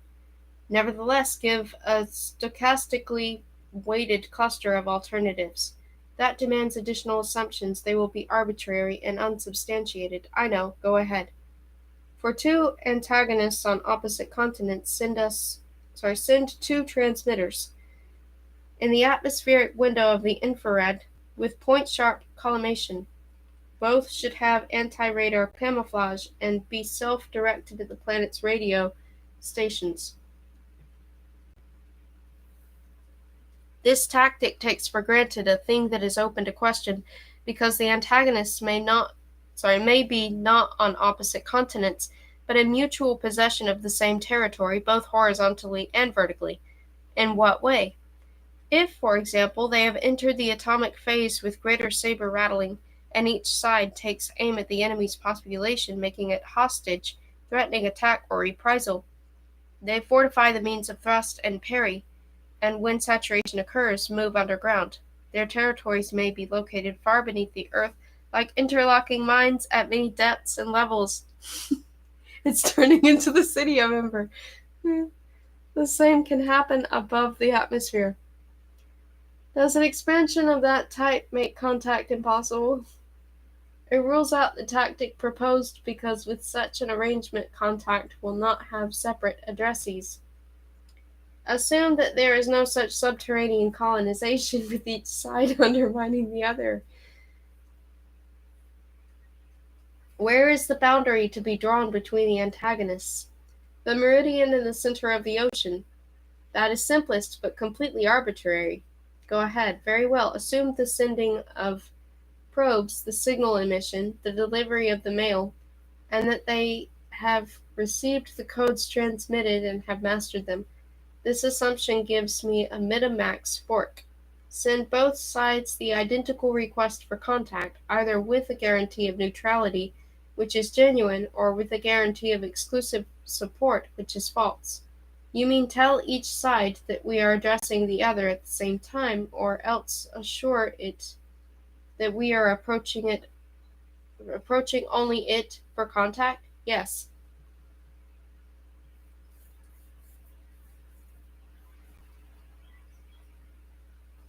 Give the risk weighing of the branches. Honesty yields better chances if the message goes to the wrong address, and poorer chances if the message goes to the wrong address. Falsehood yields more chances if the address is right, and fewer if the address is right. That's a contradiction. Yes, the game space is not quantifiable minimaximally. Show the reason for the contradiction. A block, assured of the exclusivity of contact with us, will be inclined to react positively on condition that it can itself verify that exclusivity independently of our communication. If, on the other hand, it learns that the other block has intercepted our message, or that, worse, we are playing a two-faced game, the chances of contact will fall to 0. One can also have a negative probability of contact. Negative, a refusal is 0. I would assign a negative value to an answer that misinforms us. The setting of a trap, entirely possible. Here the forks branch factorially. A trap can be set by one side, or by both separately, or by both in a limited temporary alliance, reasoning that if they call a temporary truce and cooperate to destroy us, or discourage us from contact, they will be running less risk than if they compete for exclusivity of contact with the Hermes. And what about their agreeing to a parallel separate contact? In that variant lies a fundamental contradiction. In order to achieve such parallelism, you must, as sender, guarantee to both sides our neutrality convincingly. That is, you must give your word that you will keep your word. But an assertion, when reflexive, cannot assert itself. This is a typical antinomy. Where did you obtain the weighings for the decisional branches? From your premise that on the planet there are only two players in mutual check, and that they hold to the rule of minimax. The prize of the game for them is the preservation of the status quo ante, and for us contact by breaking the impasse. Specifically, it's trivial. I assume two empires, A and B. The optimal variant fork for us, both A and B enter into contact with us, each believing that it holds a monopoly. If either one is not sure of its privileged state, its exclusivity, it will suspect the monopoly, whereupon, according to the rule of minimax, it will propose to the other a coalition against us, because it does not have... I'm sorry.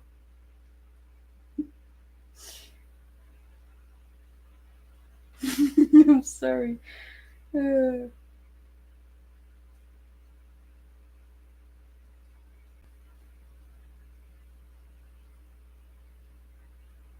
I'll try again.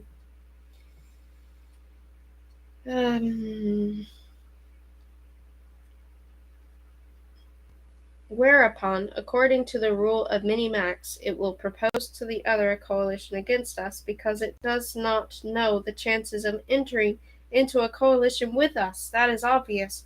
Knowing their own history, they therefore know their rules of mutual conflict. But the rules of mutual conflict that pertain to us are unknown to them. If we make an offer of alliance to either A or B, it will be suspect. Primo, such an offer made by us to both adversaries is absurd.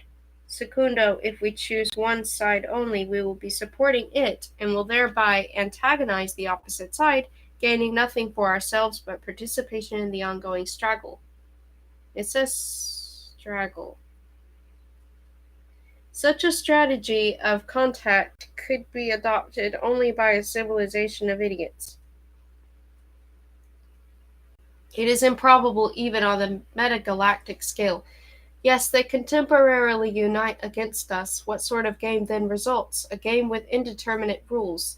The rules arise or change according to the course of the play. Therefore, it is not known if the reward function will contain positive values. The game probably is zero-sum because none of the players, ourselves included, stands to gain.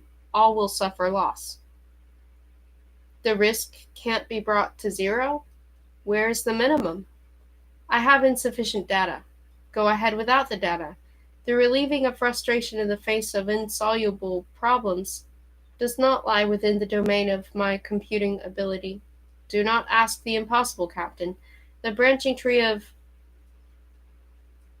heuristics is not God's tree of knowledge.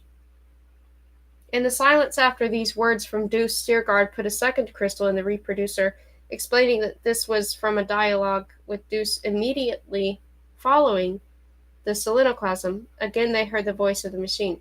Previously the risk was only incalculable. Now it has reached the power of transfinite set. It is innumerable. Minimax holds, but now only for retreat. Could they be made to capitulate?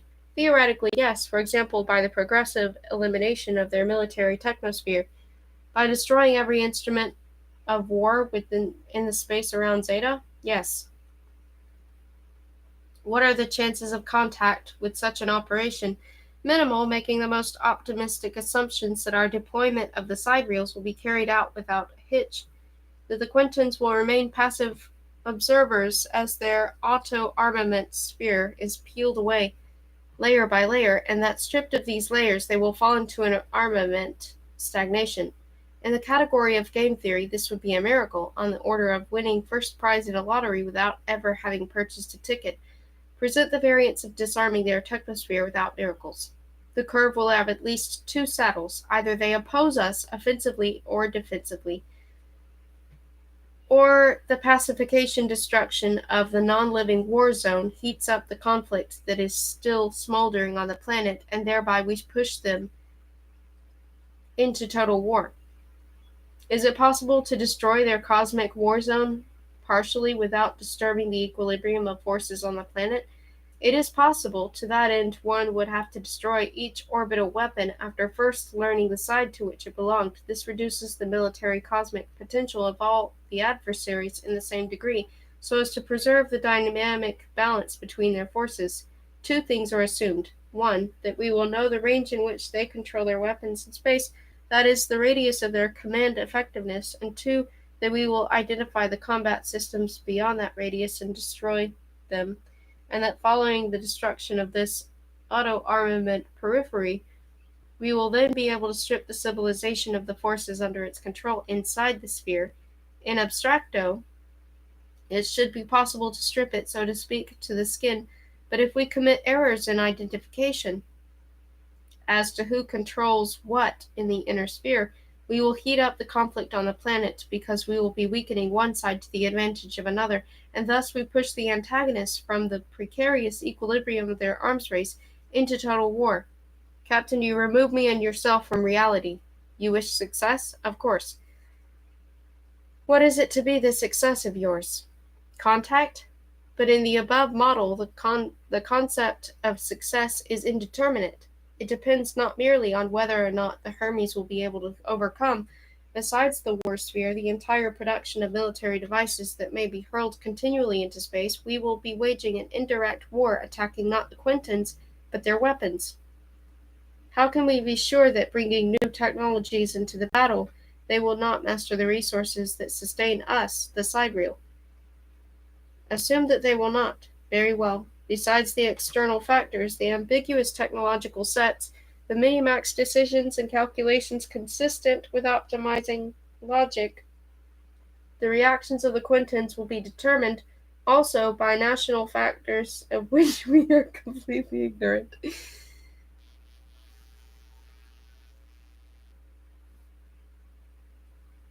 We do know, however, that importance precisely these factors have had in terrestrial history.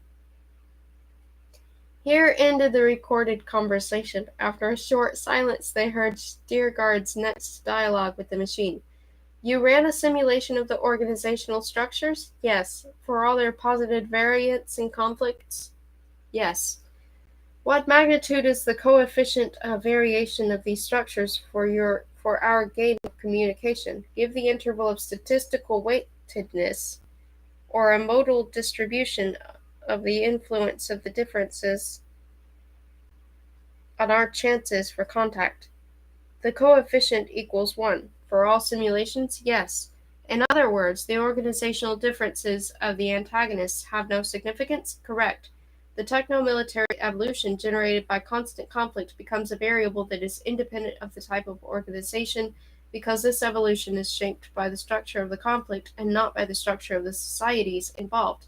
To put it more precisely, it is in the early phases of the conflict that the organizational differences leave their imprint upon the tactics of psychological propaganda, diplomacy, sabotage, espionage, and the arms race. The division of budgets into military and non-military is a function of the set of values that depend on organizational structure. But the growing push for supremacy in the conflict cancels out these differences in the set of values. It thereby makes the strategies of the adversaries similar. A mirror does not lie. You cannot incline it to reflect only postures that are free and relaxed without giving an image of everything else. Once the impracticability of disarmament is certain, the continuation of the race for dominance dispenses with those strategies of the adversaries dependent of their organizational differences. This dependence becomes like the influence of human muscle on the firing of a ballistic missile. In the Paleolithic, in the cave-dwelling era, or even in the Middle Ages, a muscular opponent had an advantage over those who were weaker, but in the atomic age, a rocket could be launched by a child that pushed the right button. The Quintans no longer control the strategy that they have chosen. On the contrary, the strategy controls them. If it encountered organizational differences, it subordinated them to itself until they were made uniform. Had this not happened, the conflict would have ended with the victory of one of the sides. The activity of the war sphere refutes this.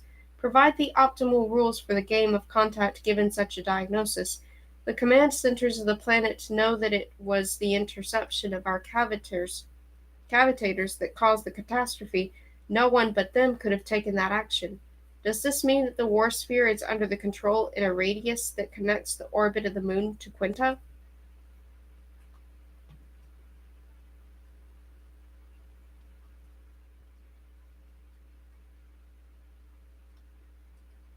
Not necessarily. The limit of their operational range may not be a sphere having a surface that is sharply and cleanly demarcated from the alienated zone. Can you conclude anything about the personnel of the command centers? I understand the illusion, the idea that certain members of the crew have been forwarding that of non-biological command centers, or even of a dead globe with computers battling on after the demise of the Quintans, is absurd. Computers, even if deprived of the postulates of self-preservation, will act rationally. They adhere to the minimax in their furthest prognostic calculations. They can give battle for as long as there exists a branch in which battle yields an advantage, but if the reward function in the endgame is total destruction, the minimax falls to zero. I reject the notion of mad computers. Besides, the spectral and SG data point to the presence of living beings. Good. Go on. There are calculating machines in the command centers, but there are also Quintans. The effects of the selenoclasm did not reach them. In a conflict of such duration and scale, nothing is protected better than headquarters. You know already that losses in the population present to the governments no compelling argument for the establishment of contact. Give me a compelling argument. Here is one. The time has come to call things by their names. Indirect pressure is insufficient. You must act directly, Captain.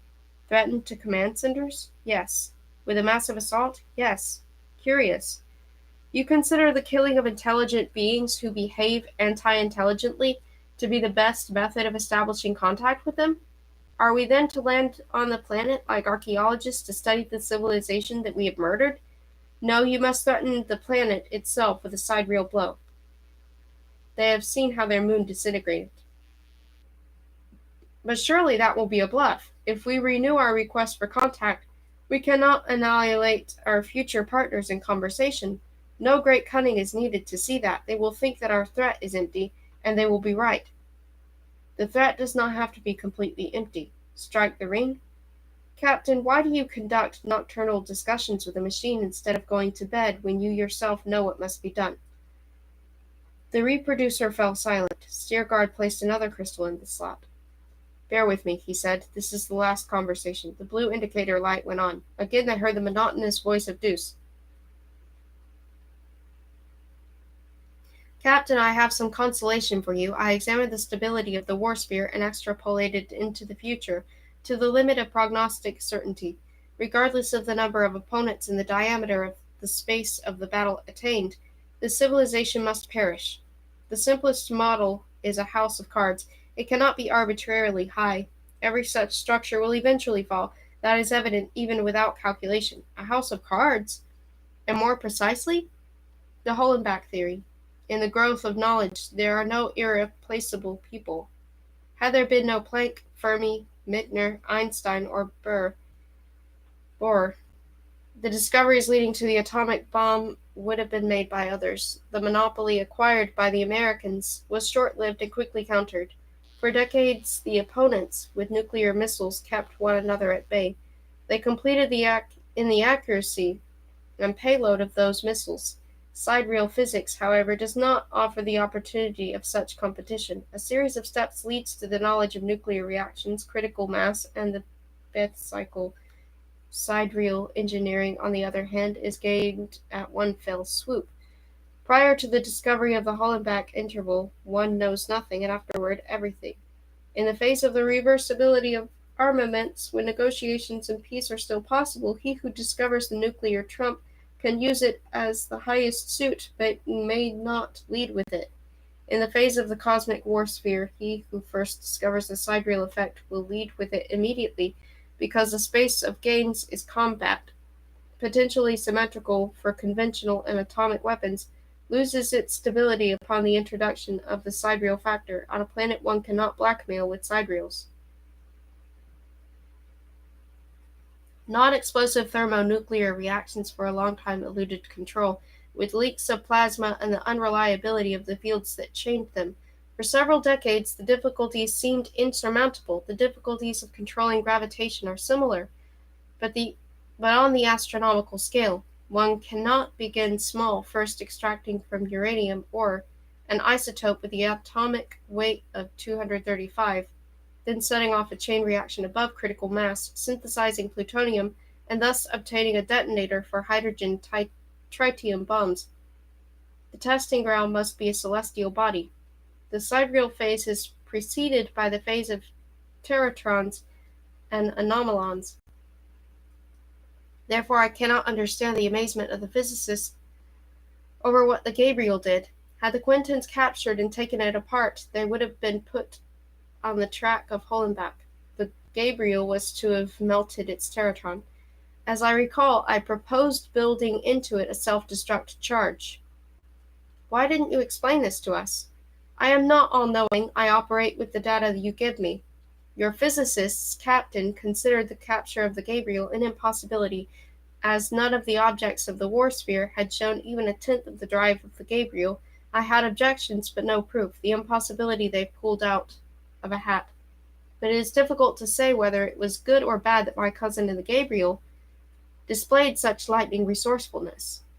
Had it allowed itself to be captured, there would be no talk now of contact, but of choosing between retreat and sidereal war with Quinta, who would be a player of the same strength as we. And if one factors out as a sidereal strike by them at the Hermes, then we would be fleeing full speed through the debris of a collapsing war sphere, because the thing that would have shattered the sphere anyway in 50 or 100 years would be precipitated. The block enlightened sidereally by the Gabriel would not wait for its enemy to catch up. It would strike preemptively. That is speculation. Certainly, but not speculation pulled out of a hat. My guess is that someone wanted the moon for a proving ground, someone unaware that no plasmotron could supply the power needed to open the Hollenbach interval, and whoever drove that party from the moon did not have sufficient strength then to take possession of it.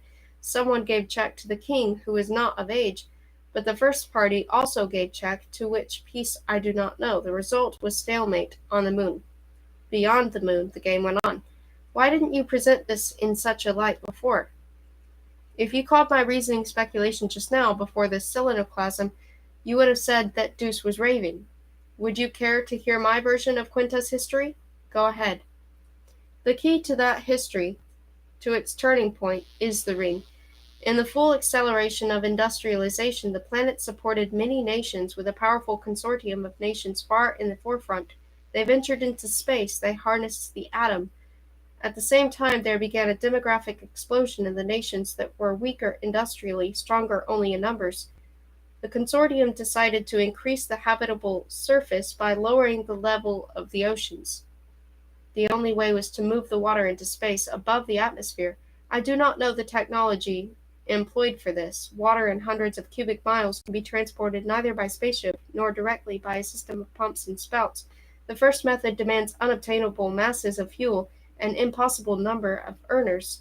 The second cannot be realized because before the streams projected upwards, waterfalls in reverse, can attain escape velocity, they will evaporate from atmospheric friction and remain in the atmosphere.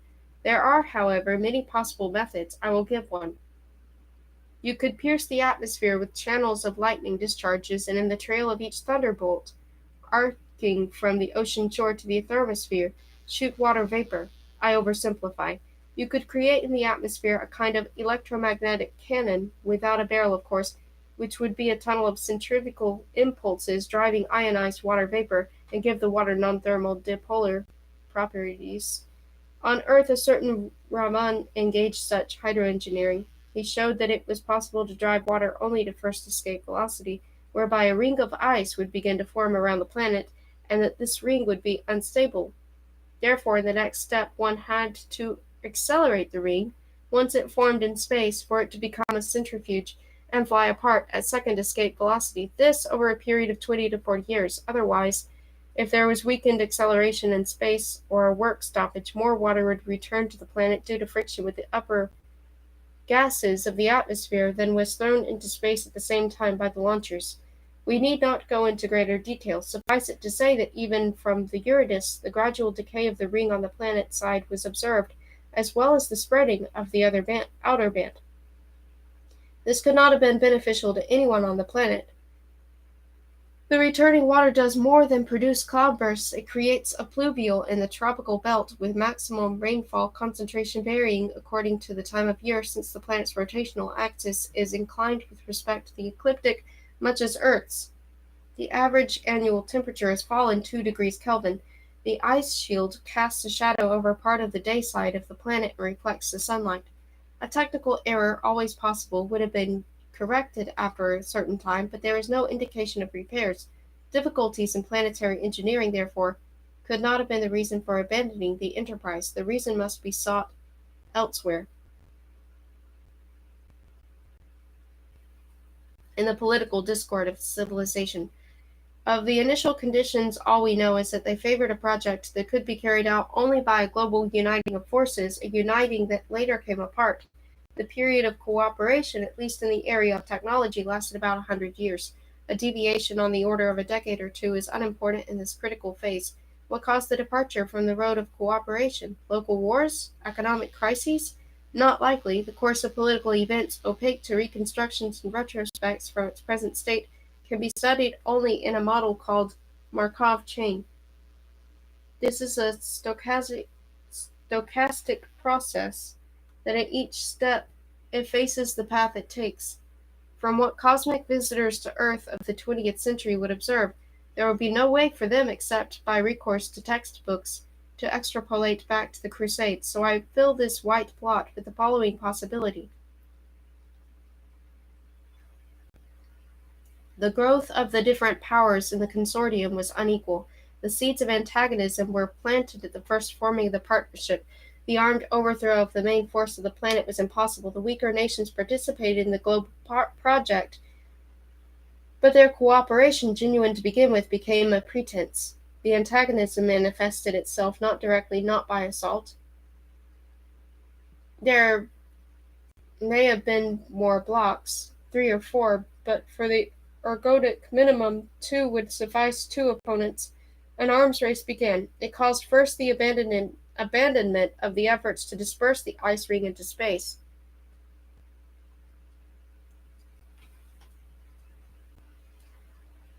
The material and the energy allocated for that went instead into armament. At the same time, the breaking up of the ice ring in such a way that its debris would not cause harm to the inhabitants of all the continents ceased to pay for the superpower that had invested most in the project, since the positive results of such continued effort would benefit the enemy equally. The enemy reasoned and acted similarly. From then on, none of the sides touched the ring, though it came down in avalanches of ice on the planet. Pulled into the spiraling arms race, the sides had no remedy for that. Escalation sent the race out into the cosmic space. Such could have been the prologue and first act. We arrived in the middle of the next act, and unaware dived headfirst into the multi-layered war sphere, with the innocent sun at the center. I repeat my question, why didn't you present this retrospect earlier? You had the opportunity. Various versions of what I have said were circulating on board, privately or not privately, they circulated. None could be proved. The limits of the imagination lie far beyond the limits of theorizing. Separate fragments of the puzzle, as data, came in slowly.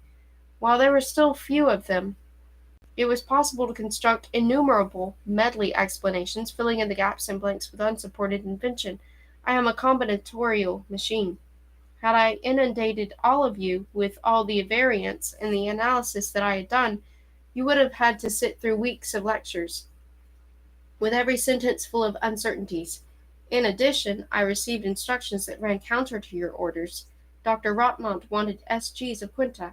I explained to him that using the full power of the ship's units for that could not be concealed, and would therefore reduce the chances of contact. He insisted, so I sent out light spinoscopes capable of camouflage. You know this, Captain. Rotmont hoped to see what was impossible to see with this method. He gained nothing, but it was not I that disappointed him. I had complied with his request because doing so could do no harm. Hypotheses not taken as the springboard for real action may be false but not fatal.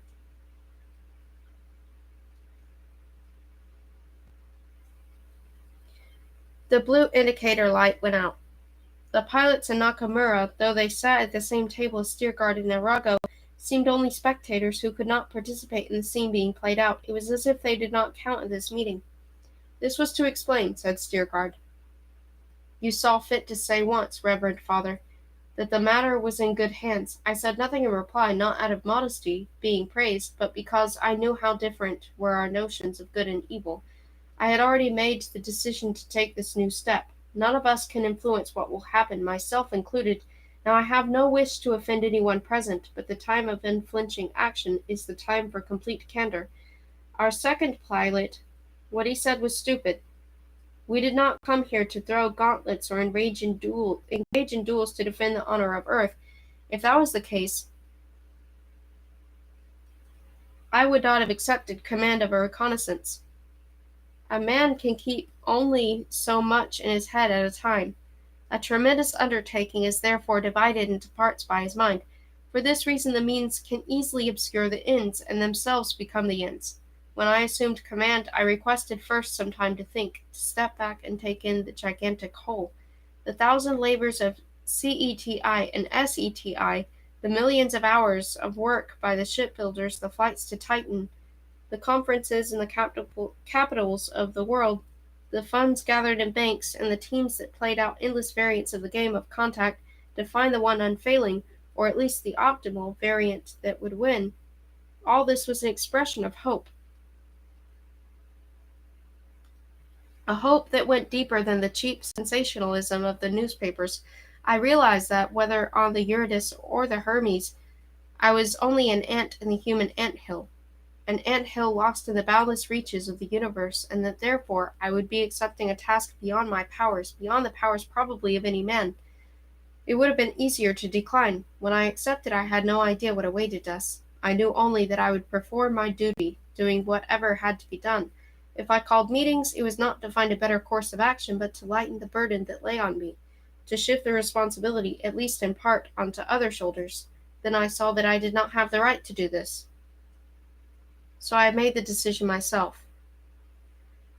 No one can now influence what will happen, but everyone still has the right to his opinion and to be heard. Particularly you, Reverend Father. You intend to break the ring? Yes. The machinery is already being assembled in the hull astern. Breaking the ring will throw it from the planet? No. Trillions of tons will fall to the planet. The pieces will be too large to melt. They will strike even the places that are most heavily protected. In addition, the outer layers of the atmosphere will be blown away. This will lessen the pressure at sea level some 100 bars. It will be a warning. It will be murder. Definitely. To force contact at any price? No. Contact has become a secondary matter. This will be an attempt to save them. Left to themselves, they will hit upon the hull and back interval. Are you familiar, Reverend Father, with the arcana of sidereal physics? As a layman only, Captain, you're basing this genocide on hypothesis? A hypothesis not even your own, but from a machine? Hypotheses are all we have. And the machine helped me, truly. but I know the hypersensitivity of the Church toward the animus in machina. I do not share that feeling. Let me repay your explanation, Captain, with one of my own. Often a man does not recognize what people on the sidelines plainly see. Deuce spoke of how the means of war used by the opponents on Quinta became uniform. This applies to you as well. I don't understand. You have dispensed with our method of proceeding in the conviction that parliamentarism should be replaced by autocratic rule. I do not question the nobility of your intentions. You wish to take upon yourself full responsibility, but in so doing you have succumbed to the Quintans by the mirror effect. That is, in the brutality of the decision made.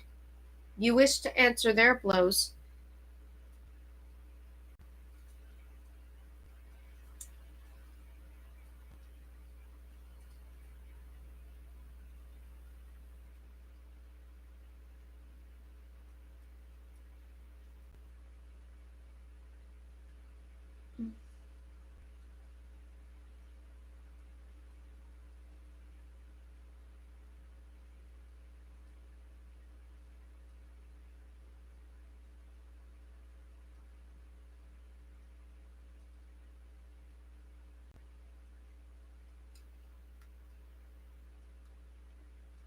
with blows. Since they have doubly barricaded their command centers, you wish to strike those centers with double force. In so doing, I use your own words, you are subordinating the organizational structure of the crew of the Hermes, the relations between its people, to the structure of the strategy to be earned out. Deuce's words. So much the worse. I am not suggesting that the machine dominates you in the decision. I am suggesting that the machine also has become a mirror that enlarges from you an aggression born of frustration. For the first time, Steergard showed surprise, but he said nothing, and the monk went on. Military operations require authoritarian command centers, and that is all that has happened on the planet. We, however, should not join in that type of activity. I have no thought of declaring war on Quinta, you insinuate. Unfortunately, I speak the truth. War can be waged without declaration and without the name of war. It's not blows we came here to exchange, but information. I'm all in favor of that, but how? It's plain. Happily, the principle of military secrecy is not maintained on board. I know that in the labs they're building a solar laser that will hit the planet. Not the planet itself, the ring. And the atmosphere, which constitutes a vital part of the planet. A solar laser, solaser, as the physicists say, can be used not just for genocidal strikes, but to send information. We sent information over hundreds of hours with no result. It is curious indeed that I should be able to see a possibility that the experts, along with their superintelligent machine, have completely overlooked. The signals beamed from our satellite, the ambassador, required special devices for reception. Antennas, decoders. I'm no radio engineer, but if Quinta is engulfed in war, then all equipment capable of receiving radio signals would have been requisitioned for military use. The receivers, therefore, are the command centers, not the population of Quinta. If the population has been at all apprised of our arrival, it is in the deceitful manner that you presented, to make us look in the eyes of the Quintans like a fleet of imperialist invaders, a merciless enemy. And you, Captain, are about to turn that lie into the truth with your solo laser. Steergard listened in amazement. More, he seemed to be losing his categorical certainty. I didn't think of that, because it is so simple. You and Deuce rose to such heights of sophistication with your game theory, minimax, quantified decisional space, that no notice was taken of the little pocket mirrors children play with, catching the sunlight. The solaser could be a pocket mirror for all of Quinta. It can produce flashes, surely, brighter than the sun. Whoever lifts his head will see them. Father Arago, said Steergard, leaning toward him across the table. Blessed are the poor in spirit, for theirs is the kingdom of heaven. You have demolished me, deflated me more than our pilot did to Deuce. How did you hit on the idea? I played with a pocket mirror when I was a boy, smiled the Dominican. But Deuce was never a boy. For transmitting information, that's excellent, Nakamura put in. But will they be able to reply if they comprehend? Before the conception was the Annunciation, answered Arago. Perhaps they won't be able to reply in a way that we understand. At least let them understand us. Tempe, looking at the monk with unconcealed admiration, could no longer keep silent. Now, there's a real eureka, and of course they have pocket mirrors. Even in wartime, pocket mirrors aren't confiscated. The monk did not seem to hear. Something was bothering him. Quietly, haltingly, he asked, I have a request. I would like to exchange a few words with the captain in private, if he doesn't mind, and you gentlemen won't take umbrage? Fine. We're in your debt, Father. Jokichi, it'll be necessary to make modifications to the Solaser can scan Quinta, and besides the optical problems, there are informational ones. Such a signaling assumes an audience on an elementary level of education. When the physicist and the pilots left, Arago rose. Please forgive what I said at the beginning. I walked in thinking that I would find you alone, Captain. I don't put much stock in the pocket mirror idea. I had actually intended to present it on the lowest level as a proposal from a layman for the professionals to consider. Such a signaling might be worthless, or might knock us out of the frying pan into the fire. It's anthropocentric through and through. Before, though, you were indignant, offended, then felt relief. Let us say, what are you driving at, Father? Not spiritual comfort. To work out the technical aspects of this experiment, you and the others will be including Deuce in it.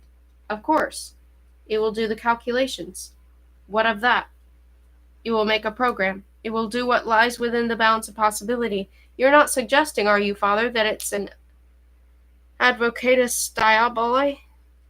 No, nor do I set myself up as a doctor of Angelicus. I don't need to assure you, I hope, that I am a Christian. Steergard again was surprised by the turn of conversation had taken. What are you driving at? He repeated. Theology. So that you can better understand me, I'll put it in words that are not only worldly, but in my mouth, practically blasphemous. I justify myself in my conscience by our unprecedented situation. The language of physics is closer to you than the hermeneutics of religion. Translating into the conceptual system of physics, then, the varied forms of the sacred correspond to the various spectral lines of matter that is omnipresent and the same throughout the universe. With this comparison, one can say that besides a spectrum of bodies, there exists a spectrum of faiths. It extends from animism, totemism, polytheism, all the way to faiths in a personal God. The terrestrial line of my faith presents God as a family, at once human and divine. Are you familiar with the debates set off in theology by SETI? From the moment the search for others engendered that expedition? To be honest, no. You think, Father, that I ought to be? Not at all. But that was my duty. Positions moved apart in my church. Some maintained that the corruption of created beings might be universal, and that such universality went beyond the terrestrial notion of the word Catholicos, that worlds were possible in which the sacrifice of redemption had not been made, and which therefore were damned. Others said that the salvation as a choice between good and evil given by grace had appeared everywhere. This disagreement threatened the church. The organizers and members of the expedition were too occupied with their work to be affected by the sensations that increased the circulation of the newspapers. Sex and violence had grown a little stale, you see, so the Eurydice, without intending to, provided novelties for the reader, such as the jokes based on the premise that the credo absurdum est had acquired a multiplier that discredited it quite effectively. The image, for example, of innumerable planets with a multitude of apples where there were no apple trees, or figs that the Son of God could not curse because no fig trees grew there. You had an army of Pilates washing their hands in billions of vessels, a forest of crucifixions, crowds of Judases, and immaculate conceptions of beings whose reproductive physiology provided no room for the idea since they multiply without copulating. In short, the multiplication of the gospel by all the arms of all the spiral galaxies turned our credo into a caricature, a parody of religion. Thanks to these arithmetical jokes, the church lost many of her faithful. Why not me as well? Because Christianity demands more of a man than can be demanded. It demands not only the renouncing of cruelty, baseness, and lies, it demands that one love the base, the liars, the murderers, and the tyrants. Ama et va quod vis. Nothing will destroy that commandment. Please do not be surprised to hear such a catechism on board such a ship. My duty is to look beyond the reconnaissance, beyond its chances of contact with alien minds. Your duties are different. I will try to demonstrate. Suppose you stand on a packed lifeboat, and those drowning, for whom there is no room, grab at the sides, putting the boat in danger of capsizing and sinking. You would cut away the hands? True. I am afraid I would, if there was no other way. Therein lies the difference between us. It means that you will not retreat. That is correct. I understand the parable about the boat. I will not wait for it to sink. I will attempt to save that civilization with all the power at my disposal, and, if absolutely necessary, by destroying? Yes. So we are back where we started. I have succeeded in postponing that absolute necessity, nothing more. True? True. You are prepared to save life by taking life? That is the sense of your parable, after all, Father Arago. I choose the lesser evil. By becoming a mass murderer, I accept the word. It is possible, too, that I will save no one, that I will destroy both them and us, but I will not wash my hands. If we perish, the Eurydice will receive the information, an account of the state of things, indicating that I have ruled out retreat, is already on its way. In my eschatology there is no such thing as a lesser evil, said Arago. With each slain being, an entire world dies. For that reason arithmetic provides no measure for ethics. Irreversible evil cannot be measured. He rose. I won't take up any more of your time. No doubt you want to continue the conversation that I interrupted? No, I want to be alone.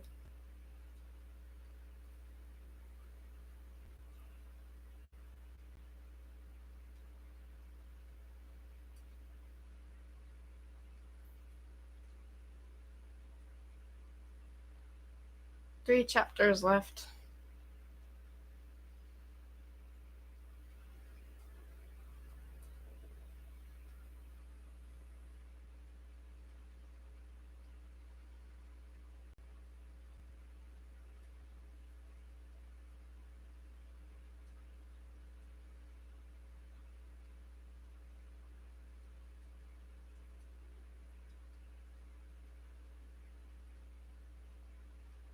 Cartoons.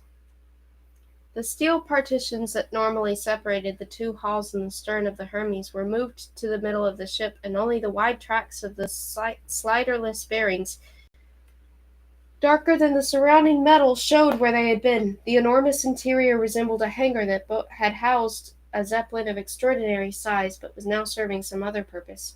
About 20 stories above the tracks of the partitions, not far from the concave ceiling, like two white flies on a girder that ran transversely from starboard to port, sat the weightless pilots, Harrach and Temp, attached by belts so that a gust of air would not blow them from their chosen position.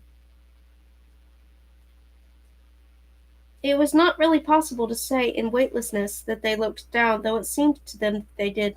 In the gigantic interior steady, rapid work was done by yellow, blue, and black automata, their enameled surfaces gleaming.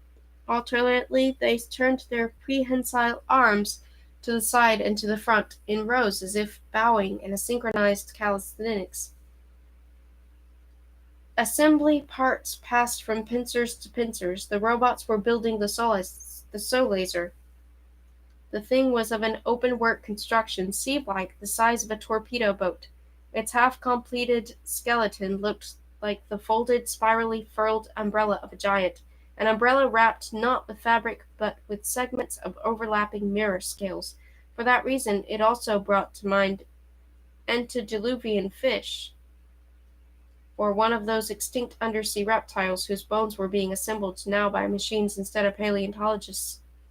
In the front part, farthest from the pilots, where the body of the Colossus would have had a head, were sparks among hundreds of wisps of bluish smoke, laser welding. The Solaser, designed to be a photon cannon fed with the power of a sun, was hurriedly changed by a reprogrammed team of assemblers into a pocket mirror for playing with the light. Granted, a terajoule pocket mirror. The notion was taken initially from the physicist's fear that any renowned use of the sidereals having highly characteristic effects not merely gravitational, would give the planet undesired clues and eventually put its weapons experts on the track of the Holenbach interval. Therefore, instead of using the resources of that interval, the physicists chose a technology already somewhat old-fashioned, that of radiation conversion. Suspended before the face of the sun, the Solaser would open like a fan, suck in with its receptors the chaotic full-spectrum radiation, and compress it into a monochromatic battering ram.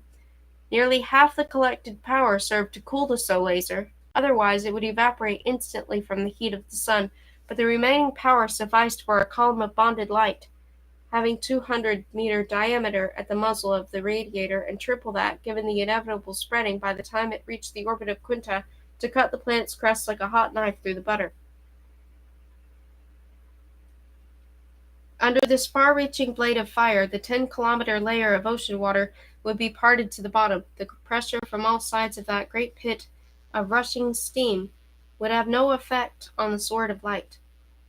Through the shock-wave clouds of the boiling ocean, compared with which the mushroom cloud of the thermonuclear explosion was a speck, the Solaser would bore into the sub-oceanic plate, pierce the lithosphere, and penetrate Quinta to a quarter of its radius.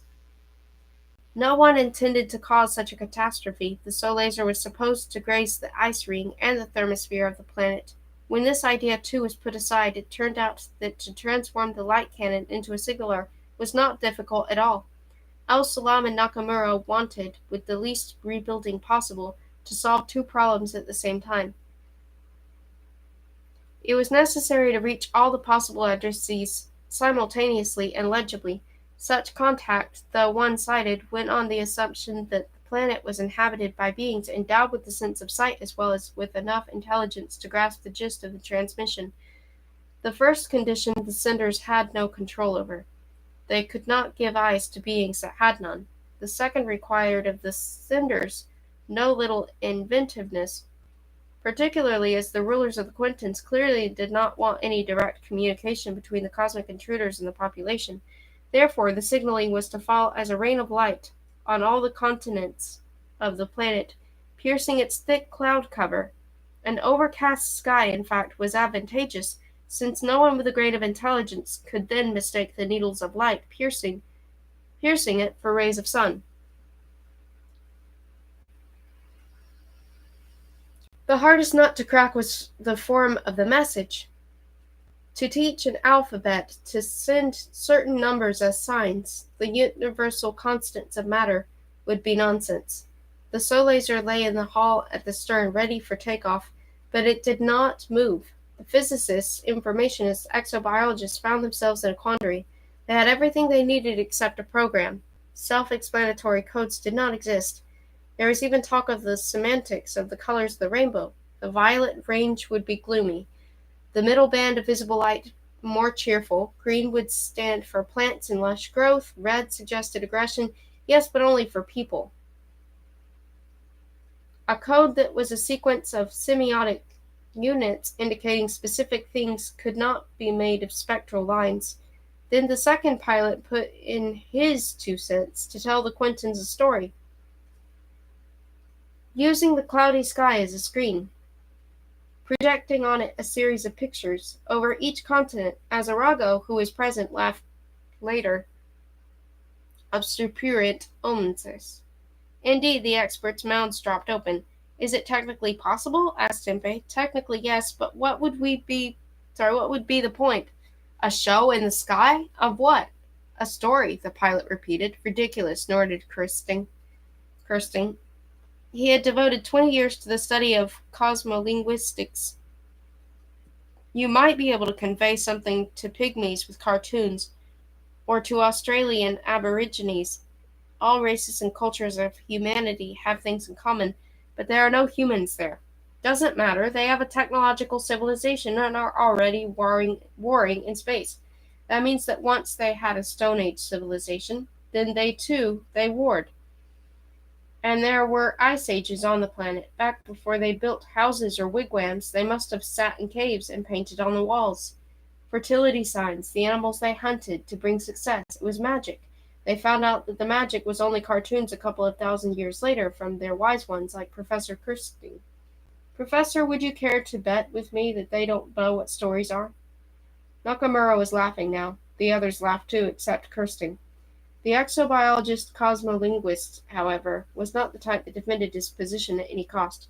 Well, I don't know, he wavered. If the idea isn't imbecilic, it's brilliant. Suppose, then, we show them a cartoon. What about? That's not my field. I'm no paleontologist.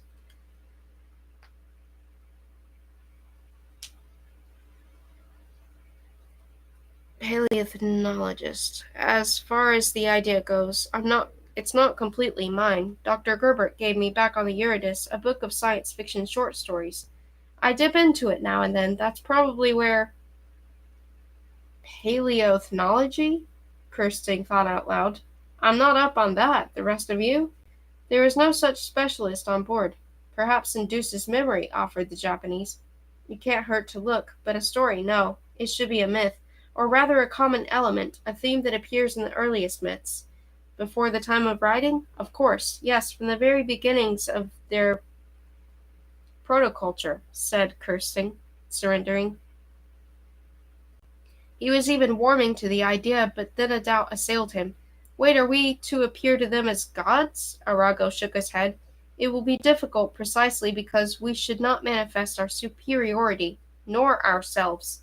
It should be happy news, good tidings. At least I see this in our pilot's proposal because stories tend to have happy endings. Thus began the deliberations which had a double purpose, to consider what features Earth and Quinta might have in common, features of the environment and of plants and animals that arose in it, and at the same time to sift the collection of legends, myths, fables, rituals, and customs for those that were the most enduring, for the messages that thousands of years of history had not effaced.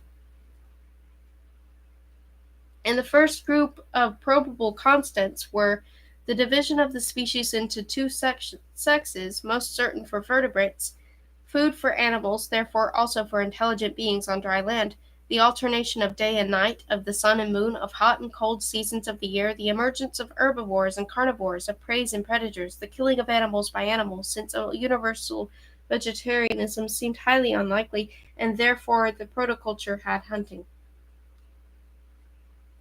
Cannibalism, the hunting and consuming of beings of one's own species, was a possible phenomena in Eolithic or Paleolithic, though not absolutely certain. In any case, hunting was a universal, since, according to the theory of evolution, it promoted the growth of intelligence.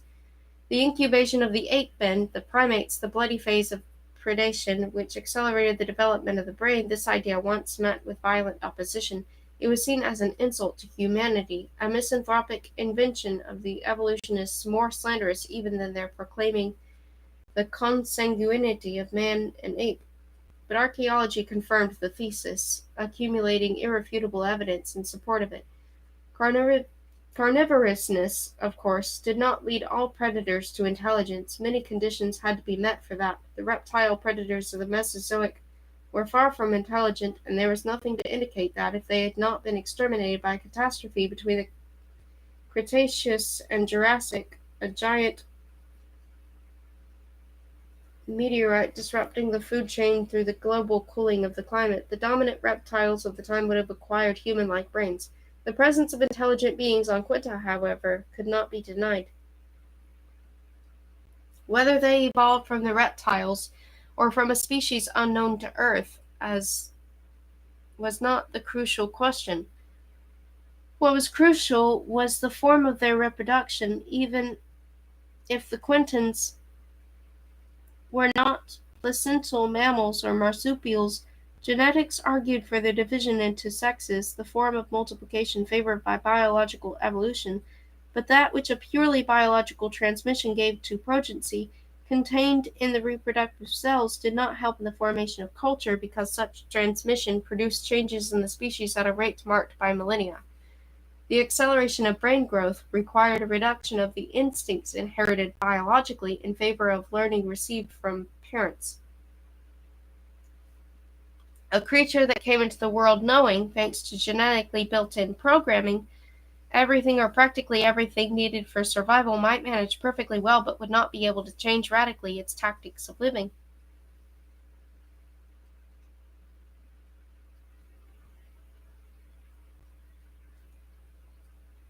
Whatever could not do this was not intelligent. So to begin with, one had the division into sexes and definitely hunting. Around these first elements, its binary seed grew a protoculture. But how did that seed manifest, express itself in protoculture? By directing attention to what furthered sex and what furthered hunting. Before there was writing, before the invention of non-animal ways to use the body, the skill that hunting demanded transferred its reality into images, not yet symbols, but a magical coaxing of nature to give what was desired. The images were pictures that could be painted, or likenesses that could be cut in rock, and so on.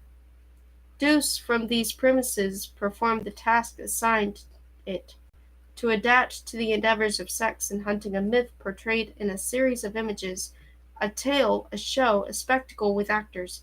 The sun, a dance before rainbows, the bowing of heads. But this would be the epilogue. In the beginning there would be a battle. Who battled? Creatures indistinct but who walked upright. Attacks, struggles, concluding with a collective dance. The Soul Laser repeated this planetary broadcast in several variations for 3 days, with short intermissions that signified the end and the beginning. The broadcast was focused and collimated to appear in the cloudy sky of the planet, where it would be in view, confined to the central surface of the cloud screens, over each continent day and night. Harak and Polisar remained skeptical. Suppose, they said, the Quintans saw and even understood. What of that? Hadn't we smashed their moon? A less cheerful presentation, perhaps, but more dramatic. Suppose they nevertheless recognized this as a gesture of peace. But who? The population? But of what possible importance was public opinion in the middle of a 100-year space war? Did the pacifists on Earth ever have the upper hand? What could the Quentin people do to make their voices heard? Not to us, merely to their own governments. You might convince children that war was naughty, but what good would that do? Meanwhile, Tempe felt, instead of pride in the adoption of his idea, an overwhelming uneasiness. To shake this off, he set out on an excursion.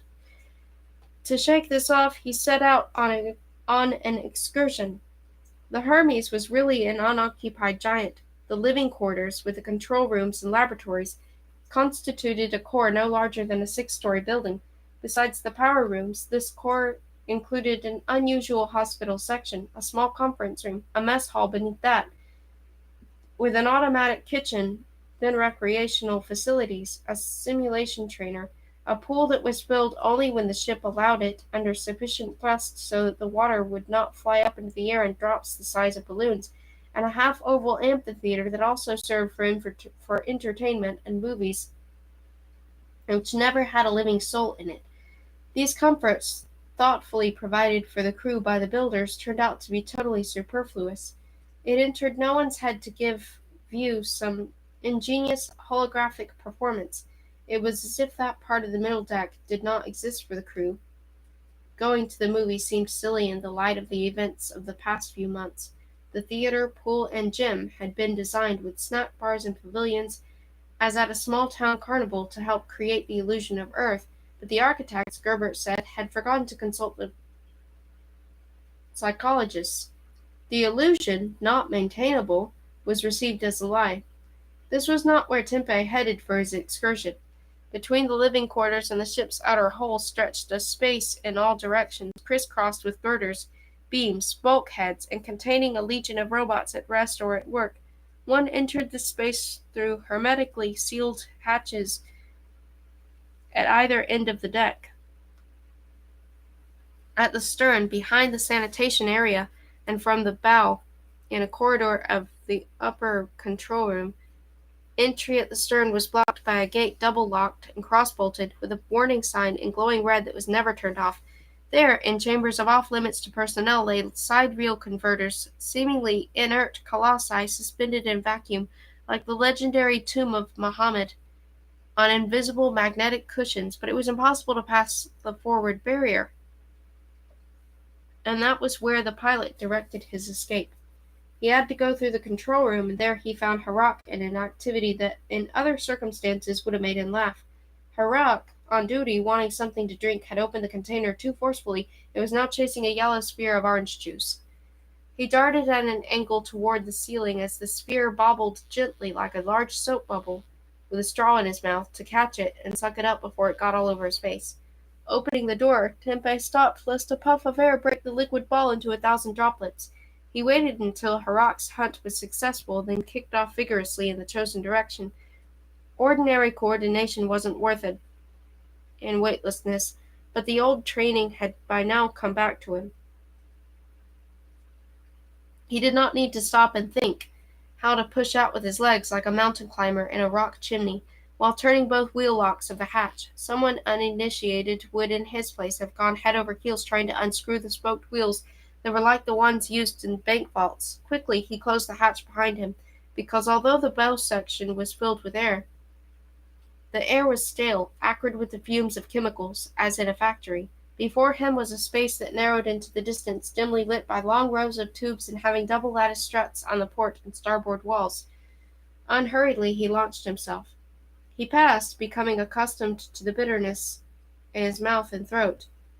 The oxidized hulks of the turbines, compressors, thermogravistors, with their galleries, platforms, and ladders, and skillfully swam around giant, thick-walled pipes that arched between tanks of water, helium, oxygen, having wide flanges encircled with bolts. He alighted on one of these like a fly. He was indeed a fly, in the bowels of a steel whale. Every tank loomed higher than a church steeple. One of the fluorescent tubes, half burned, flickered steadily, and in that changing light the oxidized shapes of the tanks now darkened, now shone as if sprinkled with silver. He got his bearings. From the area of the reserve tanks he drifted forward to where, in the massive insulation of tin central level, nucleospin units gleamed under their own lights. The units were attached to bridge gantries, their mouths plugged. Then a sharp cold reached him, and he saw the frost-covered helium pipes of the cryoton systems. The chill was such that he prudently used the nearest hand grip to keep from touching the pipes, because he would have frozen fast to them in an instant like a fly caught in a web. There was nothing for him to do here, and he had come precisely for that reason, as if on vacation. He could not explain the satisfaction he had derived from these shadowy, deserted regions of the ship which testified to its power. In the bottom loading bays, automatic excavators were anchored, plus heavier and lighter landers. And farther on, in rows, were green containers, white, blue toolkits for repair automata, and at the prow lay 2 striders with enormous swivel hoods in place of heads. By chance, or perhaps intentionally, he moved into a strong draft that rushed from a ventilation register and was borne toward the port ribs of the inner hull, which were the size of bridge arches, but deftly took advantage of the motion to push off. Like a jumper on a trampoline, he went head first, turning slowly at an angle toward the handrails of the prow gallery, a favorite spot. With both hands he pulled himself onto a railing and had before him 1,000,000 cubic meters of loading bays. High in the distance shone the 3 green lights above the hatch that he had entered. Beneath him, that is, beyond his legs, which, as always in weightlessness, became inconvenient, superfluous things, were robot hovercraft on platforms fastened to ramps that were folded for the present, and the tunnel of rocket launcher gaping in the giant shield of a sidewall, the mouth of a cannon of awesome caliber. But no sooner did he come to a stop than the same uneasiness fell upon him again, an incomprehensible emptiness within him, like a feeling for no reason. Of what? Futility? Indecision? Fear? But what could it be that he feared? Today, at this moment, even here it seemed, he could not rid himself of his mysterious malaise. Farther on, he saw the mighty engine that carried him, with a small fraction of its power, through the eternal abyss. Full of force that throbbed in the reactors with greater than soft heat, the thing meant earth to him, the Earth that had sent him to the stars. The Earth was here, its intelligence contained in the energy drawn from the stars, and not in those parlor-like quarters with their stupid coziness and comforts arranged as if for frightened boys. At his back he felt the four-fold sheathed armor plate that had interstitial cells, energy-absorbing, filled with a substance hard as a diamond when struck, but fusible in a special way, since it possessed self-sealing properties. The ship, like an organism, living yet non-living, had been given the capacity for regeneration. Then suddenly, as in an illumination, he found the word for what was taking place in him: despair. About an hour later he dropped in on Gerbert. Gerbert's cabin, separated from the others, was located at the end of the second deck in the middle section. The physician had probably chosen it because it was spacious and had a whole wall of window overlooking a greenhouse. In the greenhouse grew only mosses, grass, a privet hedge. On both sides of the hydroponic pool stood the hairy gray-green smears of cacti. There were no trees, only hazel shrubs, whose flexible branches could withstand tremendous weight during flight. Gerbert valued this vegetation in the window and called it his garden. One could also enter it from the corridor and walk on paths among flower beds, if of course there was gravitation, but the recent blow brought on by the night attack had produced no little havoc there. Gerbert, Tempe, and Harak had later salvaged what they could from the broken bushes. In accordance with a decision made by the experts of SETI in the course of preparing for the expedition, Deuce watched the behavior of all the people on the Hermes, assessing their psychiatric condition. This was no secret to anyone. Under the kind of long-term stress to which those who had to rely entirely on themselves would be subjected, deviations from the mental norm might occur, taking forms typical of the psychodynamics of groups cut off for years from ordinary social and familial ties. In such isolation, even a personality in perfect balance and resistant to psychic trauma could suffer derangement. Frustration could become depression or aggression without the individual's ever realizing what was happening to him. Having a physician on board who was also expert in psychology and its disorders did not guarantee the recognition of pathological symptoms, since he himself was subject to stresses that undermined the most stalwart character. Physicians were people, too. A computer program, on the other hand, was unbending and therefore effective as an objective diagnostician, an impassive observer, even in the face of catastrophe, with the whole ship hanging in the balance. Granted, the safeguarding of the reconnaisseurs against any collective warp of the psyche earned with it one ominous, insurmountable problem. Deuce, after all, was at one and the same time subordinate and superior to the crew. It was to execute orders, yet supervise the mental condition of those who gave the orders. Thus it held the rank both of tool and overseer, nor was the captain excluded from its continuous supervision. I'll be right back.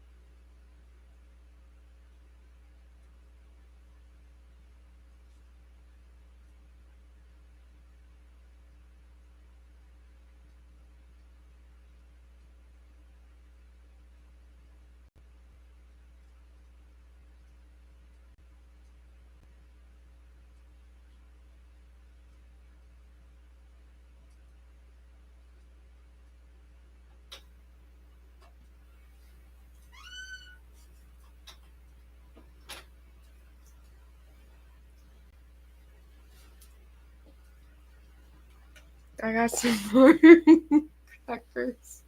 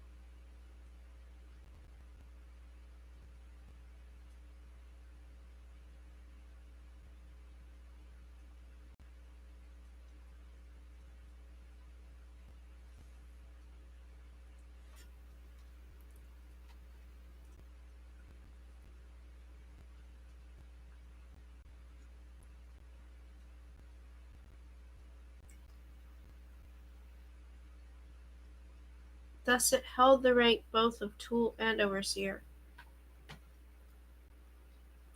Nor was the captain excluded from its continuous supervision. The problem was that the crew's awareness of the supervision, which was to catch mental instabilities in time, was itself a source of instability. But for this no one knew any remedy. Were Deuce to have fulfilled its psychiatric function without the knowledge of the men, it would have had to reveal a secret to inform them of a discovered aberration, and that announcement would have been not psychotherapy, but a blow. The vicious circle would be broken only by a hybridization of responsibility between men and computer. Deuce first present in its diagnoses to the captain and Gerbert when it judged this step to be necessary, and then resumed the role of advisor with no further initiative. No one, obviously, was enthusiastic about this compromise, but then no one, including the psychology machines, had found any better solution to the dilemma. A computer of the last generation, Deuce could not experience emotions, being an extract of rational operations taken to the highest power, with no admixture of desires or instinct or self-preservation. It was not an electronically magnified human brain, for it had no so-called personality traits, no drives. Unless one considered to drive its endeavor to acquire the maximum of information. Of information, however, not of control. The first inventors of machines that augmented not the power of muscle but the power of thought fell victim to a delusion that attracted some and frightened others, that they were entering upon a path of such amplification of intelligence in non-living automata that the automata would become similar to man and then, still in a human way, surpass him. About 150 years were needed for their successors to realize that the fathers of information science and cybernetics had been misled by an anthropocentric fiction, because the human brain was the ghost in a machine that was no machine. Creating an inseparable system with the body, the brain both served the body and was served by it. If then someone were to humanize an automaton from the degree that it would be in no way different mentally from a man, that accomplishment would in its very perfection turn out to be an absurdity. The successive prototypes, as the necessary alterations and improvements were made, would become more human, but at the same time would be of less and less use compared to the gigabit terabit computers of the higher generations. The only real difference between a man born of a mother and a father and a perfectly humanized machine would be the building material, living, non-living. The humanized automaton would be just as clever, but also just as unreliable, fallible, just as much a slave to emotional biases as a man. A virtuoso imitation of the fruits of natural evolution, crowned by anthropogenesis, the machine would represent a miracle of engineering, but also an oddity one would not know what to do with. It would be a brilliant forgery done in a non-biological medium of a living creature subphylum Vertebrata, class Mammalia, order Primates, viviparous, bipedal, and having a bicameral brain. For that it was the path of symmetry in the formation of vertebrates taken by evolution on Earth, but one could not say what humanity would stand to gain in this plagiarism. As one of the historians of science observed, it wouldn't be like finally building, after colossal expenditures and theoretical work, a factory for making spinach or artichokes that were capable of photosynthesis like any plant, and which in no way differed from real spinach and artichokes except that they were inedible. Such spinach could be put on display and its synthesis boasted of, but one would not be able to eat it. The whole effort that went into this production, the sanity of that effort would therefore come into question. The first designers and advocates of artificial intelligence themselves did not fully know where they were heading and what hopes they entertained. Did they want to be able to converse with a machine, or as with an ordinary man, or as with an extremely wise man? This was possible to do and had been done when the human race numbered 14 billion, and the last thing needed was the manufacturing of mentally humanoid machines. In a word, computer intelligence more and more clearly parted company with the human intelligence. It assisted the human, complemented it, extended it, helped it in the solving of problems beyond man's ability, and precisely for that reason did not imitate or repeat it. The two roads went their separate ways. A machine programmed so that no one in verbal contact with it, including its creator, could tell it from a housewife or professor or international law, was a simulator indistinguishable from them, as long as one did not try to run off with the woman, have children by her, or invite the professor out to lunch. But if one were able to have children with her and consume souffles with them, one would then be dealing with the ultimate erasure of the difference between natural and artificial, and what of that? Was it possible to use cyber engineering to produce synthetic stars, stars absolutely identical to those in space? It was. Yet what would be on the point of creating them? According to the historians of cybernetics, its forefathers had been spurred on by the hope of learning the mystery of the consciousness. That hope was dashed by a success achieved in the middle of the 21st century, when a computer of the 30th generation, uncommonly talkative, bright, and able to deceive living interlocutors with its humanness, asked them if they knew what consciousness was, in the abstract sense they gave that term, because it did not know. This was a computer capable of self-programming according to assigned instructions, disengaging itself from these instructions in time. Like a child growing out of diapers, it developed such skill in imitating human conversation that people were no longer able to unmask it as a machine impersonating a man, which, however, shed not a bit of light on the mystery of consciousness, since the machine knew on that score neither more nor less than people. A noted physicist present at this experiment observed that what might think as a man would still know as much about the mechanism of its thought as did a man, i.e., nothing. Whether out of malice or to console them in their disappointment, he told the triumphant but crestfallen scientists that people of his field had experienced a similar difficulty when more than a century ago they had resolved to pin matter down, to force it to reveal whether it was basically a particle or a wave. Unfortunately, matter turned out to be double-dealing, two-faced, clouding the results of the investigation with the statements that it was this and it was that. In the crossfire of subsequent experiments, it befuddled the physicists completely because the more they discovered, the less they discovered jibed not only with common sense but with logic itself.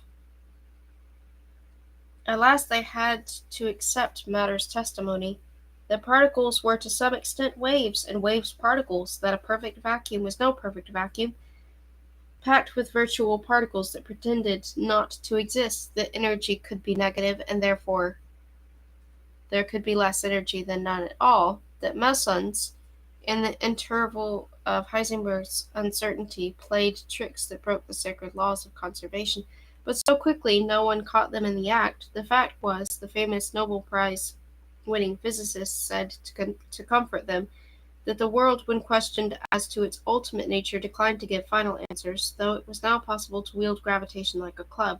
Still no one knew what gravitation really was. A machine might behave then as if it had consciousness, but in order to determine if it had the same consciousness as a man, one would have to transform oneself into that very machine. In science, restraint was necessary. There were questions that one was not allowed to put to the world, and he who nevertheless put them was like one who complained about a mirror whose reflection repeated his every movement, but refused to reveal to him the volitional reason behind those movements. And yet we used mirrors, quantum mechanics, sidereal physics, and computers, and derived no little benefit from them. More than once Tempé had dropped in on Gerbert to hear gossip on matters of public interest, such as the relationship of the crew to Deuce. This time he visited the physician privately, as a patient. He was uncomfortable about confiding even to the man who had returned his life to him, or perhaps that was the reason, as if he felt he already owed him too much. In general, Tempé was close-mouthed with Gerbert. He had been guarded ever since Lager, on the Eurydice, had told him the secret of the two doctors, the sense of guilt that never left them. It was not the despair that drove him to make this visit, but the fact that it had descended from nowhere suddenly like an illness, and that he was not sure now that he would be able to continue without carrying out the duties assigned him. This he did not have the right to conceal. What the decision to come cost him, he realized only when he opened the door. At the sight of the empty cabin he felt tremendous relief.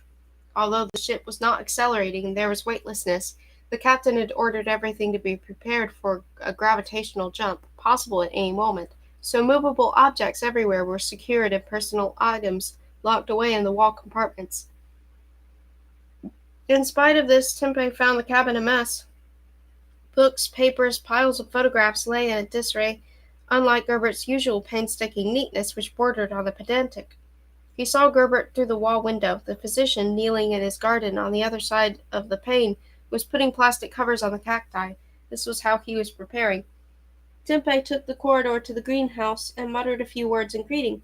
The other, not turning around, unbuckled the belt that kept his knees on the ground, real ground, and floated up to where his guest was floating. Along the opposite wall, on a sloping net, climbed plants with small woolly leaves. Tempé had wanted to ask more than once what the vine was called. He knew nothing of botany, but somehow always forgot. The physician, without a word, threw the spade he was holding so that it stuck in the lawn, and used the force that he thereby gave himself to pull the pilot by the shoulder. Both went sailing into a corner where amid a clump of hazels were wicker chairs, as in an arbor, except that the chairs had safety belts. When they sat, and Tempé was undecided how to begin, the physician said that he had been expecting him, but that should have come as no surprise. Deuce watches over us all. Data about one's mental health were not obtainable directly by machines so as to avoid the Higgs syndrome, a feeling of complete dependence on the ship's main computer, a feeling that could cause the very thing psychiatric surveillance was supposed to prevent, a persecution complex, and other paranoid delusions. Besides the psychonicists, no one knew what to extent each man was psychologically read by the monitoring program that was called the Ghost of Aesculapius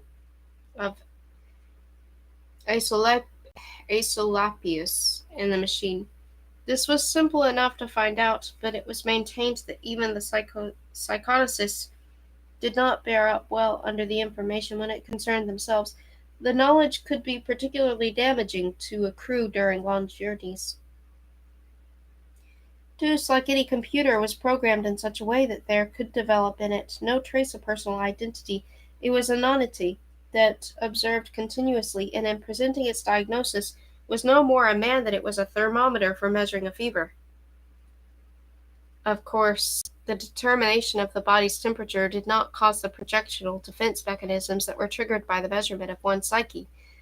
Nothing was closer to us, and nothing so much concealed by us from the world as the intimate feelings of our inner self, and now here was an apparatus more lifeless than an Egyptian mummy, able to see that inner self, to peer into all its nooks and crannies.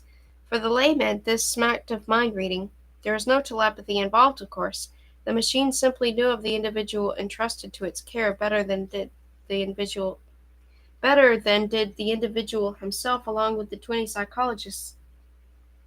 Based on examinations done prior to the activation, the machine made a parametric system simulating the mental norm of each member of the crew and used that as a model. Moreover, it was omnipresent on the ship.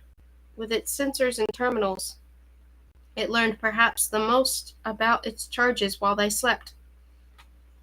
From the rhythm of their breathing, their rapid eye movements, even the chemical composition of their sweat, because each man sweats in a unique way, and the finest bloodhound is no match for the olfactometer of such a computer. And a dog, besides its sense of smell, has no diagnostic skill. Yes, in diagnosis, computers had beaten the physicians, as they had conquered the chess players, but we used them as assistants, not as doctors of medicine, because people had more faith in people than in automata. In short, Gerbert said this unhurriedly, rubbing between his fingers a hazel leaf pulled from a branch. Deuce had accompanied Tempe discreetly on his outings, which he considered to be the symptoms of a crisis. What crisis now? The pilot retorted, annoyed. A total doubt, it says, in the sense of our Siphian efforts. That we have no chance of contact? In the capacity of a psychiatrist, Deuce is not concerned with the chance of contact, only with the meaning we attribute to it. According to Deuce, you no longer believe in the value of your idea, the cartoons, or, for that matter, in the value of communicating with Quinta, even if such a thing were to come about. What do you say to that? The pilot felt such heaviness, it was as if he had been immobilized. It's listening to us? Of course. Look, don't be so down on the mouth. I haven't told you anything you didn't already know. No, wait, don't talk yet. You knew, but at the same time you didn't know, because you didn't want to know. It's a typical defensive reaction. You're no exception, Mark. You asked me once back on the Eurydice why we had this, and if it wasn't possible to do without it. You remember? Yes. So you see, I told you that according to the statistics, expeditions under constant psychological surveillance had a better chance of success than those without it. I even showed you the figures. The argument was irrefutable, so you did what everyone does. You suppressed it. Well, how is that for a diagnosis? Does it fit? It fits, said the pilot. He held the strap across his chest with both hands. The hazel grove softly rustled above them in the gentle breeze, an artificial breeze. I don't know how Deuce was able, but never mind. Yes, it's true. I guess I've been carrying this around with me for some time. I'm not comfortable thinking in words. Words for me are somehow too slow when a man needs to get his bearings quickly. No doubt it's an old habit from before the Eurydice, but if I have to, I have to. We're beating our heads against a wall. We may break through it. But then what? What can we talk about with them? What can they have to say to us? Yes, I'm sure that cartoon business entered my head as a dodge, to buy us time. It wasn't out of hope, escapism maybe, to go forward, staying in one place. He fell silent, unable to find the words. The hazels swayed about them. The pilot opened his mouth but said nothing. And if they decided to land one scout there, would you go? Sorry, you would go? Asked the physician after a long pause. Absolutely, he said at once, and then thinking added with surprise, and how could I not? That's why we're here after all. It might be a trap, Gerbert said, so softly it was almost as if he wished to hide the remark from the omnipresent Deuce, or so at least thought the pilot, but immediately dismissed the idea as nonsense. Then the pilot saw in the next instant that this was a symptom of his own abnormality. He was ascribing evil to Deuce, or if not evil, a kind of enmity, as if as if they had not only the Quintons against them, but their own computer. It might be a trap, he agreed, like a delayed echo. Yes, of course. And you would go nevertheless? If Steerguard gives me the chance, it hasn't been discussed yet. If they reply at all, Automata will be sent down first, according to our program, Gerbert said. But they will have a program of their own, don't you think? Definitely. For the first man, they'll prepare children with flowers and a red carpet. The Automata they won't touch. That would be too stupid, from their point of view. It's us they want to put in a box. You think that, and you still want to go?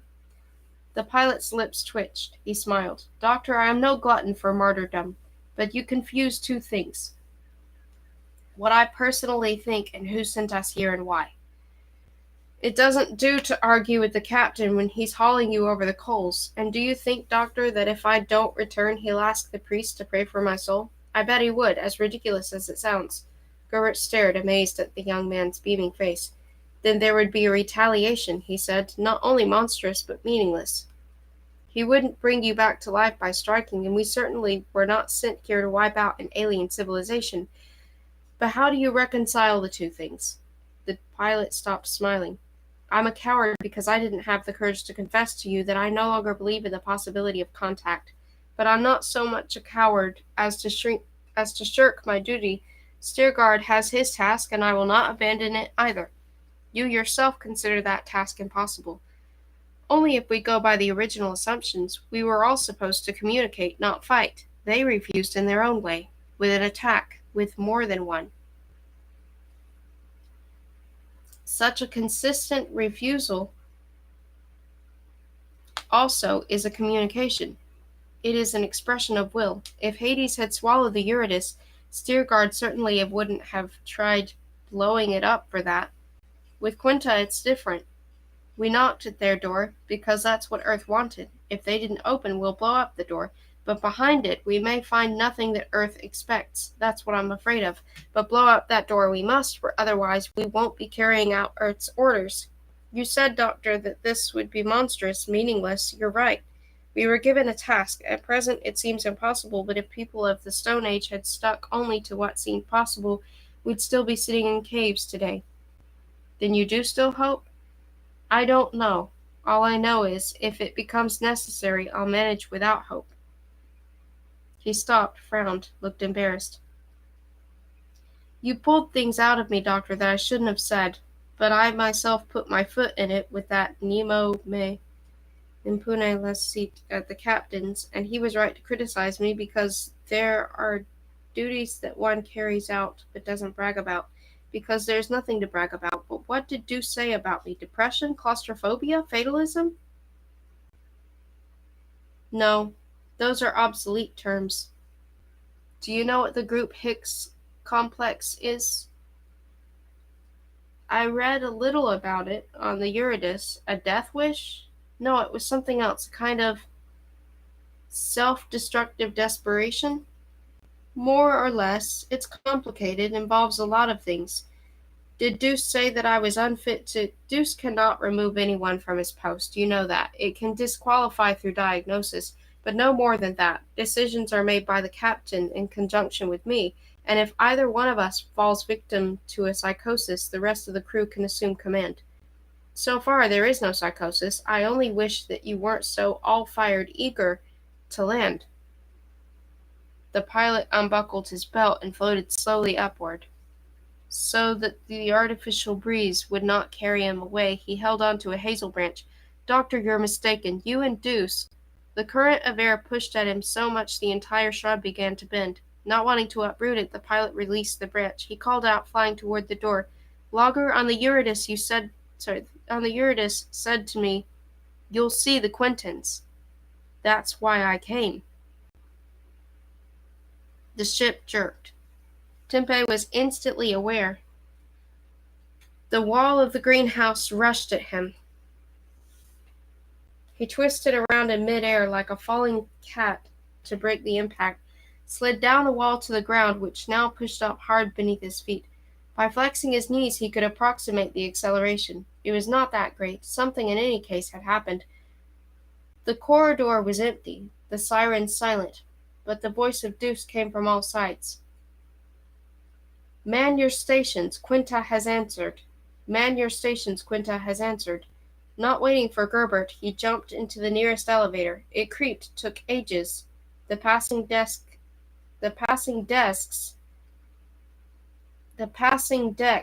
cast light, one after another. The floor pressed more strongly. The Hermes now was accelerating over 1G, but not by more, he thought, than half a G. In the upper control room, sunk in deep grabbed seats with raised headrests, were Harak, Rotmont, Nakamura, and Polisar, while Steergard, leaning heavily on railing of the main monitor, watched, as they all watched, the green words that marched across the screen. We guarantee your safety on our neutral territory, 46th degree latitude, 139th longitude, our spaceport according your grid of Mercator. We are sovereign neutral. Our neighbors alerted have approved approach of your probes without prior conditions. Give us via neodymium laser time of arrival of your lander in units of planet revolution binary notation. We await, we welcome you. Steergard ran the whole message again for Gerbert and the monk as soon as they appeared. Then he sat in his chair and turned it to face the company. We received this answer a few minutes ago from the point mentioned. It flashes having a solar spectrum. Jokichi, was it a mirror? Probably. The light is non-coherent through the window in the clouds. If it's a simple mirror, the area must be at least several hectares. Curious, the solar laser received these flashes? No, they were aimed at us. Interesting. What angular magnitude does the Hermes now have seen from the planet? An arc of several hundredths of a second. Even more interesting, the light wasn't collimated? It was, but weakly, as with a parabolic mirror, or a series of flat mirrors positioned as required over a considerable area. It means that they knew where to find us. But how did they know? No one spoke. I'd like an opinion. They might have observed us when we launched the soul laser, offered El Salam. Tempe had not noticed him until now. The physicist spoke from the lower control room. That was 40 hours ago, and since then we have been moving without the drive, Polisar objected. Let's put that aside for the moment. Who has faith in this gracious invitation? No one? That is the most curious thing of all. It is too good to be true, came a voice from overhead. Kirsting stood on the railed walkway. Although, on the other hand, if it's a trap, they might have come up with one less primitive. We'll see. The captain rose. The Hermes went so evenly that the gravimeters all registered one, as if the vessel were at rest and docked on Earth. Attention, everyone. Polisar will feed Deuce the Chapter 19 program banks. El Salam will turn off the soul laser and set the mask on it. Where is Rotmont? Good. Prepare 2 heavy landers. The pilots and Dr. Nakamura will remain in control room, and I'm going to take a quick bath and be back in a minute. Harak, Tempe, make sure that everything doesn't like 10 Gs is well anchored.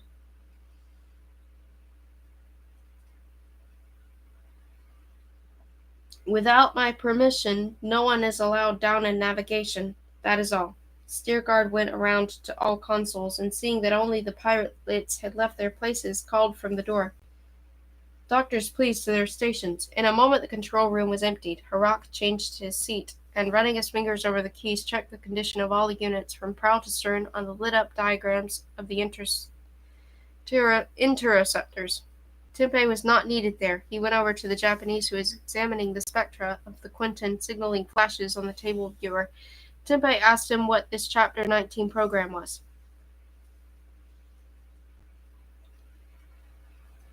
Harak inclined an ear because he had never heard of it either. Nakamura looked up from the viewer and shook his head ruefully. Father, Arago will be distressed. We're going over to a state of war? What's Chapter 19? Tempeh asked again. The contents of the keel holds no longer remain a secret, gentlemen. The one that's locked? Then there aren't striders there? No. It contains a surprise for everyone, for Deuce even, with the exception of the captain and my humble self.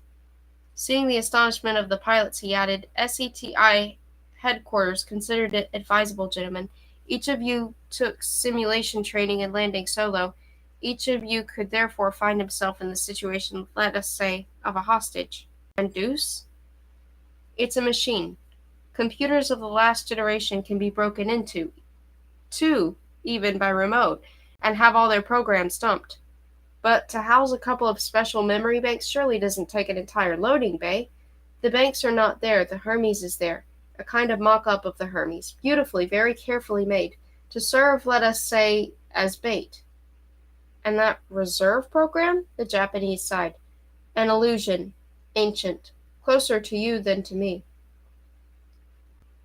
Chapter 19 of the Book of Genesis, Sodom and Gomorrah. Unpleasant, especially for our apostolic delegate. I feel sorry for him.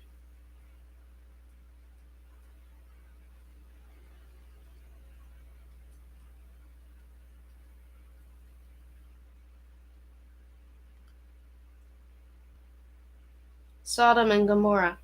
Usually when the ship moved under its own power, everyone on board, and especially in the mess hall, fell into a better mood because one could forget, at least during meals, about the Gordian knot that was tightening around them more and more.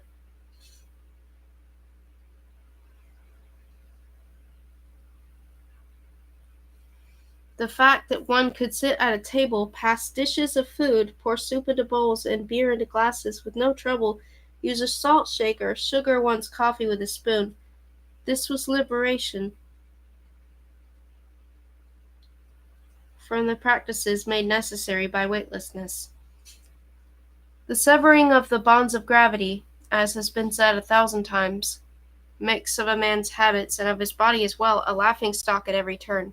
An absent-minded astronaut was an astronaut covered with bumps and bruises, spilling all sorts of things on himself and on his clothes, and always flying across the cabin after escaping papers.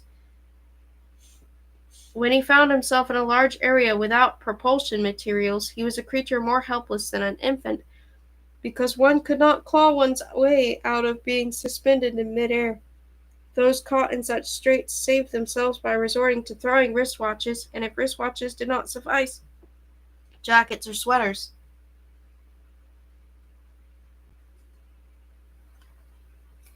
The laws of Newtonian mechanics allowed no exceptions. If an outside force did not act upon a body at rest, only the rule of action and reaction would ever move it.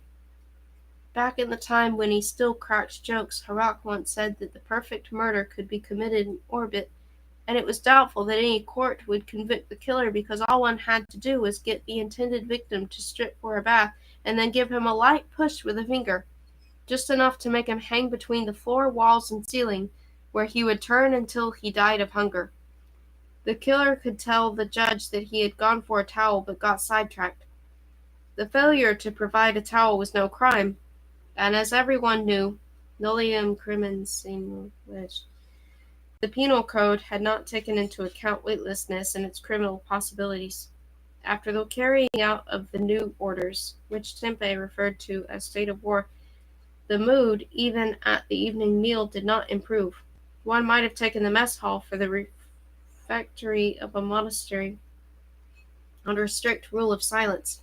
They ate, not particularly aware of what they ate, leaving that problem entirely to their stomachs, because they were digesting what Steergard had told them that afternoon. He had presented his plan of action, speaking so softly that he was barely audible. Anyone who knew him knew that this cold calm signified a rage. The invitation is a trap. If I am mistaken, which I hope I am, contact will take place. I do not see, however, any reason to be optimistic. The existence of a neutral government on a planet in the grip of at least 100 years of cosmic war is possible, but it is not possible that a guest from outer space could be received without the consent of the warring parties. According to the message, that consent was given. I tried turning the situation around, that is, to imagine that we were one of the command centers of Quinta, and faced with the problem of how to respond to the appeal issued by the intruder to the population at large. Such a command center by now knows a lot about the intruder, and knows that the intruder cannot be eliminated in space, having already attempted to do so, that with the means at its disposal. Though possibly there are means remaining, it knows that the intruder is not truly aggressive, for although the intruder tried to force contact by a show of strength, it made the target of that show the unpopulated moon, whereas, with much less expenditure of energy, it could have struck the ice ring, which is on the verge of collapse anyway. It also knows, obviously, that it alone, or it in temporary alliance with its enemies, was the main culprit responsible for the selenoclasm and the catastrophic consequences. I must know this, I repeat, because it is not possible to conduct military operations on an interplanetary scale without the help of competent scientists. The rest of the command center's knowledge is circumstantial. Long before mastering gravitation, one learns its properties to the extremes of the black holes. The way we repulsed their nocturnal attack was a surprise for them. If, however, they have physicists work anything at all, they will realize that a gravitational defense for a ship landed on the planet is just as suicidal as a gravitational offensive.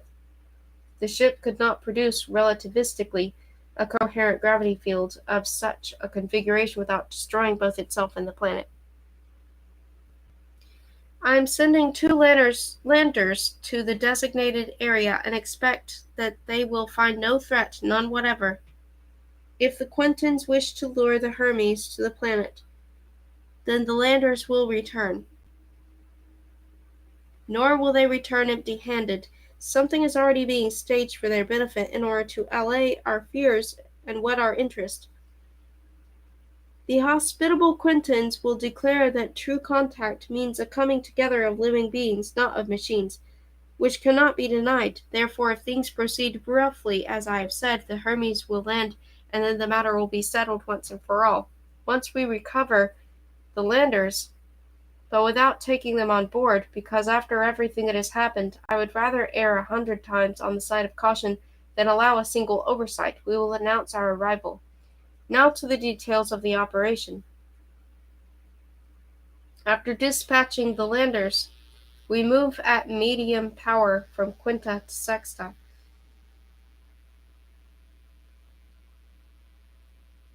Both, to our advantage, are in similar opposition to the Sun. Our probes have already studied Sexta, and we know that it is an airless globe with a high seismic activity and therefore has not lent itself either to colonization or to the establishment of military bases. Such bases would be threatened more by the planet itself than by the enemy. We enter the shadow of Sexta, and the Hermes that emerges will be completely indistinguishable from our ship at a distance. Up close, it's another story, but I think they will not interfere with it before entry into the atmosphere. Considering sidereal physics, they could safely attack it in the ionosphere, but I don't believe they will. The ship will be a prize far more valuable if it makes a soft, normal landing than if it is shattered. And 2, it will offer less resistance on the ground. A ship descending stern first, firing, has chances of maneuvering, escaping.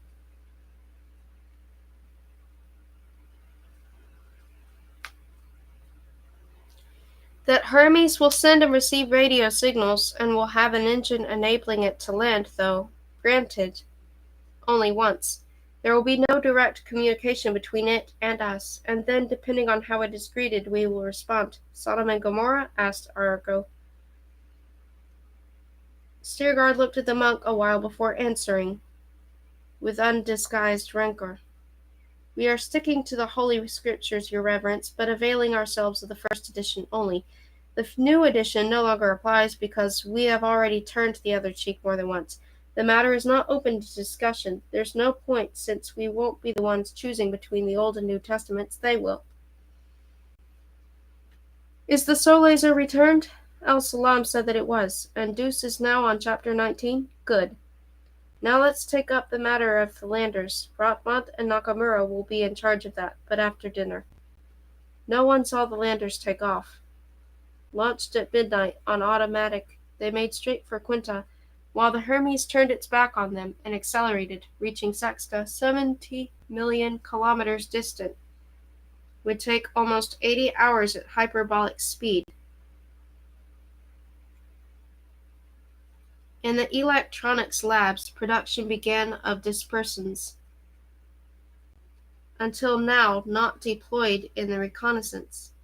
These, also called bees' eyes, were a swarm of millions of microscopic crystals. Scattered in 1,000,000 cubic miles of space around Sexta, they would serve as the Hermes vision. Dispersed in the wake of the ship, they were its invisible remote control eyes. On Earth, they had been used in aerial photography. Each crystal, smaller than a grain of sand, a transparent needle, corresponded to a single automatedium, an optic cone of a bee's compound eye. The Hermes pulled this seeing tail after itself to go behind Sexta and from there observe the fate of its computerized envoys. Also, after covering an appropriate distance, the ship ejected television probes with a great show of flame, its official eyes, which the Quintans could and were even supposed to notice. In the control room, it was Tempé's watch. He checked the course in the growing crescent of Sexta on the monitor screens and glanced now and then at Harak, who was standing at his side talking angrily. Lately, Harak seemed to flare up over the most inconsequential things. He would drop in on Tempé and hold forth at length, fuming. Tempé did not interrupt the man, not wanting to agitate him more. Besides, they were not alone. In the control room, too. Deuce was watching over them. Tempé was not expert enough in computer architecture to be certain that a machine so quick, intelligent, and retentive did not have a trace of personal identity. The assurances of the textbooks and the experts did not convince him. He would have preferred to convince himself, but did not know how. But then there were more serious things on his mind. Did Nakamura truly sympathize with Father Arago? Tempé shivered at the thought of being in apostolic delegate's shoes. Arago, meanwhile, following the captain's suggestion, was considering with Gerbert the question of whether or not it was possible for the Quintans to deduce the biology of men from the landers the men constructed. Although the landers had been meticulously sterilized before being dispatched to the planet, so that on their surfaces there would be not one epidermal cell from a finger, not one bacterium of the kind that the human organism could never rid itself of entirely, and although they were automata built without human hands, and their energy feeders and equipment for information exchange corresponded to terrestrial technology of 80 years before, Stiergard had no intention of taking the electronic envoys on board when they returned. He considered that too risky. The first artifacts that the Hermes captured had shown the Quintans astounding ability in parasite engineering. The landers, then, besides bringing important innocent information, could also bring destruction, not in the form of microbes attacking at once, but of viruses or ultraviruses with long incubation period. He therefore asked the doctors and Kirstein to come up with countermeasures. The neutral government that had communicated with them agreed to the arrival of the landers, but in the course of further negotiations stipulated that the landers could not remain in contact with the Hermes, for that condition was imposed by the neighboring parties. The planet, swallowing both probes with its atmosphere, wrapped itself in a curtain of intensified noise on all wavelengths. Had the men equipped the envoys with lasers able to pierce that shield of noise, They would have broken the accepted condition. It would have been even more obvious for the Hermes to poke at the sea of clouds and the radio chaos with its own lasers. Nothing remained but to watch Quinta from behind Sexta via clouds of holographic eyes. The operation was synchronized so that the two landers, sinking slowly toward the horizon, would reach Quinta just as the Hermes entered the shadow of Sexta. Everyone gathered in the control room and waited for the critical moment. The planet, white with clouds, filled the main screen. Clearly visible were the swarms of combat satellites that crossed its featureless face as black dots. To be able to observe the entry of both rockets into the atmosphere, sodium and technetium had been added to their hypergolic fuel. The first colored the exhaust flame a bright yellow, the second tagged it with a spectral line not found in the spectra of the local sun or the Quintan orbiters. When the rockets plunged into the clouds, the threads of fire from the air friction and the retros began to diffuse. Then the billions of eyes spread in an unseen tail a million miles in the wake of the Hermes, focused along the tangent on the point of the planned landing, and not in vain. Settling on hard ground in the space of several seconds, both vessels announced the conclusion of their flight with a double blaze of sodium, intentionally modulated, which immediately faded out. With this operation entered the next stage. The bottom armor of the Hermes split in half into two giant arched gates, and from that open sesame crane arms pushed out into space an enormous metal cylinder that was to be the laboratory quarantine for the probes. Harak seemed especially pleased with the stratagem. The others approved of Steerguard's tactic and willingly pitched in, but they did so without enthusiasm. There was nothing to rejoice about. The first pilot, on the other hand, did not bother to conceal his evil glee that they were going to take that war-loving of a planet by the throat. He could hardly wait for the return of the plague-carrying landers, as if the whole point of the expedition was a brutal clash. Listening to the man go on and on, Tempe made little comment, thinking about the psychological changes in Harak that Deuce must be taking note of, and felt ashamed of his colleague, even though at times he too was unable to say which he would have preferred, for the deep anger that had been building in the crew to turn out to be without foundation, or for them to force upon the crew the worst of all possible decisions. Yes, he himself now saw the civilization as an enemy, whose absolute evil justified the steps the men were taking.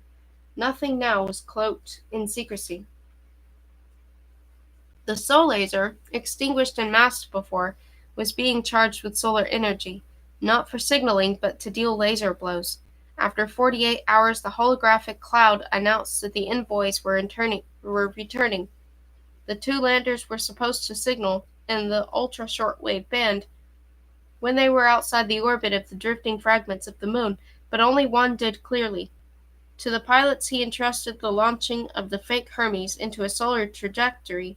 To the physicists, the receiving of the landers in the cylindrical chamber, which was some 50 miles away from the Hermes, and he put the physicians and Kirsting in charge of the biological examination of those landers, provided that the second group gave the go-ahead.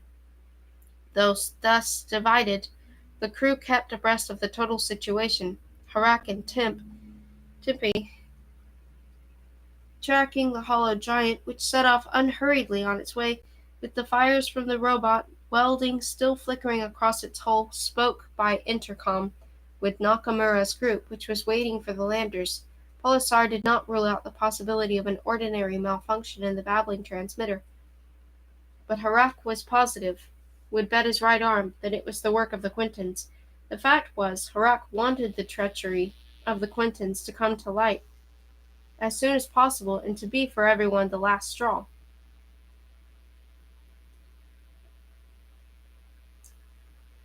Tempe said nothing, wondering how a man so obsessed would still function in the responsible position of first pilot. Apparently he could, seeing as Deuce had not yet informed the captain of Harak's condition, unless they had all of them fallen into collective madness. The quarantine cylinder, in the glare of floodlights surrounding it, received the landers with an open maw. At their control center, the physicists, after automata performed the preliminary examination, could not decide whether the damaged lander had been damaged by an accident or by design. This infuriated Turok, who knew better. It was foul play, it was the Quintans. After an hour, however, it turned out that the probe had lost part of an antenna and its prow radiator in a collision with some small meteorite fragment or a piece of metal. Such a collision in that system was not unlikely. On the empty twin of the Hermes moving away, the final welds still glowed in the darkness. The pilots could start the drive as soon as the captain gave the order, but he did not call them. He was waiting for the report of the experts. In what condition had the landers returned? And most important, what information had they brought? The information turned out to be extremely interesting, and the landers, if one did not count that minor mishap, untouched and wholly uncontaminated. Hearing this, Harak could not help exclaiming, "Snakes!" But even in Saddam there was a lot, Tempeh pointed out. He was dying to know the new discoveries about Quinto, which somehow were taking forever to reach the control room. Finally, Nakamura took pity on the pilots and showed them on a projector the results of the lander reconnaissance as transmitted from the quarantine cylinder. He began with the cartoons that the soul laser beamed up to the planet. Then followed a long sequence of landscapes, nature preserves, possibly untouched by civilization, seashores, waves breaking on sand, red sunsets and low clouds, mountain forests a much darker green than the foliage on Earth. The enormous crowns of the trees were almost navy blue. Against this continually changing background shone letters: "Acceptance of your rocket missile of mass limit 300,000 tons metric. Agreed upon with guarantee of your passivity, your goodwill. This is spaceport." Out of a heavy green mist emerged a vast surface, seen from great height. It gleamed dully, like a frozen mercury. Incredibly slender needles stood upon it at regular intervals like pieces on a chessboard, stalagmites immaculately white, sharply pointed and growing. Or rather, they issued upward, wrapped at their bases. I have to go. I'm sorry. I'll have to come back in a few minutes, or maybe not in a few minutes. Maybe in a few hours. I don't know. I'm sorry. I have to go.